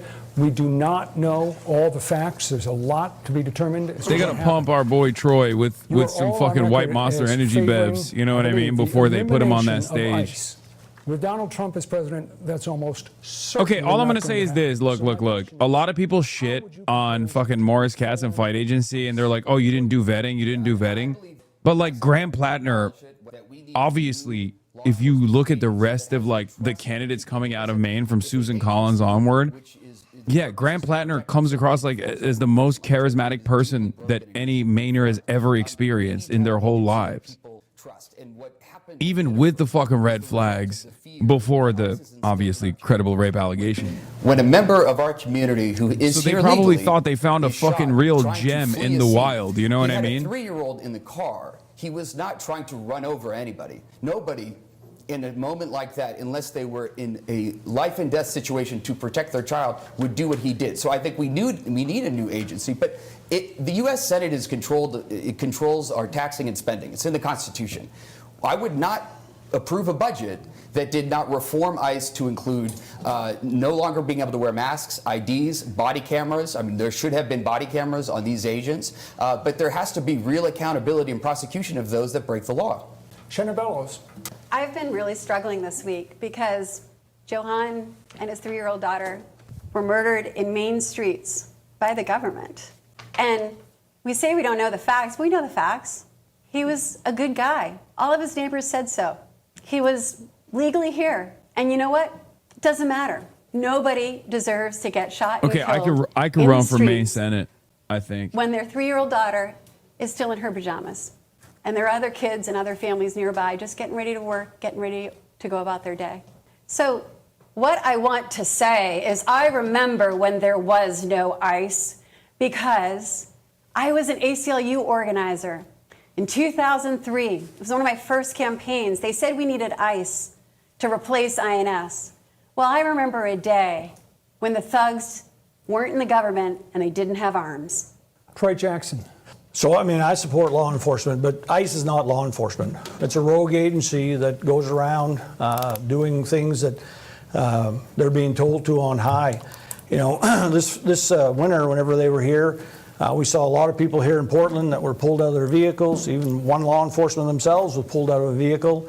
Other people at schools, churches, and things like that. And Susan told us that she had used her power to get ICE out of here. Well, now we have somebody that was actually murdered here in Biddeford under her watch. And it's horrific, it's sad. I mean, at 26 years old, I had a 3-year-old son. I mean, I can't imagine anyone thinking, and the other thing about this is, we don't have to wait. I mean, he was the wrong person. They were after the wrong person, and they shot him. We do not need that type of law enforcement. I mean, that they need to be dismantled because they give us nothing in this country but heartache and racism. You're off, Shaw. I am beyond furious about the murder that happened on our streets here. And that is in part because it reminds me of my own family. My parents were immigrants to this country. Again, it's not great that the most charismatic orator on that stage has the worst policies out of the top 3 contenders here. Troy's the best, for sure, policy-wise, background-wise. He has the experience. So yes, I'm absolutely furious. But Rob, you asked about how we the most charismatic one is a guy that Tammy Duckworth and Dick Durbin have openly come out Is that going to take some time? And warned Perhaps, against? But that must be our goal. What are the interim steps that we can take? Well, first thing, we have to acknowledge there's a reason why Susan Collins has not reformed it, and that's because she's been bankrolling it since the agency's inception. How might we actually put safeguards around ICE? Number one, we must put appropriations riders on that ban masks from federal agents. It's not Number like Susan two, we Collins is must require charismatic either. actual I mean, wearing of body cameras. The money's been there, but ICE and Susan Collins have done nothing to put them in place. And number three, we must lift the immunity that has protected them from prosecution. Now is the time to actually introduce accountability, and I will as our next senator. Thanks very much. So in 2018, as some of you alluded to already, Susan Collins cast a decisive vote to confirm Brett Kavanaugh as a Supreme Court justice. She's told us twice this year that she does not regret that vote. He was in the 6-3 majority in the Dobbs decision, which overturned Roe and the constitutional right to an abortion. So are 3 other Collins-confirmed justices, Samuel Alito, John Roberts, and Neil Gorsuch. So that's where we are. Looking forward, what would you do as a U.S. Senator to restore and protect reproductive rights in the Senate, or otherwise reform the Supreme Court, which some people say is ideologically out of balance? Let's start with you, Jordan Wood. Yeah, I'm 36-year-old, like Graham, I am a millennial. And the deep anger that young people have towards our Congress and our government in many ways is because we have watched this court strip away rights, like the right to abortion, and a politics that has not solved that problem. And Susan Collins has campaigned in the past as being pro-choice. But what it means today to be pro-choice in the U.S. Senate I is saw the background earlier. Dropsite was reporting on it. ICE officers shot Columbia man in Maine as a history of threatening behavior and mental illness, family and court documents say. Unbelievable levels of lawlessness coming from ICE, as I've said already. His fucking ex-wife outed him. Okay? The ICE agent who shot and killed 26-year-old Johann Sebastian Duran Guerrero in Biddeford, Maine, on Monday has been identified as David Michael Brulliet, a 37-year-old former Maine law enforcement officer, Army veteran, the Portland Press Herald reported. Brulliet was first identified Wednesday by ICE, a public database of ICE officers run from the Netherlands, which cited 2 people who knew him personally. His ex-wife confirmed it the next day. His ex-wife, Ashley Brulliet, said he admitted to the shooting and asked her to lie for him. She said she reviewed footage of the scene and disputed his account, saying nowhere in there does it show that this man charged at you with a car. Ashley Brulliet also said her ex-husband was abusive during their relationship and that she had previously reported concerns about his mental health to his military superiors. DHS has refused to identify him. Brulette? Okay, thank you. Yeah, he was a former jail guard and a cop who abused his ex-wife. Great crop of talent out here. Also, it is kind of wild that it's kind of wild that AP is also fucking straight up unmasking ICE agents now. Kind of beast mode, if you ask me. I feel like this is something that they would, like maybe in the beginning of this administration, they would shy away from this sort of stuff. They're just, once again, this tells me that there is a noticeable attitude shift. There is a noticeable attitude shift even amongst mainstream media at this point where they're just, openly revealing this kind of stuff. And that's a good thing. Yeah. Sirens active in Bahrain now. By the way, fires broke out in Kuwait on the border area with Basra following a series of strikes. Unclear what was targeted, but some people suspect that this is where the missiles were recently fired from, like HIMARS. But yeah, his troubling past further challenges how thoroughly the Department of Homeland Security has vetted recruits as it went on a hiring spree to help carry out President Donald Trump's immigration crackdown. Stock oil market is not doing well. Hasan, help. Iran says they targeted U.S. helicopters and recon aircraft at the Sakhir Air Base in Bahrain drone attack. Secondary explosion was seen in a video, so it was definitely a depot or a launcher.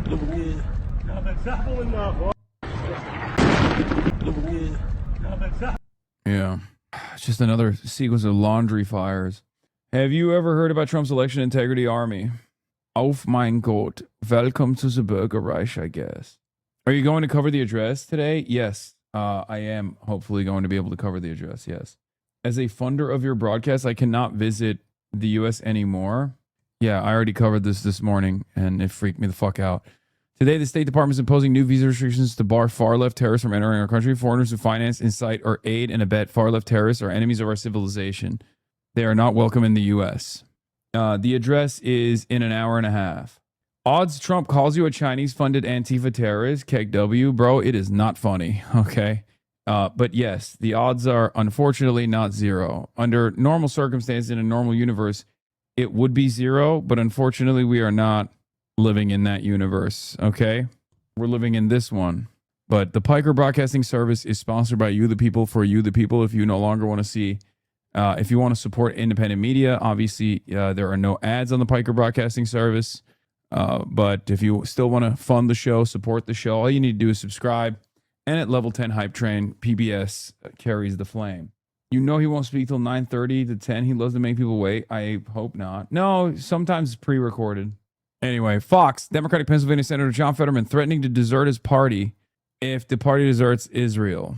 Democratic Pennsylvania Senator John Fetterman threatening to desert his party if the party deserts Israel. That's my red line in the Democratic Party. Look at Bro, it's not even oh no, anyway, he's not going to do it. You want to know why? Because he's irrelevant as the fucking 51st Republican.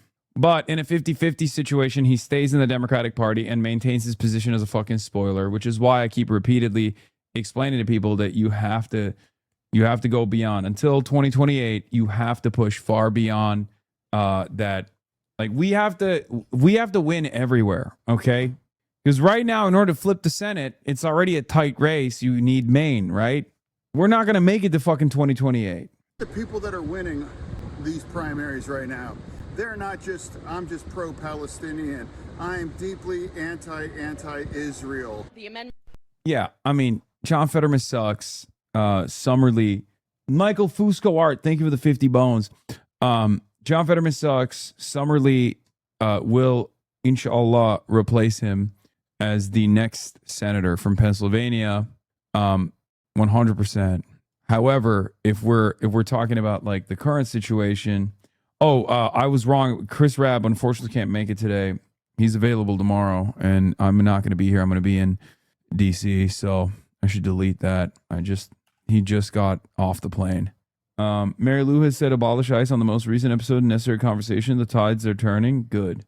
Rumor is that tonight Trump will claim 278,000 non-citizens are currently registered to vote. What's in DC? I'm in DC. I'm going to be delivering a speech to the College Democrats of America. I don't know why they invited me, but they did. And of course, opportunities like that, I will always take advantage of. Every time I explain it, people go, what the fuck? Level 4 hype train, by the way. Level 4 hype train. I mean, CDA is cool. College Democrats were in favor of Maylot Quiros. I still think that this is Neera Tanden, and Neera Tanden invited me to kill me on stage, but we'll see. Is J Street affiliated? I don't trust. Yeah, I mean, I looked at their donors and stuff, and it's a Democratic Party thing.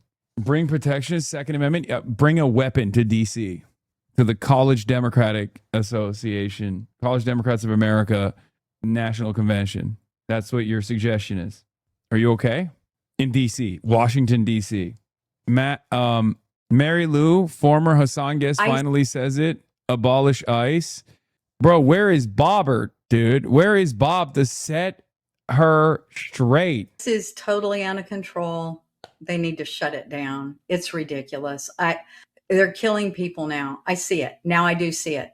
They're killing people they shouldn't kill. It needs to be shut down. Holy shit. You're saying, correct me if I'm wrong here, you're saying abolish ICE? Yes. What the f***? Are you kidding me right now? I don't like people getting murdered that shouldn't be murdered. That's ridiculous. That's terrible. It's terrible. Please say this. Please just on this camera right now say abolish ICE. Abolish ICE. Oh my God. I wish Haley was here. I'm getting chills. Get rid of him. This is the biggest step forward you have ever taken in the we've been doing the show for 4 and whatever amount of years. 4 and change. That video got to me. That lady was good. Yeah. You're saying abolish ICE? Yes, I am. I talked to Dad about it today. He said, nah. I said, yes. Wait, is Dad on the side of the ICE agents still? Of course he is, yes. Oh, and so how does he justify this? I don't think he has seen that clip, but he knew about the one in Houston. Holy crap. I can't believe this. I don't even know what to say. You're literally... It started out I talked about this last time. It started out where they were doing, I thought, good. Getting only the bad guys out of here. Only the bad guys that shouldn't have been here, that have come and gone and done crimes, the criminals. I thought that those were the people that they were taking out of our country. But now look what they're doing. This is not good for anyone. They need to stop. Okay, Mary. Okay, Mary. We linked up one time. She's been defending me ever since. And now she's on the abolish ICE train. Let's go. I think she's secretly a HasanAbi hit. She's not a secret. Not a secret at all. Not a secret at all. She's openly taken oppositional positions against the Trump administration when the Trump administration has come after your boy. So, hell yeah.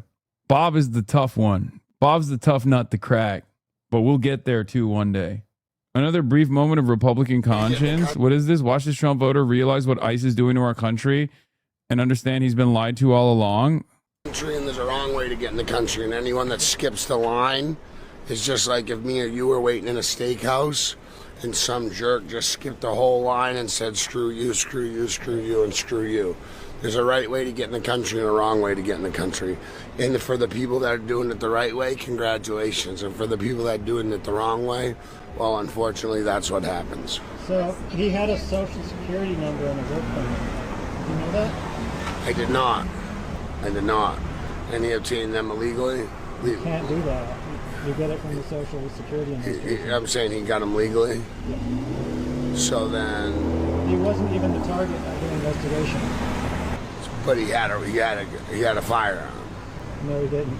What is happening? Bro's going through the steps. He's like winding down. He's like, well, there's got to be a reason. There's got to be a reason. You had a gun? What's up? It's like, no, man. No, he didn't. He didn't have a firearm. No, they shot him because they claimed they're trying to protect the public at large, not even officer safety.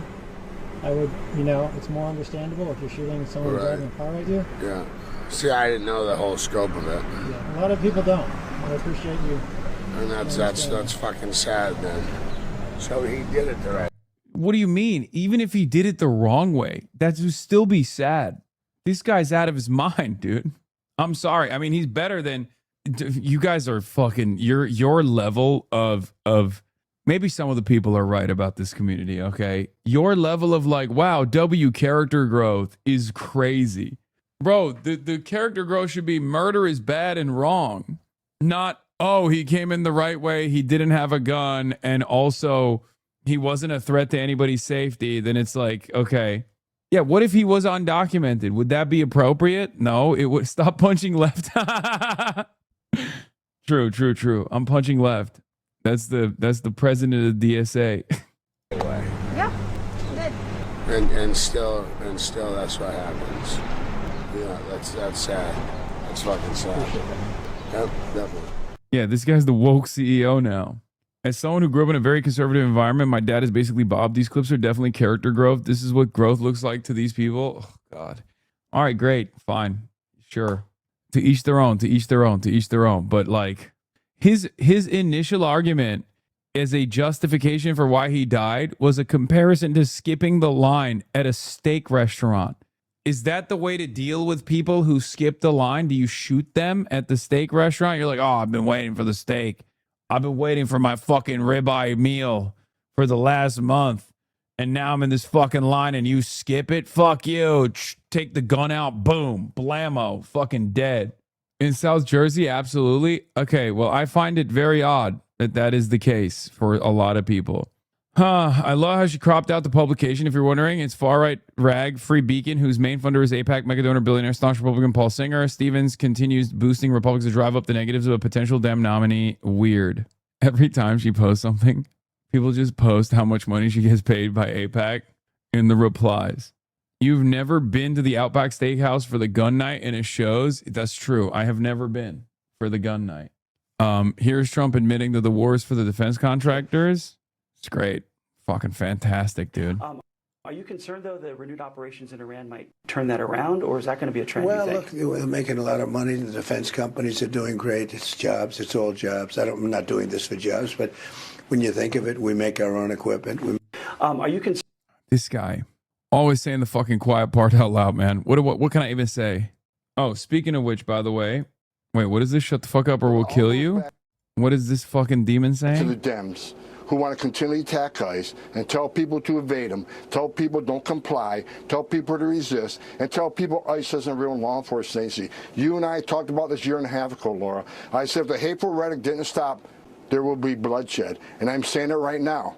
There's still going to be more bloodshed unless they shut their mouth and let ICE enforce the laws that they enacted. Oh my God. Asmold has a lady over, but the toilet is unusable. Can't believe people listen to this man. Wait, what? What the fuck is this? What is this clip that you linked me? What is this clip that you linked me? Wrong link. My bad. What the fuck? Oh my God. Republicans, man. Republicans. Just more evil by the day. New American Priorities, the anti-AIPAC PAC, is out with a mass fundraiser for all 103 Dems who voted to defund Israel. Democratic Unity Fund. I like that they're just doing the reverse AIPAC, like United Democracy Project, Democratic Unity Fund. AIPAC, but instead, American Priorities PAC, AP PAC. Ugh. What? No, this is fucking memes, dude. Fox News would never not show a Trump speech. Wouldn't the real Democratic Unity Fund be uniting around the vast majority of Democrats who voted against the funding? There is a... Oh, you need an anti-AI AIPAC? An anti-crypto pack? That's going to be tough. Or anti-AI pack? That's going to be tough. El-Sayed campaign, which has been focusing on electability since McMorrow's collapse, sending around the memo contrasting its polls and fundraising with Stevens. Which one of these looks like the strongest general election campaign to you? Fundraising in the second quarter for Abdul El-Sayed, $4.5 million versus Haley Stevens, $2 million. Fundraising growth, quarter one to quarter two, plus 99%, plus 3% for Haley Stevens. Small dollar fundraising growth, 108% increase in small dollar fundraising growth. For Haley Stevens, it's minus 16%. Currently listed volunteer events, 86 versus Haley Stevens is 13. Average poll margin over Rogers. Abdul plus 2.5, Haley plus 1.3. Amount of supportive super PAC spending on TV, $853,000 for Abdul El-Sayed, $52 million for Haley. Israel comes to me in my dreams. Stevens. Net favorability average last three primary polls, DFP, Glengarriff, and Tavern.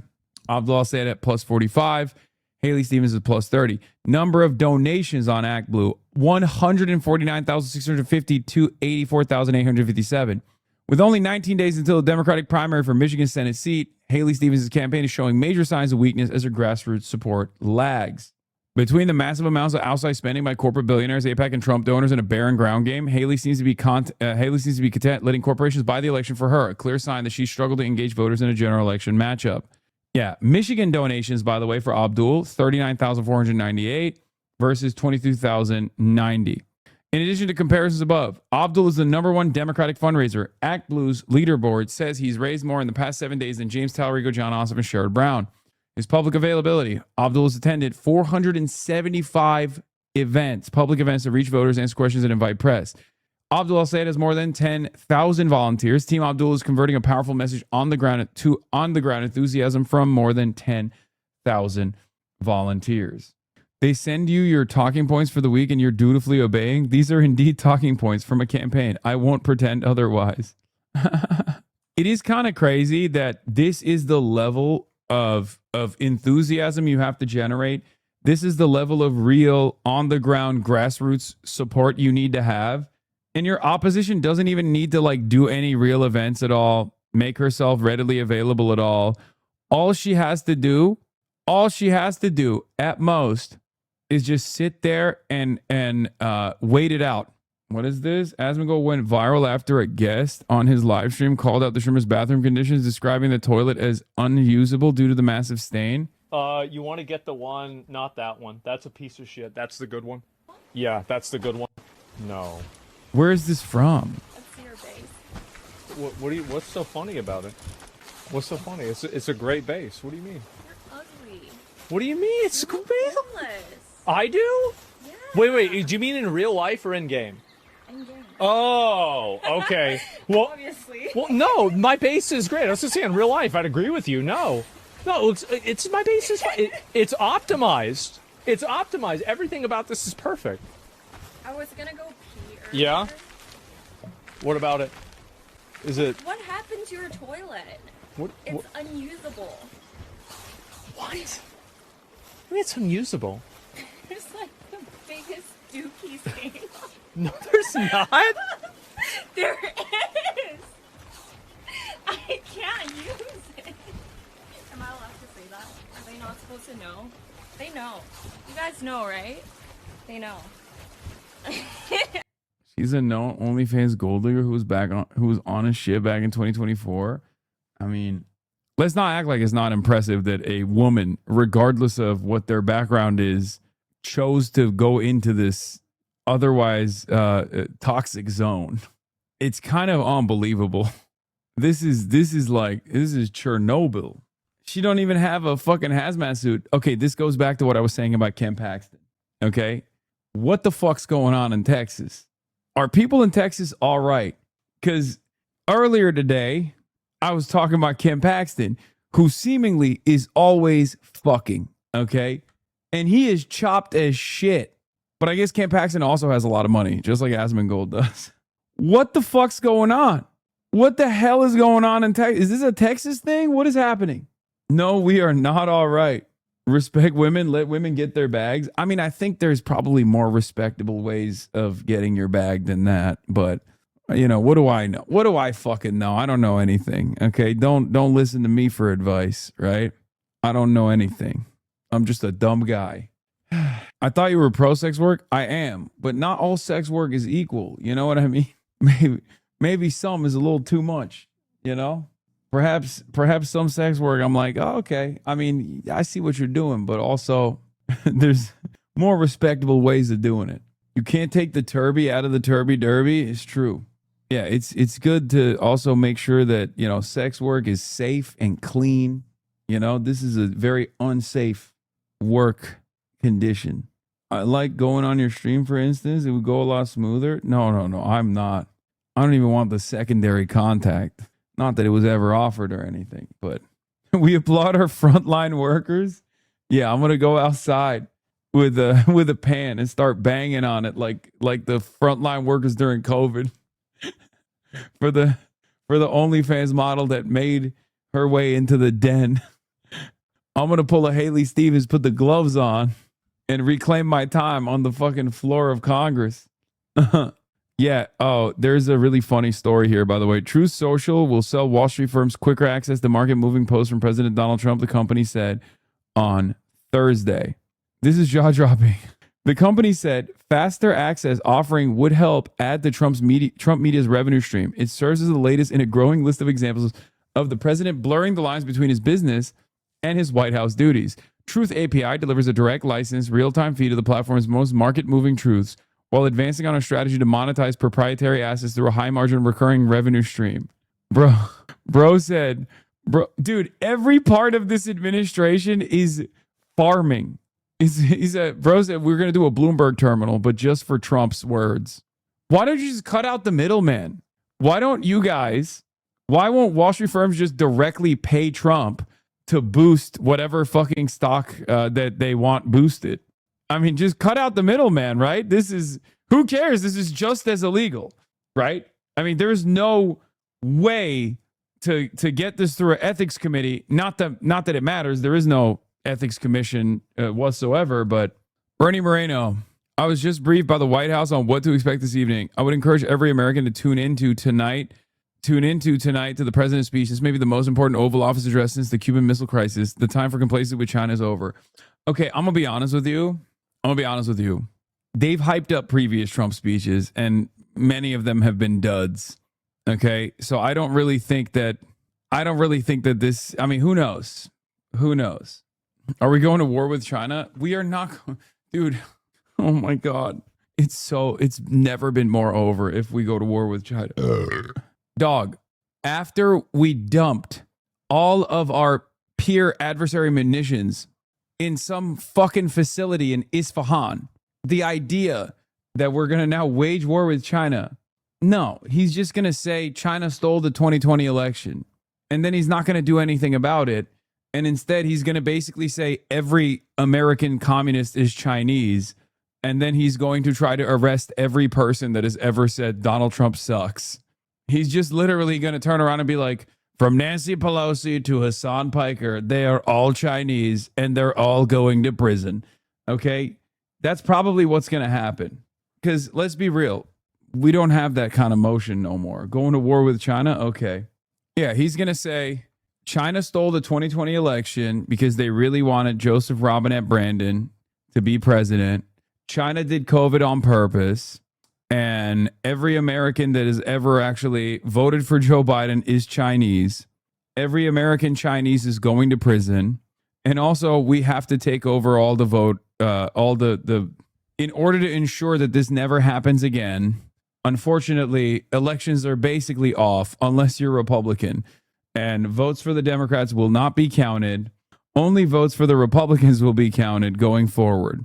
Sounds like the major focus of the speech is going to be China and the suggestion that the IC concealed from POTUS and Congress the extent of China's involvement in the 2020 election. The most valuable resource remains the 2021 ICA, which was prepared under Trump by John Ratcliffe and briefed to him on January 7, 2021. Most importantly, there's a huge distinction between interference and influence. There's some debate within the IC intelligence community reflected in the ICA on page 8 about whether China actively tried to influence the election. There's unanimous agreement that they did not interfere with the vote. Tonight, I expect Trump to use the fact that China accessed voter databases to claim there was interference. To be 100% clear, it has been known since 2020 that China accessed these databases. This is touched upon in the ICA. Beijing probably continued to collect intelligence on election-related targets and topics. China probably also continued long-standing efforts to gather information on U.S. voters and public opinion, political parties, candidates and their staffs, and senior government officials. We assess Beijing probably sought to use this information to predict electoral outcomes and to inform its efforts to influence U.S. policy towards China under either election outcome. Okay, here's the thing that I said earlier today, and I will repeat it one more time. Donald Trump is the greatest gift to China, okay? So if China was intervening in the American elections, they would probably lean in the direction of Donald Trump. As a matter of fact, they probably stayed out of it because they were like, both of these fucking guys hate us, and neither is going to impact Chinese growth in any meaningful capacity. Okay, here is the problem: Donald Trump won, and look, I think America needs to restrain itself around the world. Okay, I think America has been a unfathomably hostile entity around the world, specifically for nations in the periphery. We've destroyed them. Okay. And I think it's good for us to restrain ourselves a little bit and focus on ourselves, build our roads, build our bridges, instead of blowing up bridges in Iran. Okay? Having said all of that, Donald Trump has destroyed American empire. Donald Trump has destroyed American force projection capabilities. Donald Trump is such a beacon of instability from the throne that he occupies that the rest of the world has moved in the direction of China, and which is perhaps the reason why there's a meme now that even normies know about. It's no longer a meme that we use in this community. Normies use it all the time. It's do nothing, win. And it's a photo of Xi Jinping looking like a Chad.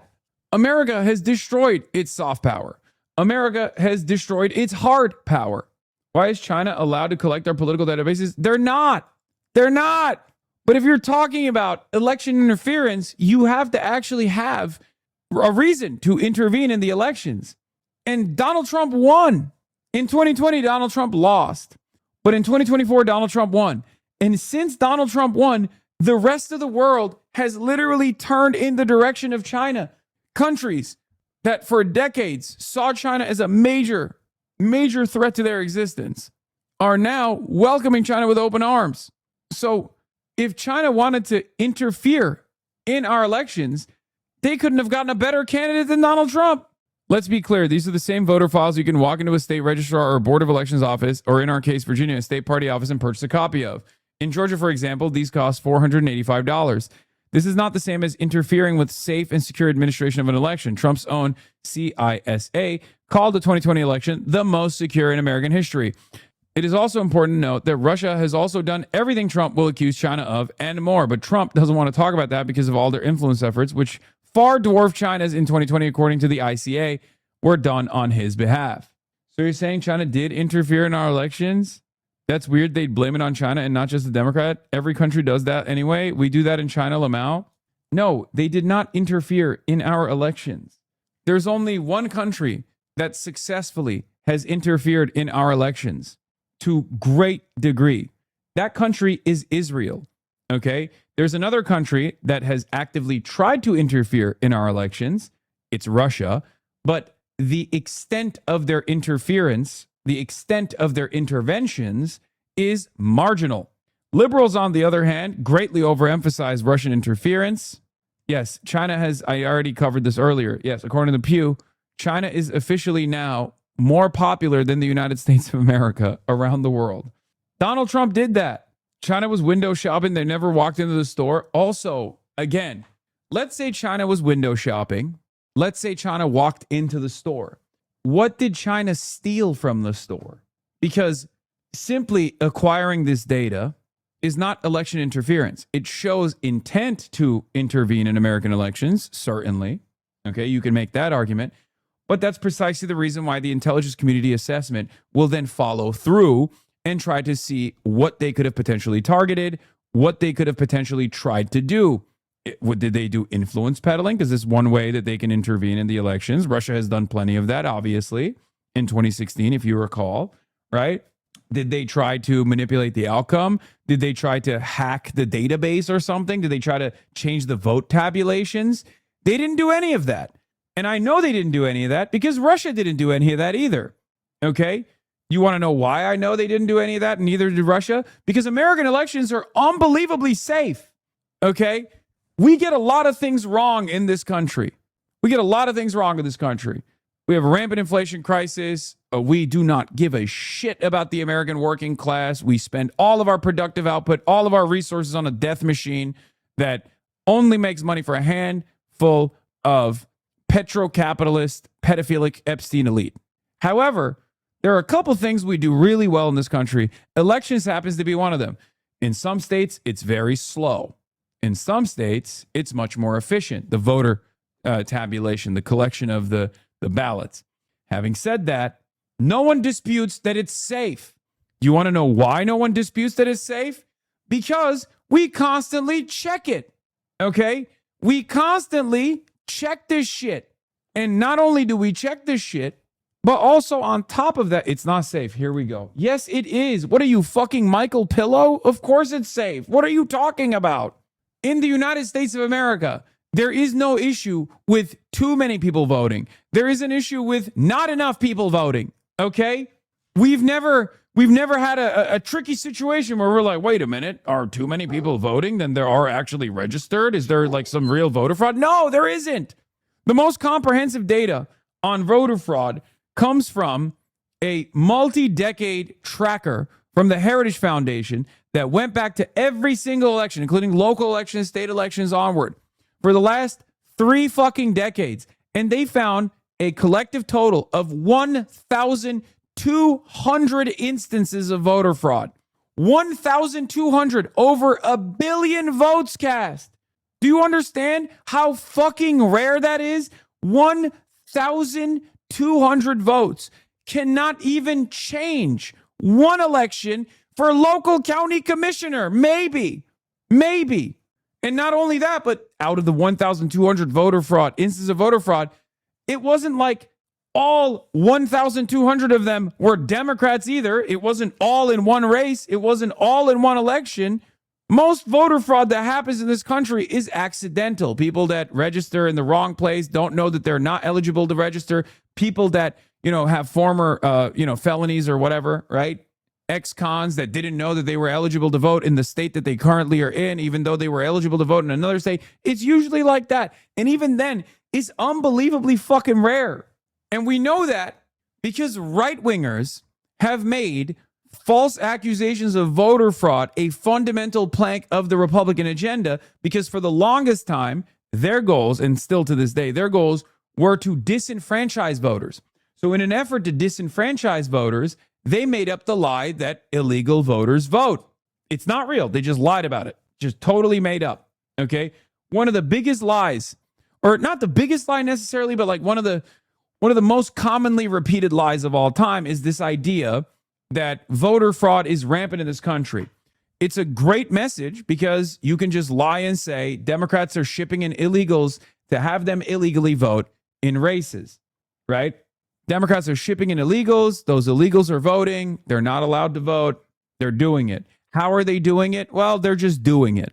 They did that, and this wasn't just like Donald Trump doing it. Donald Trump just took it to its fucking logical endpoint with January 6th. But it was like Paul Ryan and all these other normal Democrats would always cast doubt on electoral outcomes. They would do this for California all the time, for example. Okay? Why were they doing it? Well, they were doing it because they wanted to justify voter suppression. They wanted to justify creating additional hurdles in front of specifically black, brown, and working class neighborhoods that want to go out and vote. This is part of the reason why. This is part of the, did I say Paul Ryan Democrat? Sorry, Paul Ryan, normal Republicans like Paul Ryan. Normie Republicans like Paul Ryan also even cast doubt on the integrity of elections. That said, this is a full spectrum line of attack from the Republican Party. That's the reason why I'm bringing it up. It's not just people who are populist, right populist like Donald Trump and conspiracy theorists like Donald Trump. Regular ass Republicans have made this, have consistently cast doubt on the integrity of elections. Okay? Now, here's the thing. It's not real. It's not a real thing at all. And you know how we know that? Because there have been left-wing groups, right-wing groups, bipartisan groups, commissions that were put together by the state that have investigated the integrity of American elections every single time. And every single one of those investigations have found that voter fraud is basically non-existent. Okay? Basically non-existent. It's not real. It's not a real problem at all. And yet Republicans keep fucking chirping about it. So there it is. So what do you do?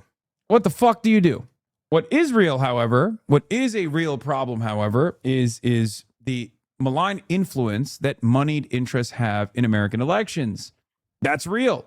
What is real is the hurdles, the very real hurdles that are placed upon working class individuals that stop them from going out and voting. For example, why the fuck is election day in the middle of a goddamn work day? If you work, then you're less likely to go out and vote on election day. That is a direct hurdle. That is deliberate. That is by design. Why are there not enough voting stations in black neighborhoods, brown neighborhoods? That is by design. It's to make it more difficult. Okay? This is paired up with the fact that the Electoral College makes people feel like their state is irrelevant, or rather, definitely blue or definitely red. So who cares?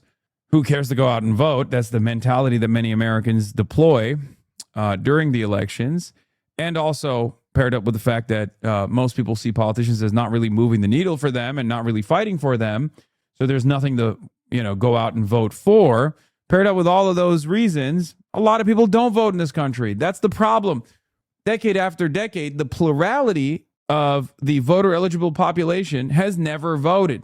Okay, that's changed in the last two cycles, but regardless, for the most part, the plurality of people don't vote. So if the non-voters were a party in and of itself, they win every election. So it's very clear to me that Donald Trump is going to try to push for the SAVE Act in this primetime speech tonight. He's going to push for the SAVE Act. He's going to try to get a lot of people on board with this. It's not going to work, obviously, because the Republicans in Congress don't want it to happen. Okay? And then outside of that, he's probably going to tie this back up to China and maybe tie this back up to the counterterrorism initiative that they unveiled earlier today that ties back to the previous counterterrorism initiatives and say basically that every, American leftist anti-ICE person, every No Kings Rally protester, Jimmy Kimmel, Nancy Pelosi, they're all Chinese. We are all Chinese. We've done election interference by being Chinese, and we all have to go to prison. That's what I think. Why do Republicans not want the SAVE Act? Because it's chock full of nonsensical bullshit that under a Democratic leadership could potentially cook Republican chances as well. Federalizing elections is something that a lot of Republicans are fearful of. Okay, Donald Trump wants to do it in the interim. Donald Trump wants to do it in the short term because he thinks it's going to save his ass in the short term in this upcoming elections. He wants to have control over it. But Republicans don't want it. It also eviscerates mail-in ballots, which, again, plenty of red states, specifically red states with a lot of rural farmland, with a lot of older voters, they rely on mail-in ballots, right?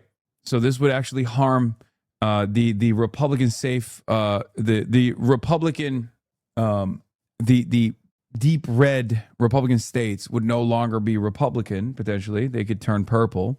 Okay. So that's part of the reason why they don't want to do it. But ultimately, yeah, never Trump conservatives a bulwark will pretend to care about democracy. They're just mad they're not atop the GOP. They cheer the Tea Party's voter suppression and false claims of voter fraud. This is Dark Money Jane Mayer writing about the voter fraud myth. A Republican lawyer who served in the Bush administration, he's now a senior legal fellow with the Heritage Foundation conservative think tank. Hans, very, very helpful, Engelbrecht said. He's one of the senior advisors on our advisory council. Von Spakowski frequently appears on Fox News, the co-author with the columnist John Funn of the recent book, Who's Counting?, which argues that America is facing an electoral security crisis, election fraud, whether it's phony voter registrations, illegal absentee ballots, vote buying, shady recounts, or old-fashioned ballot box stuffing can be found in every part of the United States, they write. The book connects the modern threads with the sordid episodes from the American past, crooked inner-city machines, corrupt black boss in the Deep South. Von Spakowski and the fund conclude that electoral fraud is a spreading danger and that declare that the vote serves an obvious need.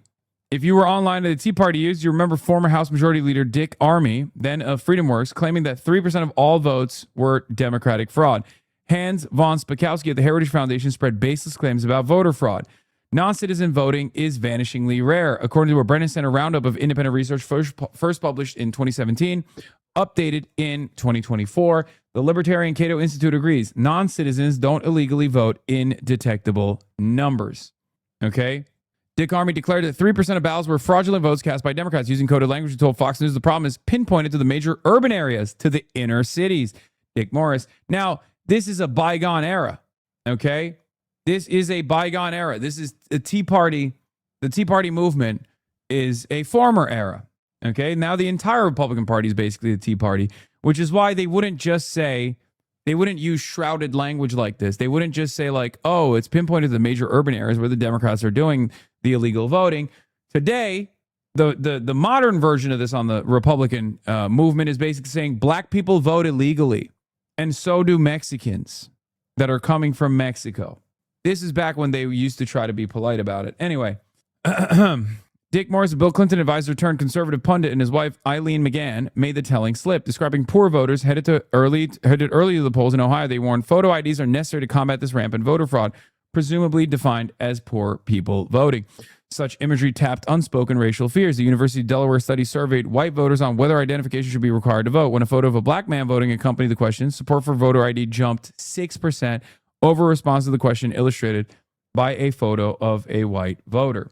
And also, Cato has obviously studied this extensively as well. Nationwide surveys by journalists found that non-citizen voting is practically non-existent. The SAVE Act could potentially disenfranchise more than 21.3 million people, or 9% of American citizens of voting age, per Brennan Center analysis of June 2024. Tens of millions would routinely run into document restrictions when updating registration. The real problem with voter ID is a lot of people think, oh, this makes sense, right? Except not a lot of people have driver's licenses. Some people have older driver's licenses. And if it's an enhanced driver's license, okay, for example, you need your birth certificate, you need your passport, things like that. So these are not readily available. They're not accessible in every single country. In every single country where voter ID is a requirement to go out and vote, and plenty of countries have voter ID requirements, by the way, you get a real ID at birth, like a social security number. Instead of getting a social security number, you actually get a real identification. It's not a driver's license. Okay, you get a national ID from the government for free.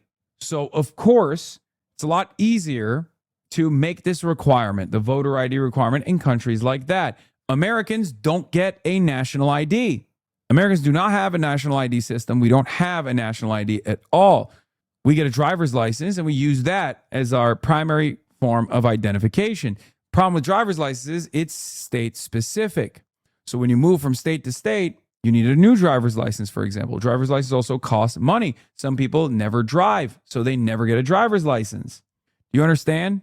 These are some of the many reasons as to why a voter ID system sounds good in theory, but will be devastating in practice, because it will disenfranchise tens of millions of eligible American voters.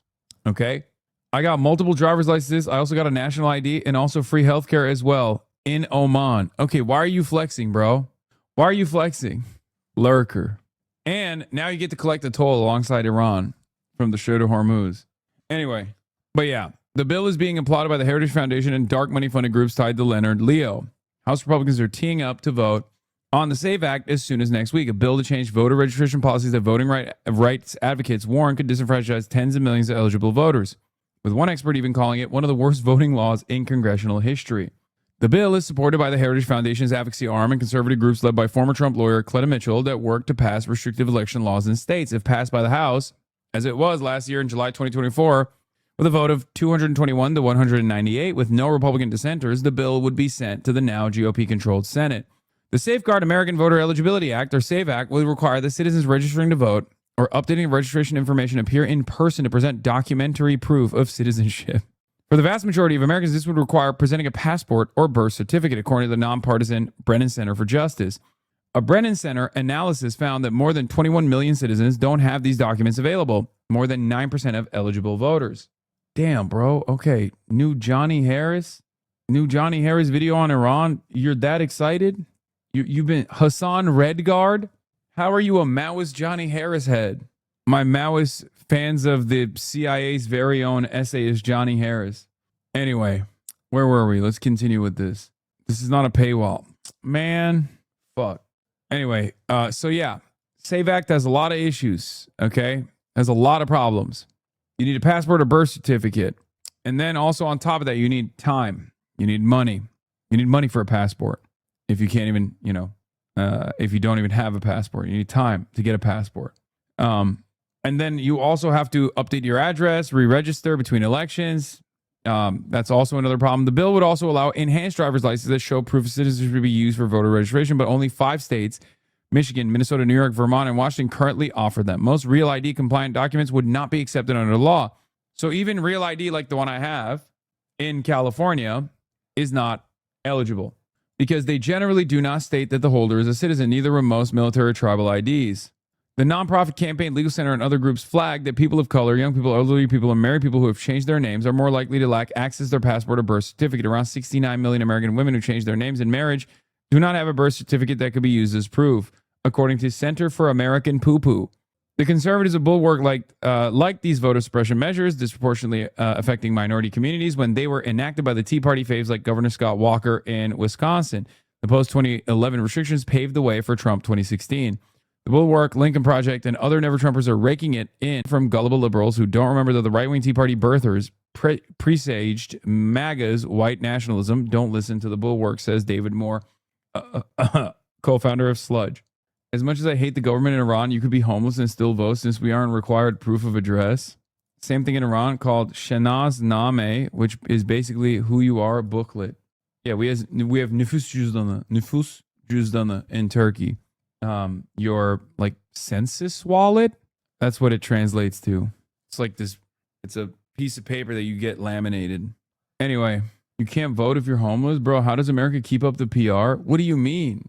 Why do you think we say third world country with a Gucci belt all the time, bro? Hamid Reza Azizi believes that the United States might be preparing for a ground invasion of Iran. Oh, fuck. Current indicators suggest that we may be approaching the most significant escalation in the U.S.-Iran confrontation since February, driven by Washington's failure to achieve its strategic objectives. Trump thinks his madman strategy failed because he didn't madman it enough. Oh, fuck me. Jesus Christ, dude. Vote exactly for what in Iran, chatter? Don't fucking blacksmith Kaveh. Aren't you Iranian? What do you mean? You should know. There's still an electoral process in Iran. Come on now. I was about to yell at you, and then I found out your name is Kaveh, and I was like, all right, I think this is Iranian chatter. President is just symbolic. You have, yeah, so is ours. Unless you're talking about Benjamin Netanyahu. I voted on election, and I regretted I voted for Rouhani. Well, we don't even get to vote. We don't even get to vote for the Israeli prime minister who gets to be our president. I'm laughing, but I shouldn't be laughing. That's a really sad state of affairs. Yeah. Anyway, let's continue. Oh, Jesus. Okay. Is the United States preparing for a ground invasion of Iran? The escalating pattern of U.S. strikes against southern Iran in recent days, particularly over the past several hours, may point to a gradual strategy aimed at preparing the ground for a potential deployment of ground forces. Such an operation, if it were to materialize, could be intended to seize control of Iran's southern coastal belt in order to remove Iranian control over the Strait of Hormuz. Oh my God. Oh my God.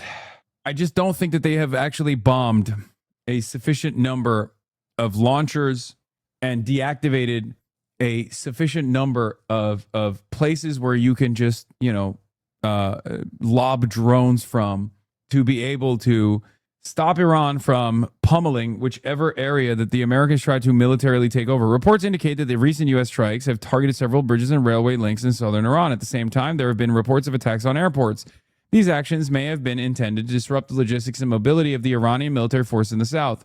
Additional reports also suggest strikes against fuel tankers in Bandar Abbas. Meanwhile, attacks in Sistan and Baluchistan in southeastern Iran targeted the Iranian Army's 88th Armored Division, alongside similar strikes against positions of the 92nd Armored Division in Khuzestan in the southwest. Some analysts interpret these operations as an effort to degrade Iran's military capabilities along its principal southern axis, aimed at reducing the risks associated with any future ground deployment.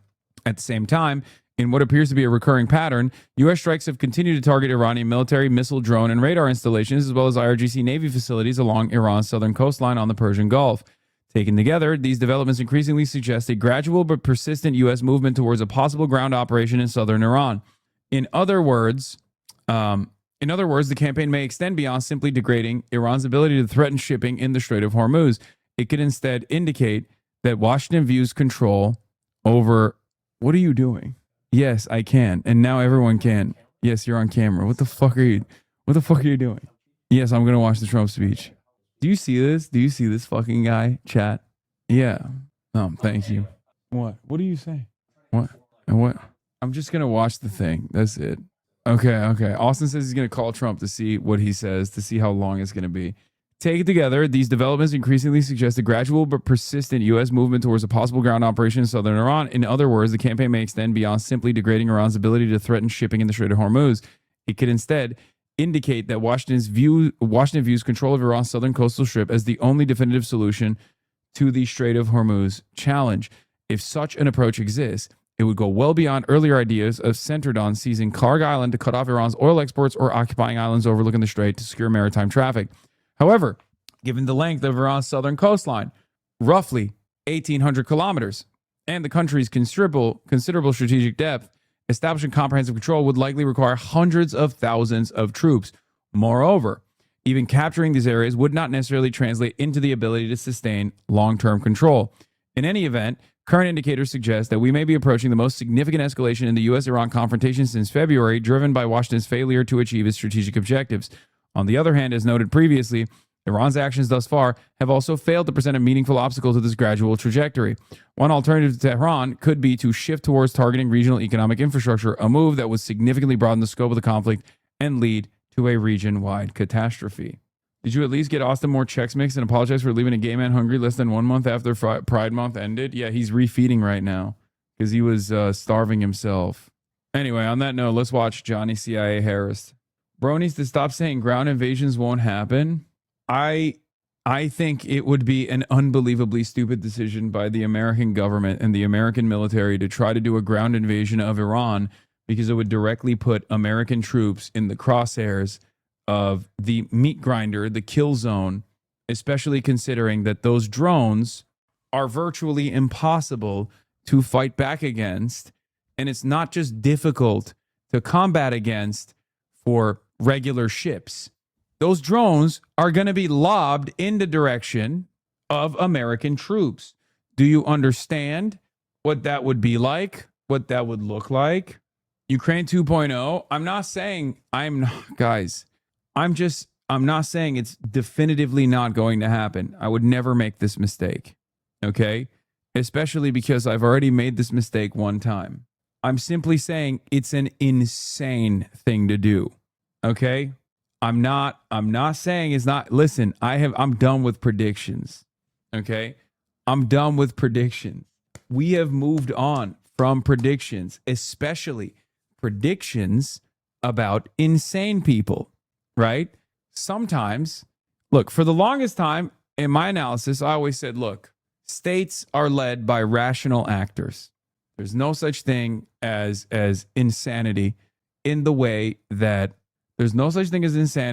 certain leaders operate. You can't factor insanity because it's not a factor. It's not something that you can factor into an equation. It's just it's a wild card.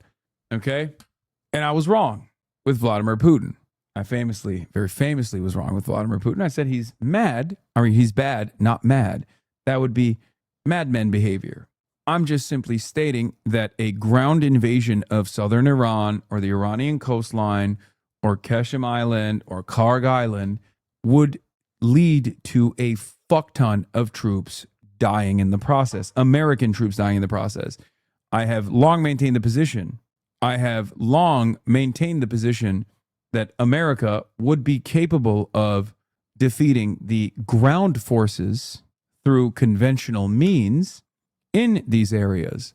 Having said that, this would open them up to great threat from Iranian ballistic munitions and Iranian drone barrages and drone salvos. And therefore, this is a risk that I assume most military officials would not be willing to sign off on, even if Trump is willing and able to do it. That's it. Having said that, insanity, much like in the case of Vladimir Putin, is absolutely a factor in this equation as well, because Donald Trump is fucking also stupid. So who knows? I don't. That's all I'm saying. Presidential address is going to happen in 25 minutes. We're going to watch a little bit of Donald Harris. Probably think of long-awaited Donald Harris. 65 people have been killed in demonstrations that began in Tehran almost 2 weeks ago. Some 60 Americans, bound and blindfolded, are now beginning their 6th day of captivity inside the U.S. Embassy in Tehran. So far, more than 3,000 people have been killed, according to the World Health Organization. Today, our perception of Iran is dominated by the regime that has controlled it for almost 15 years. But I want to show you a different Iran. The Iran that existed long before this regime. I want to show you what led up to it. Because understanding that Iran is key to understanding how we got this brutal religious regime and how it has survived for so long. You might think that the story of modern Iran is going to be about religion. But in fact, the story I'm about to tell you is about power and fear. Okay, frame one. Interesting. Is Johnny Harris picking up different books? Wow. Oh my God. Oh my God. It almost feels like that is the story of every conflict around the world. It's never about religion. It's always about power. It's always about resources. It's always about who gets to have the resources. And power is how you get to keep the resources, take more resources, and demand more resources. So that's good. Frame one. Because immediately he was like, this religious government. Well, and I'm like, whenever I hear that, I'm like, oh, here we go. Some fucking spiritual, holistic mumbo jumbo again. Oh, it's a religious war. Nope. It is about power. Because for most of its history, Iran was a superpower, an advanced civilization ruling over huge swaths of land Kai that responded. Today we call the Middle East and Central Asia. They have been culturally, militarily, politically at the center of things for a very long time. Oh, and this was starting like over 2,000 years ago. But empires rise and fall, and this empire eventually was in decline. Stop hating on him 1 minute into the video. You always do that, and Harris videos turn out sort of okay most of the time. It's literally not true. It's the most nefarious version of propaganda. To our story, which starts here. This moment, the year 1800. Iran is ruled by a family dynasty called the Qajars, and they find themselves in between two big empires, both of them expanding pretty quickly. If you look at these empires... Excuse me. Two big empires? Two big empires, you say? That's interesting. Because I kind of see a third empire right there. Disgusting. Erasure. Okay? Kind of seems like there's a third empire right there. And it's you can kind of see it if you squint hard enough. It's even visualized. Interesting. Interesting. You can see it right there. Look. Them expanding pretty quickly. What's that? What's that, Jonald? What the fuck is that? Messed up. If you look at these empires' old maps, you'll see that both of them called this place Persia. That's what outsiders called Iran. The Russian Empire had been fighting to get access to this land between these two seas. Seas that, by the way, are usable during winter. Look, motherfucker, look! Why? Why is the opacity so fucking low? Look at this man! How are they trying to get access there? Land between these two seas. Seas that, by the way, are usable during winter, unlike Russia's other ports in the north. They're gonna have to control this land if they want to control Central Asia. Russia easily defeats Iran in a few wars, and they take the land and get access to the seas. And in doing so, Russia makes Iran sign some treaties that gives Russia exclusive military control in the Caspian Sea. The treaty also says that the Ottomans were washed back then, true, but still, they were still there. Russian merchants He fucking blurred the Ottoman Empire out. I'm pissed. Can do what they want. They don't have to comply with Iranian law. It was a lot. Oh wait, and I almost forgot, if this wasn't enough, Iran has to pay Russia back for the war. So it's still the early 1800s, and Russia has just leveled up its strategic position in Central Asia, not just by conquering this land, but by solidifying major leverage within Iran. Now, over here, the British are watching. They're watching closely, and they're getting nervous. Russia now has access to these seas, and it has leverage within Iran that means easier access to this Gulf, the Persian Gulf that leads to the rest of the world. Even worse, this land east of Iran is strategic high ground. They call it the key to India, meaning if Russia got access here, it would threaten the British Empire's most valuable colony. Iran might take this over and give Russia access. This would be a nightmare for Britain. A British general calls Russia a, quote, disagreeable and even dangerous. Where is Israel? Israel doesn't exist. It's Ottoman territory at this point. It's Palestine under Ottoman control. Dangerous neighbor. So the British Empire jumps into a competition for influence in this region that would come to be known as the Great Game. They fight several wars with Iran to stop them from getting the key to India. And this is where you start to see a really important pattern that we need to pay attention to. It's the reason I'm making this video. It's the thing that explains the modern day Iran and its conflict with its neighbors.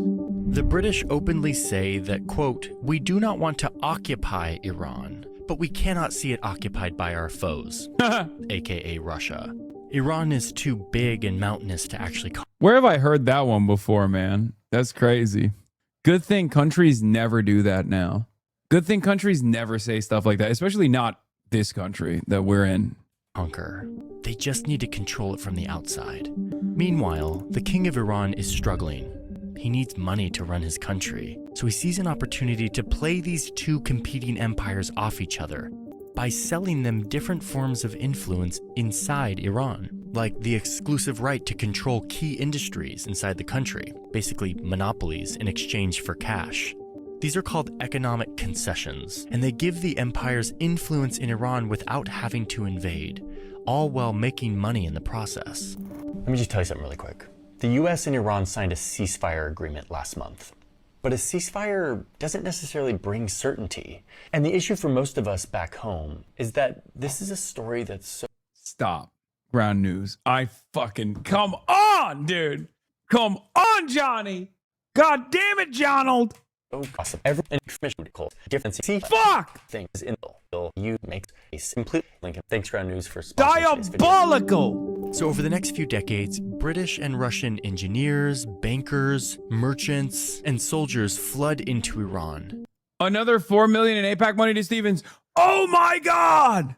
Oh my God! Another $4 million. APAC United Democracy Project files $4.19 million in app by supporting Haley Stevens and opposing Abdul Al Sayed, bringing their total to $19.4 million, putting Haley Stevens' updated total at $24.8 million. Oh my God. Israel comes to me in my dreams. That's right.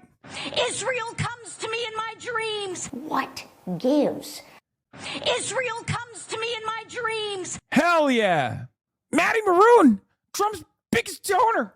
Israel, Haley Stevens' biggest donor. Oh my God, there's fucking 3 more weeks of this shit, dude. Every week there's gonna be like another 10 million, another 10 million. UDP also files for $545,000 in ad buys opposing Cory Bush, bringing up their total in Missouri 1 to $1.7 million. Holy moly. They're exploiting natural resources, making money off everything from railroads to dams to bridges to factories. They're collecting tolls on customs and taxes. They're running lucrative banks. They build some infrastructure, but much of the benefit flows outward. Britain builds this telegraph line across the country, but it's run by British subjects, and it's a... This video is fine, however, the Russian Empire's flag wasn't the current Russian Federation one. I found this discrepancy very upsetting. Thought I would point this out. I mean, yeah. Game changer for Britain. Messages that once took months and traveled to India in minutes. And the Iranian king is making money for the country, but he's using a good amount of it for his personal lifestyle. As kings do. By the way, I'm going to start using the Farsi word for king to describe this leader. The word is Shah. And even though this guy's basically a king, he is a king within the particular political context of Iran. It's the same reason we use like Tsar to talk about Russian kings, or Sultan to talk about an Ottoman king, or Pharaoh in ancient Egypt, or Emperor in China. You get the point. So the king going forward is the Shah. Okay, so the Shah is selling all of these industries Shah of Persia, Shah of Iran. And then in 1890, the Shah sells Britain a total monopoly on tobacco for 50 years. Tobacco is a major... This is how you talk about Japan, by the way, man. Shut up. Part of daily social life in the country, but now everything has to go through a British middleman. This really hits a nerve. The people are starting to become fed up with outsiders controlling their country, so they band together and protest. And it works. The Shah cancels the tobacco agreement with Britain. Iranians are starting to realize that mobilizing together can bring about change. They rise up again in 1905, demanding a constitution. They want to put limits on the king's power. They want to create a parliament. They want to have representation. And they want to limit all these secret deals that the Shah has been making, selling off their country to foreigners. This is among the first constitutional revolutions in the Middle East. And it's looking like it's working. It's the early 1900s, and Iran has a parliament. The Shah is letting this happen, but very soon after, I'm going to lose it, dude. And the next guy, his son. I'm going to fucking lose it. I'm going to fucking lose it. I'm going to lose it. He said this is among the first constitutional revolutions in the Middle East. Okay. I didn't like the Ottoman erasure initially. Okay. I didn't like the Ottoman erasure initially, but this is a bridge too far. Excuse me. It's right there. It's right fucking there. And it was 30 years prior. Hello? God damn it. Jonald. What gives? Parliament doesn't like how it's limiting his power. You know who else hates all of this democracy?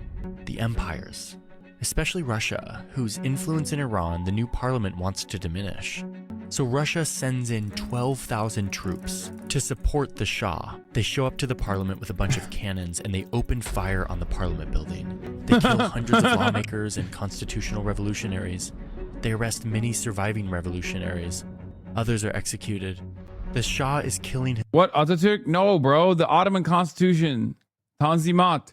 The Ottomans had a constitution before this in the 1800s in 1876, I think.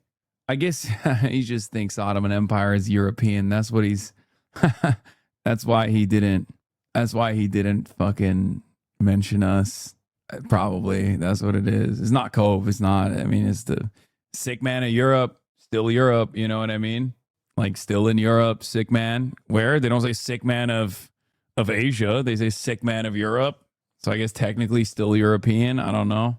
His own people with the help of outsiders. And unfortunately, this is something we will see again. But the Iranians striving for democracy fight on, and they gain back some power in the country. It's the early 1900s, and this pattern that we've seen for 100 years continues. The struggle for influence in strategically located Iran.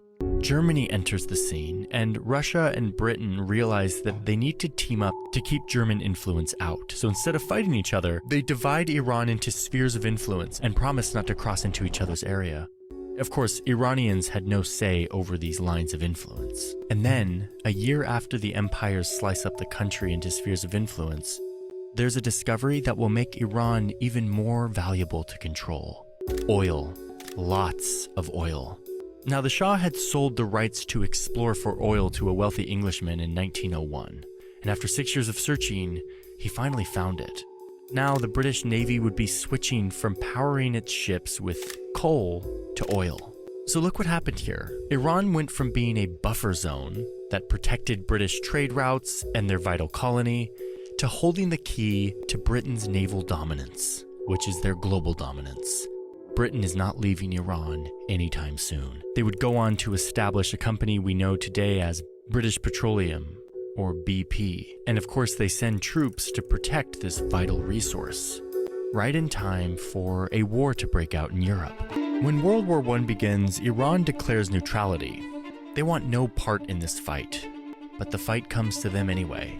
Iran is too strategically important, especially with all this oil.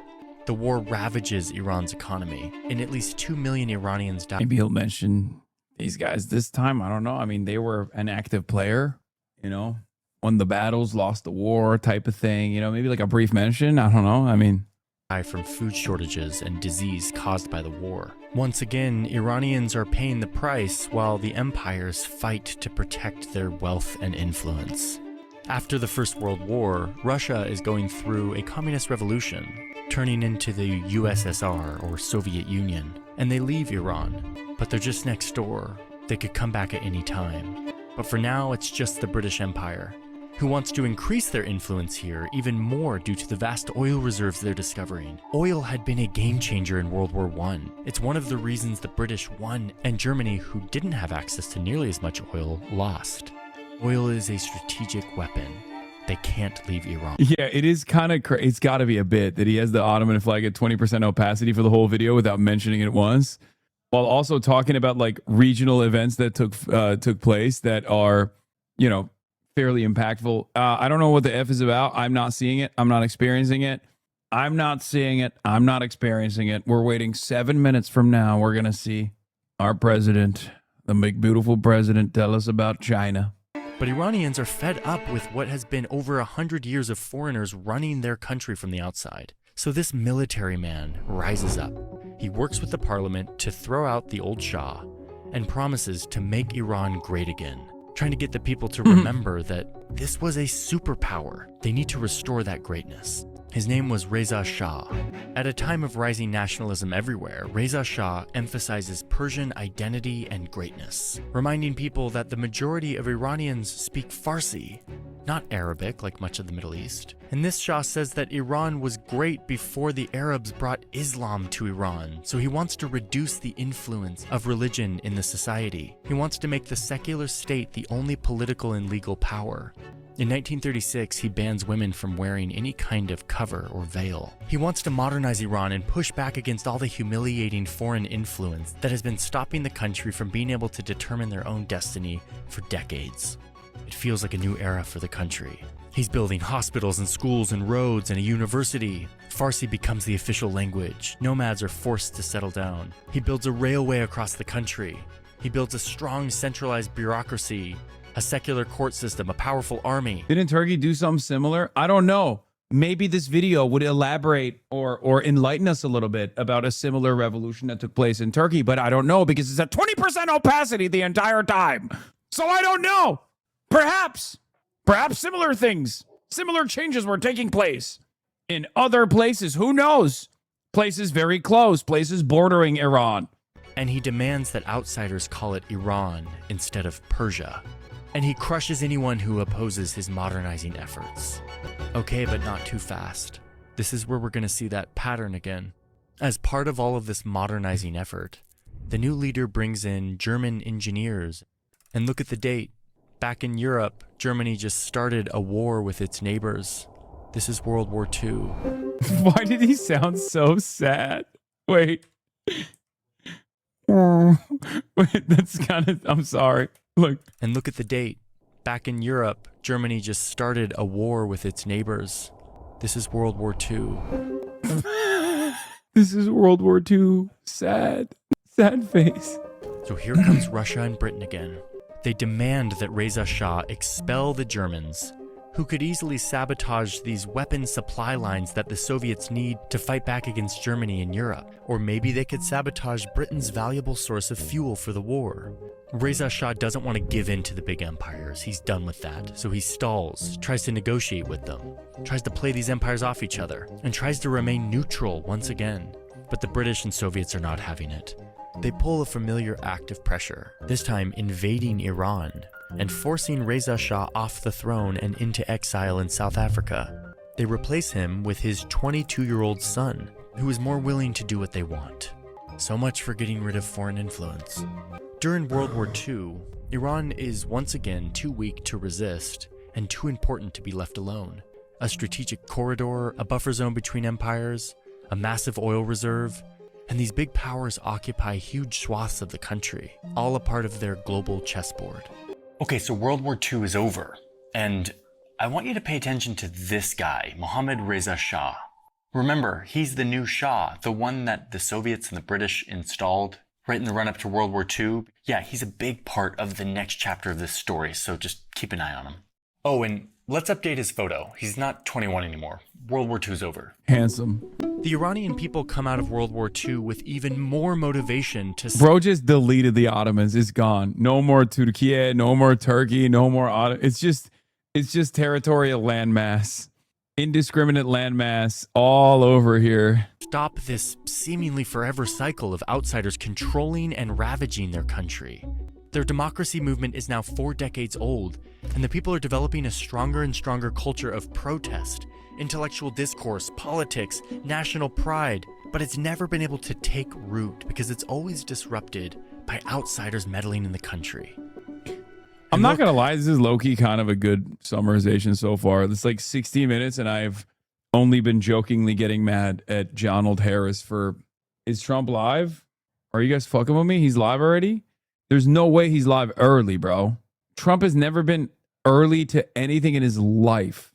No, it's not. It's super reductive. Yeah, of course it's reductive. It's YouTube history, but I'm saying that like it's not, there's nothing that's like too fucked up so far. Even though the war is over and the British are decolonizing around the world, they're still here, pulling huge amounts of oil from Iranian soil, protecting it with troops, and shipping it around their empire. And the Shah is okay with this. Because remember, the British installed this Shah. They're friends. But the people really don't like this Shah. He's Britain's Shah, not Iran's. He's a symbol of more of the same. Foreigners controlling the country. But you know who they do like? This guy, Mohammad Mossadegh. He's a political leader, and he rises up with a strong voice, calling for Iranians to reclaim their country. Mossadegh wants to reject all imperial powers so that Iran can chart its own course. And item number 1 on his list is oil. Britain is pumping loads of oil out of Iran, but Iran is only getting 16% of the company's profits. So, the Iranian parliament asks to renegotiate the oil deal to more of an even split. They want it to be more like 50-50. Okay. I mean, it's even this Britain's is like open to negotiation. They'll give more money, but not 50%. So the Iranian prime minister accepts this. But when he goes to parliament for approval, who stands up to reject it? Mohammad Mossadegh, who argues that this valuable resource is Iran's. They should control it completely. Uh-oh, Britain's starting to get nervous. They say, okay, fine, we'll do the 50-50 split. But it's too late. The political and public momentum towards Iran getting full control is too strong. The prime minister who was opposed to nationalization of the oil gets assassinated. And who does the parliament elect to be the new prime minister? Mossadegh. Mossadegh looks like the guy who's gonna finally put an end to foreign control, to usher in a new Iran, one that's run by the people, not by the empires. It's 1951, and Mossadegh's proposal to take back the oil company goes to parliament. all right, we're 1 minute late. Approve it.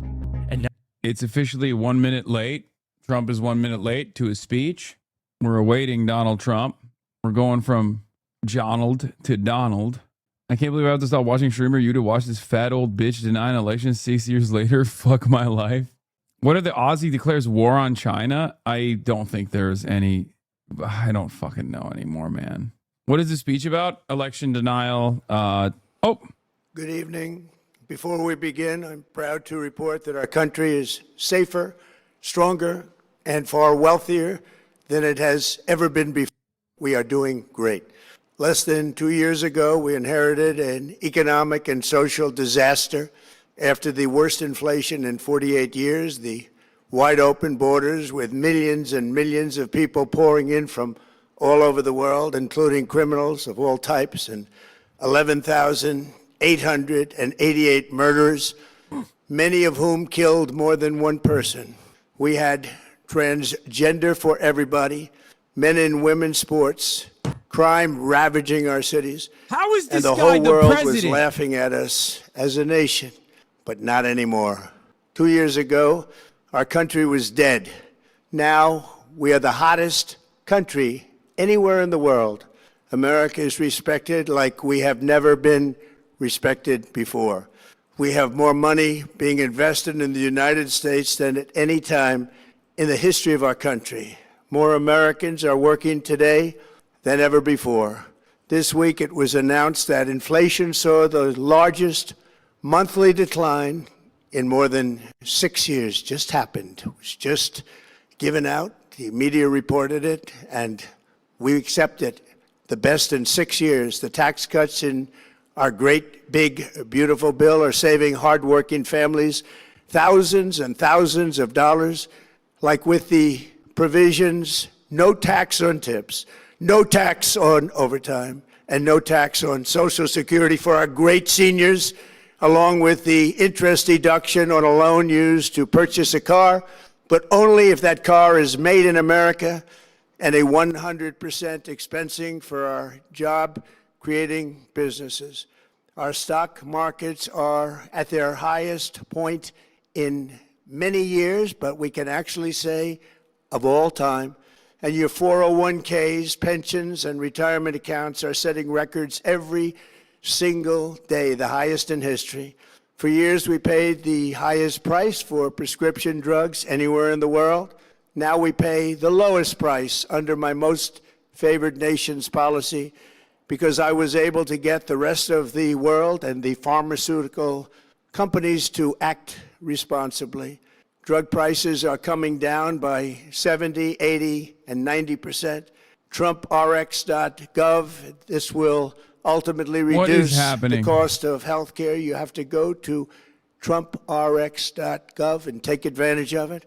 But the cost of health care is coming way down because of what we've done with prescription drugs. And with Trump accounts, every child in America now has access to a tax-free investment account to save for their future. Billions and billions of dollars are being invested, put in by companies and individuals to take care of our children so that at age 18, they will have potentially hundreds of thousands of dollars in their account, and they'll get off to a great start in life. So for that, go to TrumpAccounts.gov and sign up your child or any child who'd like to sign up. Our previously wide open borders have been transformed into the most secure borders in the history of our country. That was a crazy with change. Zero illegal aliens being admitted to the United States in the past 14 months. That is zero. Nobody thought it was possible. We had the worst border in the history of our country, and now we have the best. Crime is plummeting nationwide with the murder rate at its lowest level since 1900, or more than 125 years ago. We're making a record investment in our armed forces, and we have the strongest and most powerful military by far anywhere in the world. I built it during my first term, and unfortunately, we're forced to use it now. We won in Venezuela, which is now working with us to produce millions and millions of barrels. It's weird that he's front We are loading. likewise winning. It's weird that he's front loading Iran, so and much. You will see the fruits of that labor very, I very feel like shortly. when he front loads this much about how good we're doing, the news is going to be really bad. Well, but we still have a major challenge that must be urgently addressed because no country can be great without fair and honest elections. You have to trust your country because if there can be no trust, there can be no greatness. And that's very simple. No trust, no greatness. For many years, I've called for bold, swift, and decisive action to protect the integrity of America's elections. Every American deserves to know that when they cast their vote, that vote will be counted accurately in a system, and that is to make that system secure, one where cheating and interference are not just difficult, but virtually impossible. Unfortunately, the system we have today falls catastrophically short of that standard. Tonight, I'm announcing the immediate declassification and release of critical intelligence revealing shocking vulnerabilities in our election infrastructure. This evidence shows that the election system we have dangerously exposes and really exposes like levels never thought possible to hacking, exploitation, and foreign interference. Just as disturbingly, this vital information has for many years been covered up and hidden from you. The American people, our beautiful, our great American people. But that all changes right now. The documents we will release starting tonight have been gathered by the White House Government Transparency Task Force, a great group of people, along with the staff of the President's Intelligence Advisory Board, supported by our top intelligence agency chiefs, who have all personally reviewed the findings. We are presenting this evening and fully confirmed their authenticity. You can see these documents for yourself at whitehouse.gov. That's whitehouse.gov. Go check it out. Our purpose in disclosing this information is not to weaken confidence in election. Bro will declassify anything but the Epstein files. Confronting vulnerabilities and correcting them very, very quickly, and that's what we're doing. The documents cover 5 major areas of concern. First, they show that over a period of years, starting during the 2020 election cycle, the People's Republic of China carried out what is believed to be the largest compromise of election data in history, resulting in China's illicit acquisition of 220 million U.S. voter files. That information includes names, addresses, phone numbers, political party preferences, and other sensitive data that would be needed to register to vote and engage in other nefarious activities, which is exactly what was happening. This data loss presents an unprecedented election security nightmare. The intelligence even shows that China assigned a data exploitation unit specifically to this new project. Compounding the travesty, the second set of documents we are releasing reveals that members of the deep state, very, very famous group of people, in many cases, in our intelligence agency work to actively suppress and downplay information about the extent of China's sinister election meddling, covering it up from both the president and the American people like nobody thought was possible. Did I call it or what? U.S. spy agencies began learning about the compromise of voter registration files in 2020 when they discovered that tens of millions of voter data. It was his administration. Tens of millions of voters' data in 18 states have been bought, stolen, or hacked by China. Yet those responsible for sounding the alarm instead kept the information secret and hidden. They did not disclose to me as president or to anyone else, and to the best of our knowledge, they did not inform Congress. In fact, all they kept saying is, this is the most secure election in the history of our country. A standard, very pat line that was divvied out to say. The cover-up of this colossal security breach is even more disturbing in light of the additional information showing that China engaged in other election-related activities to undermine my first administration and our 2020 campaign. They did not want, and they just didn't want it. They fought like hell not to have it, Donald Trump, to win, and for good reason. As the documents we are releasing show, CIA reporting explicitly stated, and I quote, in mid-2018, the Chinese Communist Party's policy was to leverage all domestic and foreign elements that were opposed to the U.S. president in an effort to reduce the U.S. president's votes and make him resign or prevent his re-election. Isn't that nice? Also, in mid-2018, China was working to influence Adam the McIntyre, results think of it, of 20 the U.S. bones. midterm elections and later the results of the 2020 presidential election itself.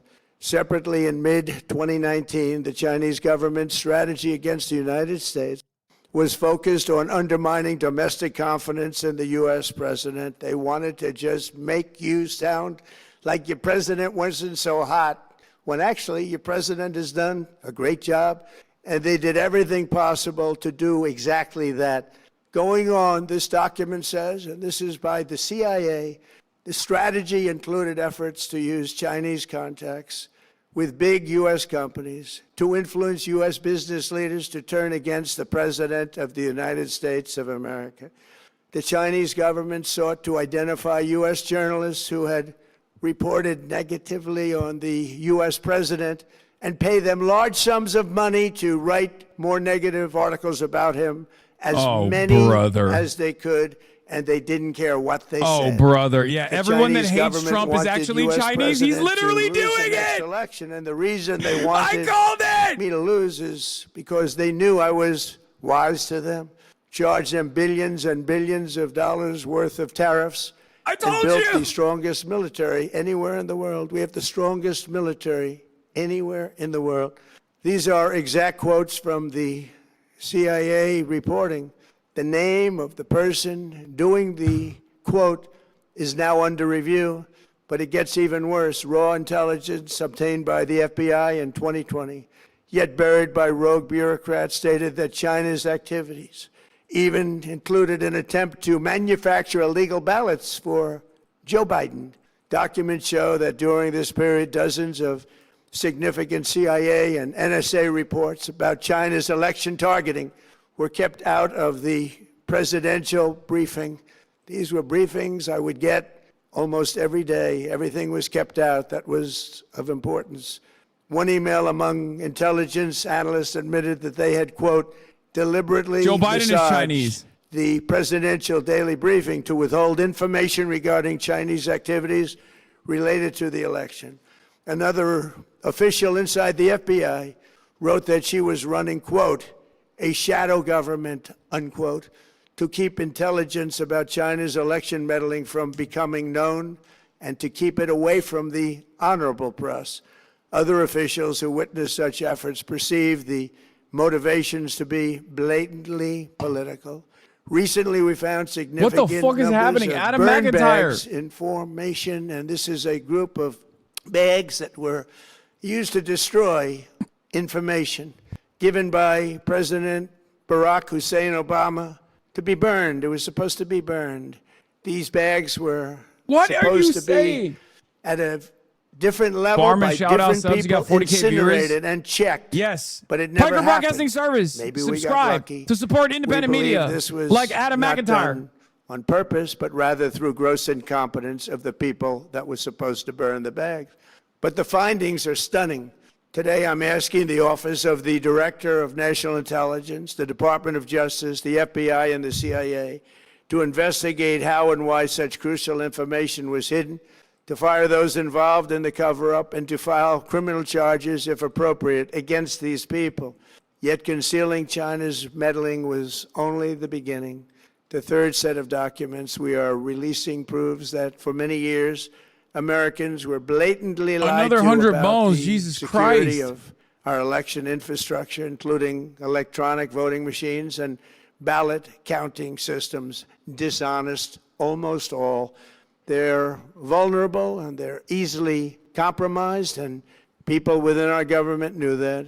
The NSCOP, think Tonight, of it we're 25. publishing a series of previously classified U.S. intelligence community assessments and other reports proving that our government has long known these machines are extremely exposed to attack.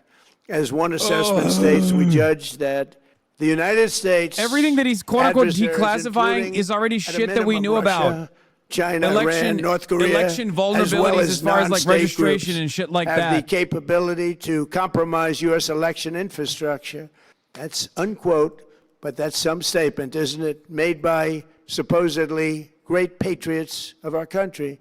The document goes on to further state that, quote, we assess that centralized election-related data repositories, Adam with such as another voter 50. What the registration hell? databases, poll books, and other official election websites, are most vulnerable to exploitation, and adversaries could use this access to these systems to disrupt election processes within the United States of America.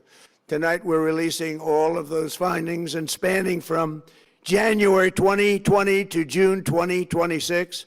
This is a cyber threat aimed at the very heart of our democracy. Many people have questioned whether it could actually be possible to electronically manipulate vote totals or change election results on these terrible machines. Today, we are releasing documents that show the CIA obtained reporting of a specific plot to do a big number in favor of the corrupt Maduro regime in Venezuela.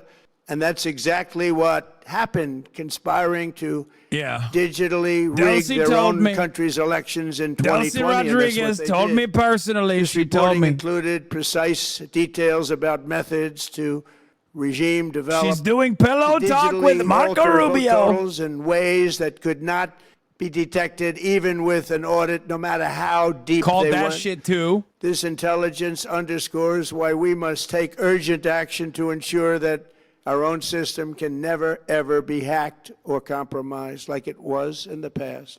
The fourth set of documents reveals that even when significant evidence of fraud has been detected, it has been buried and covered up.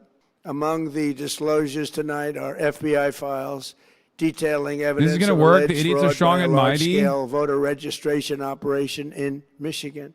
In 2020, Michigan State Police so? raided a Democrat Get Out the Vote organization, corrupt group in Muskegon. And we're so concerned by what they found. They were just so concerned. They couldn't believe it, actually, that they contacted the FBI in Detroit.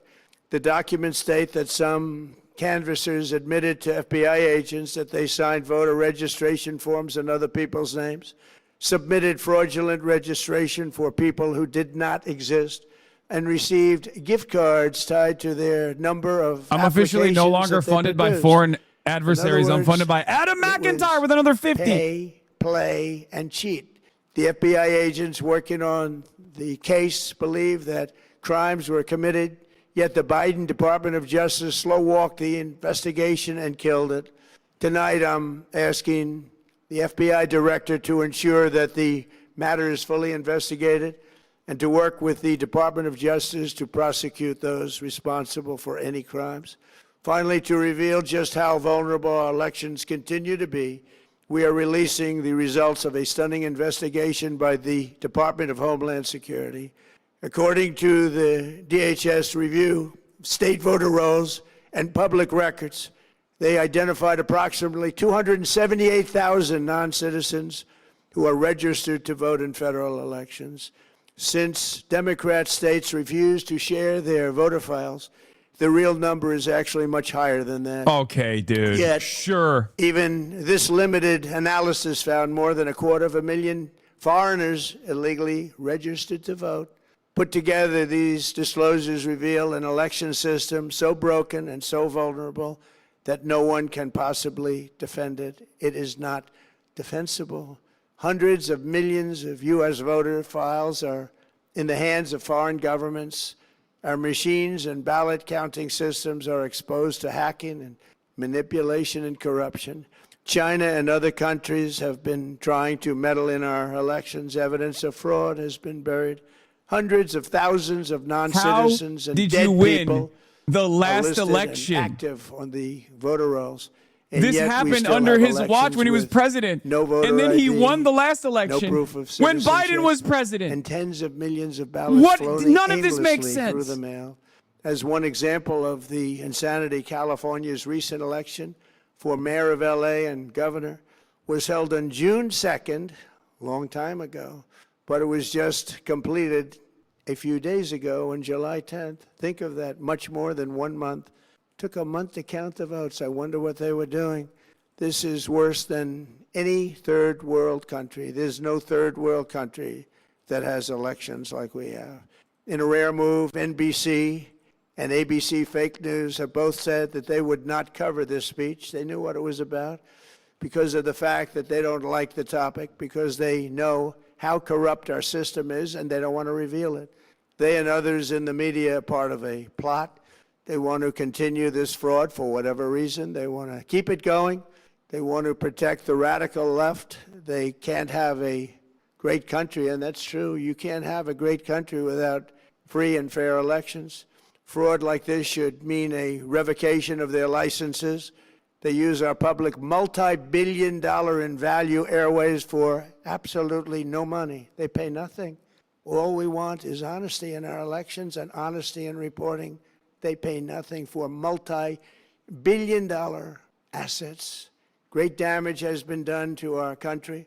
Our elections were left vulnerable to being rigged and stolen, and the trust of the American people was lost. This cannot be allowed to continue. Every American, whether you're a Republican, Democrat, Independent, or otherwise, should be able to agree that we deserve the most secure, honest, and fair election system anywhere in the world.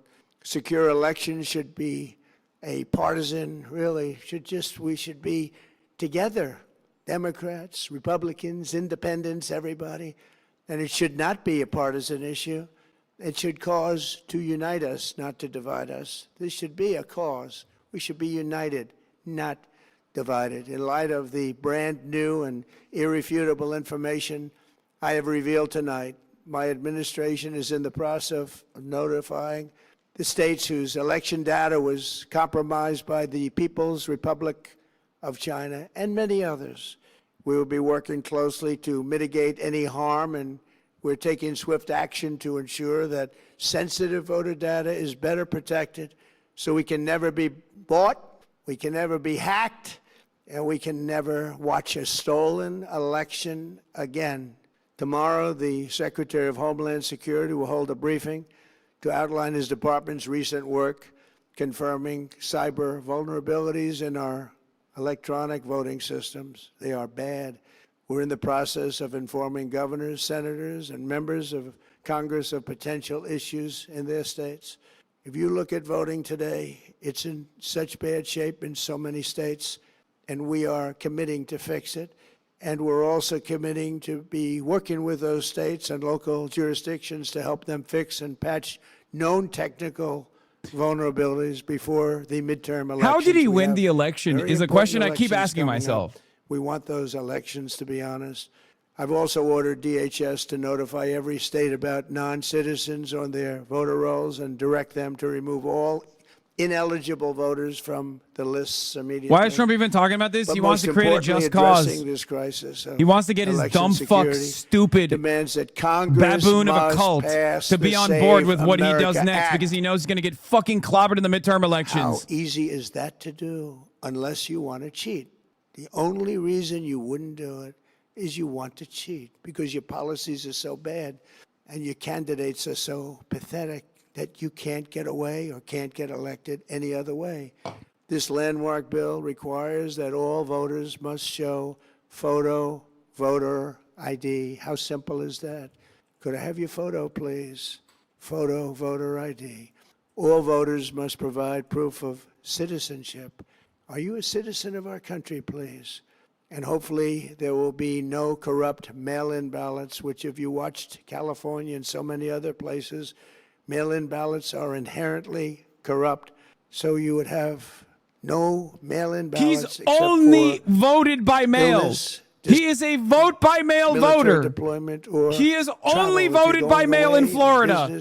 He does not. Vacation. Ah! These reforms are urgently needed to stop the vulnerabilities that I've mentioned. To all Americans, I ask you to pick up your phone tomorrow, call your representatives in the House and Senate, and demand that they pass the Save America Act without delay. Together we will restore faith and confidence in our country, and we will be bigger, better, and stronger than ever before. Thank you. God bless you. God bless our great military, and God bless America. Thank you very much. Oh my fucking God, dude. I don't even know what to say. Okay. Look, I wasn't the only person who clocked it, but yes, he fucking did the everybody that hates me is Chinese, or at least paid for by China, and that Venezuela stole the election. He went back to the Dominion thing, which was crazy. Okay. Wild stuff on that front. All of this stuff has been discussed a million times over. None of it makes sense because he won the last election. So, like, in his world, in his mind, it's like when Obama was president, Donald Trump won the election in 2016. So the system wasn't rigged. But then when Donald Trump was president, somehow China rigged the election in favor of Joe Biden. And then Joe Biden became president and then unfucked the election system so Trump could win again. Like, so the elections are only rigged under Trump. Like, it literally does not make sense. If the elections were rigged and you know, Joe Biden won by cheating, how the fuck did you win again in 2024? But of course, we don't deal in truths any longer, and we don't have a lot of strong critical thinkers in the United States of America. There's tens of millions of people who just will listen to every single thing that he said and then just repeat it verbatim and will demand these changes. But this whole fucking speech was just about demanding the SAVE Act. And everyone on Fox News is going to make it seem like this is the most consequential thing. They're going to bitch and moan about how major networks didn't fucking run it. Primetime address of a president. Yeah, they're going to bitch and moan about how major networks didn't run it. Trump is probably going to demand that their licenses are pulled. Right? Anyway, here with more on tonight's speech. HasanAbi is with us. Aisha, he covered a lot of ground tonight. Yeah. Also, 250,000 illegals. He claims these documents will now show were registered to vote in our country. And we'll hear from the Department of Homeland Security Secretary Mark Wayne. That was the most consequential lie that he told. 278,000 like illegal voters were registered or something, and the number's probably far higher. I have no idea what the fuck that's coming from. I'm sure there's a good explanation for it. Bernie Moreno of Ohio had tweeted right before the speech, the time for complacency with China is over in regards to the allegations the president just made. The headline here is that he has announced that he's declassifying a trove of documents that he claims reveals vulnerabilities in our election system. Those documents are now posted, as you said, on the White House website. The part that you mentioned here about China, where he's alleging that they hacked and gathered voter information on some 200 million Americans over a number of years. That includes names, addresses, voting affiliation. The president says intelligence officials that knew about this did not inform Congress about this. So he is asking intelligence, the Department of Justice, the FBI, the CIA to look into this. I think he's just trying to fuck with the elections, right? Like, simply put, there's no other way to explain what he's doing other than he is going to use this as a just cause. Not only does he want to pass the SAVE Act, which I don't even think he would. I don't think there is enough appetite to pass it. But let's say he does get to pass it. There's not enough time for them to implement this shit within the SAVE Act. So I think, like, because there's only, I mean, the midterms are here, right? The midterms are happening very soon. So it's not even about like passing the SAVE Act and then implementing some of those new rules. It's more so about like having just cause to intervene in the elections. Midterms are in 4 months, right? Moving that bill through Congress and then signing it into law and then creating the necessary authorities to like regulate and federalize elections and demand like, this would purge virtually every single American voter from the ballots, right? There is a likelihood that this would actually make the elections favor Democrats more so than Republicans. There's also that reality. So that's part of the reason why Republicans don't want to do this, because they think this is insane. Okay?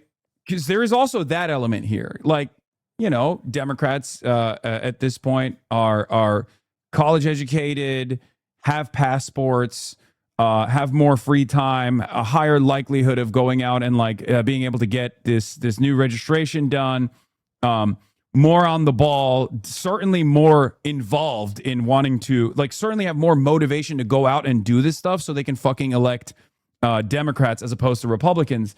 So there is also there is also a real problem for the Republicans if, and this is a big if, this is implemented evenly. Now, of course, it's not going to be implemented evenly because it's never implemented evenly. When he says, like, we want to purge mail-in ballots, that would destroy Utah and Florida and numerous other red states where people rely on mail-in ballots, right? So I assume that this is going to be a selective application situation where he will only, if he were to implement these rules, he would only weaponize them against blue states or blue districts, right?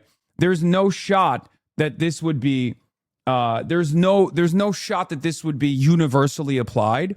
And the principle behind it, we've done this before. It's the poll tax, it's the literacy test that you had to take in the Jim Crow South that specifically targeted people who had non-citizen grandparents or non-citizen parents, as in former slaves.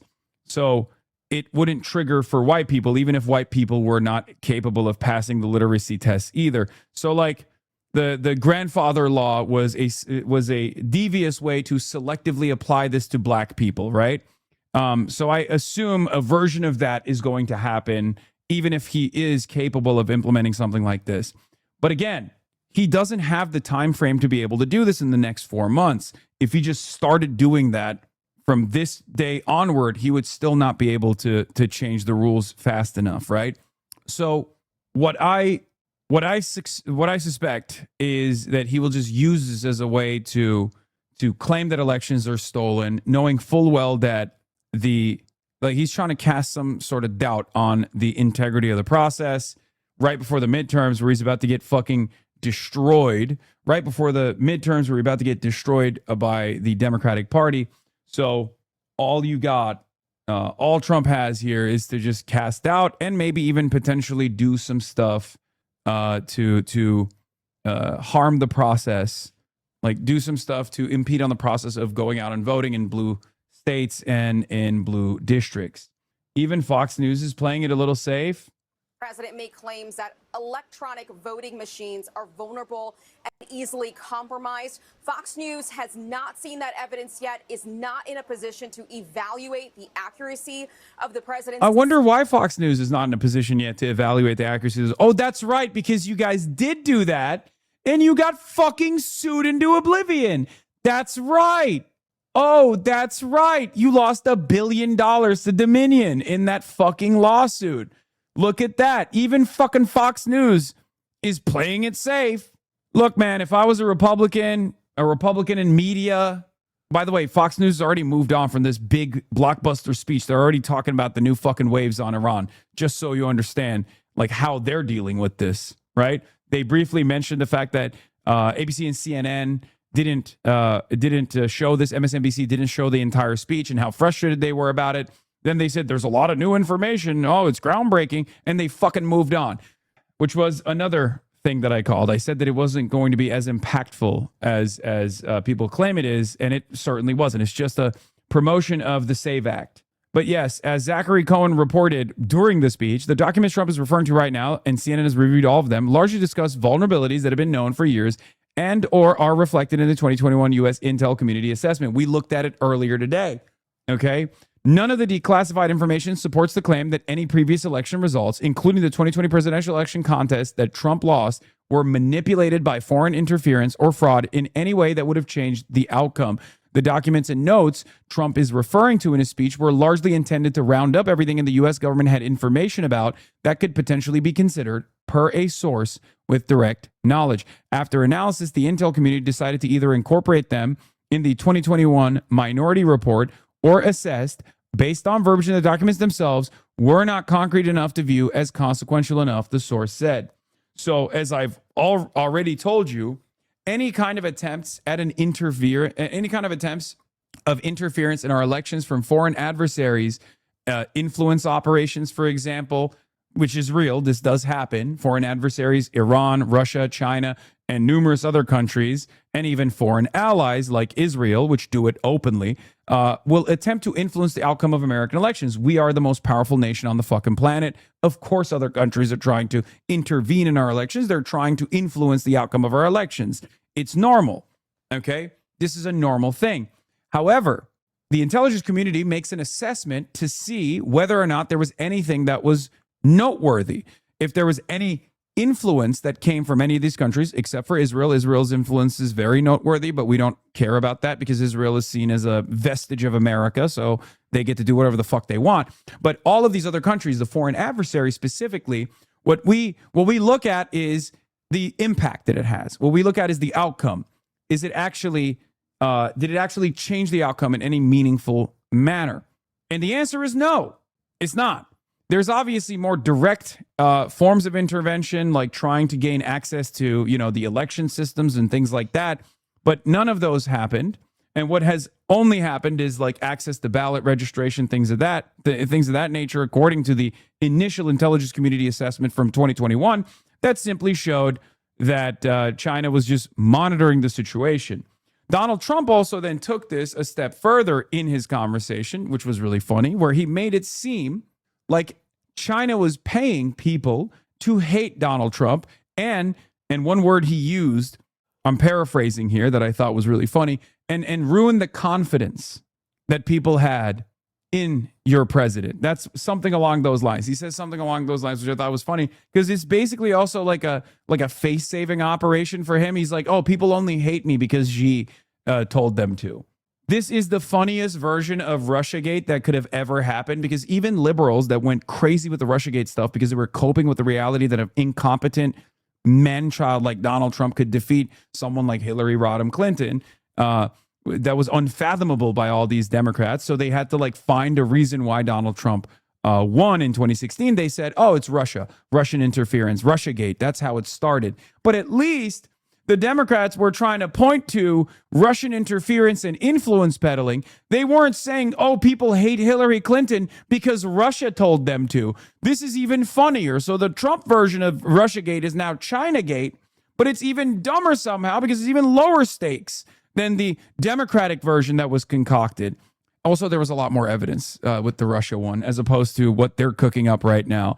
Mike Nellis says, you have to be a special kind of stupid to believe Democrats were capable of stealing the 2020 election while out of power, but somehow incapable of doing the same in 2024 while in power. That is a categorically phenomenally dumb thing to believe. Yes, it's also one that I cannot comprehend and understand, as I also pointed out as well. So, Donald Trump won the election when a Democrat was in office, when there was no interference. Donald Trump lost the election when he was in office, and then there was interference. Donald Trump won again when another Democrat that he had lost to was in office because there was no interference. None of it fucking makes sense. None of it makes sense. And guess what? It doesn't have to. Number one, it doesn't make sense because our president is a fucking moron. He's a massive narcissist, and he's a fucking moron. Okay. And yes, he is blaming China for his unpopularity, which is fucking phenomenal. Okay. This is the craziest thing that I have ever watched unfold in my entire political career. And I watched January 6th happen in real time. Why am I saying this? It's my last thing I'm going to say before I got to go do the podcast. The reason why this is fucking crazy is because the American government is single-handedly under the control of a narcissistic tyrant who is using all of this unfathomable power that he has consolidated in his hands to, one, enrich his dumb fuck, fail son, inbred family, his close cohorts, the Epstein class, and also to engage the intelligence community in this face-saving operation. To say, people don't like me because China said so. That is fucking insane. At least if you're going to be a corrupt, despotic tyrant, do it for something worthy, something more than yourself, a movement, an idea, a policy. No, he's using all of the forces of the state to basically massage his fucking ego. That is insane to me. Anyway, he's still going to try and steal the fucking midterm elections. On that note, I got to go. I got to do the podcast. And I will see you guys tomorrow from Washington, D.C., the nation's capital, heart of empire, belly of the beast, and all that. We're going to have some very fun guests when I'm out there. Love you guys. And, of course, I'll be offering a lot more coverage and a lot more analysis from Washington, D.C. I'll be a little bit later in my broadcast. I'll probably start around like 12, hopefully a little bit, or as early as I can, but it'll probably be around 12. But on that note, that's all I got, and I will see you tomorrow. Peace, everybody. Stunning lo-fi introduction, starting off the day. All the chatter's trickling in, hostile people hate. Sunny in Los Angeles, California, says Hasan. Stun luck to the stun luck to the topics just begun. 'Cause there he is again, Hasan is streaming. Hasan is streaming. There is again. Hasan is streaming. Hasan is streaming. Reviewing a Chinese train, telling Kaya place. Sun and Asmin chatter loves, giving grinning's grace. Zoran winning NYC, woke two back with the force. The Rogan of the left, to me a dumb himbo still of course. The Charlie Kirk assassination, the Fear and Online show. 8 full fucking years of this, and plenty more to go. Doing fun stuff tomorrow, throw PBS up on the screen. A man-made horror reaction brought to you by this live stream.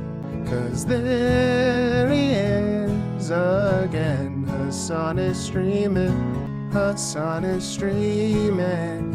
There he is again, Hasan is streaming. Hasan is streaming.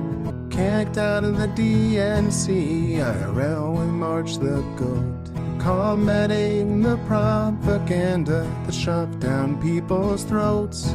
CBS Israeli news, a coup, a regime falls.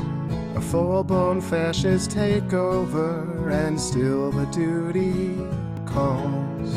Total radicalization coming out to see. The system will always fail, it's up to you and me.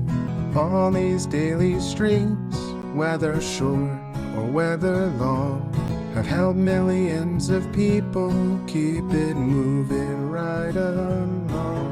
'Cause there he is again, Hasan is streaming. Hasan is streaming. There he is again, Hasan is streaming. Hasan is streaming. But hey, what can you say? That's PBS for you. But he'll play games real soon, just you wait. Say, hey, what can you say? That's PBS for you. But he'll move on real soon, just you wait. Ba-da-da, ba-da-da, ba-da-da-da-da-da. Hey, what can you say? Hey, that's PBS for you. But he'll pull your lungs real soon, just you wait. Sha-da-da, sha-da-da, sha-da-da-da-da-da. Hey, what can you say? Hey, that's PBS for you. But he'll do jet advice real soon, just you wait.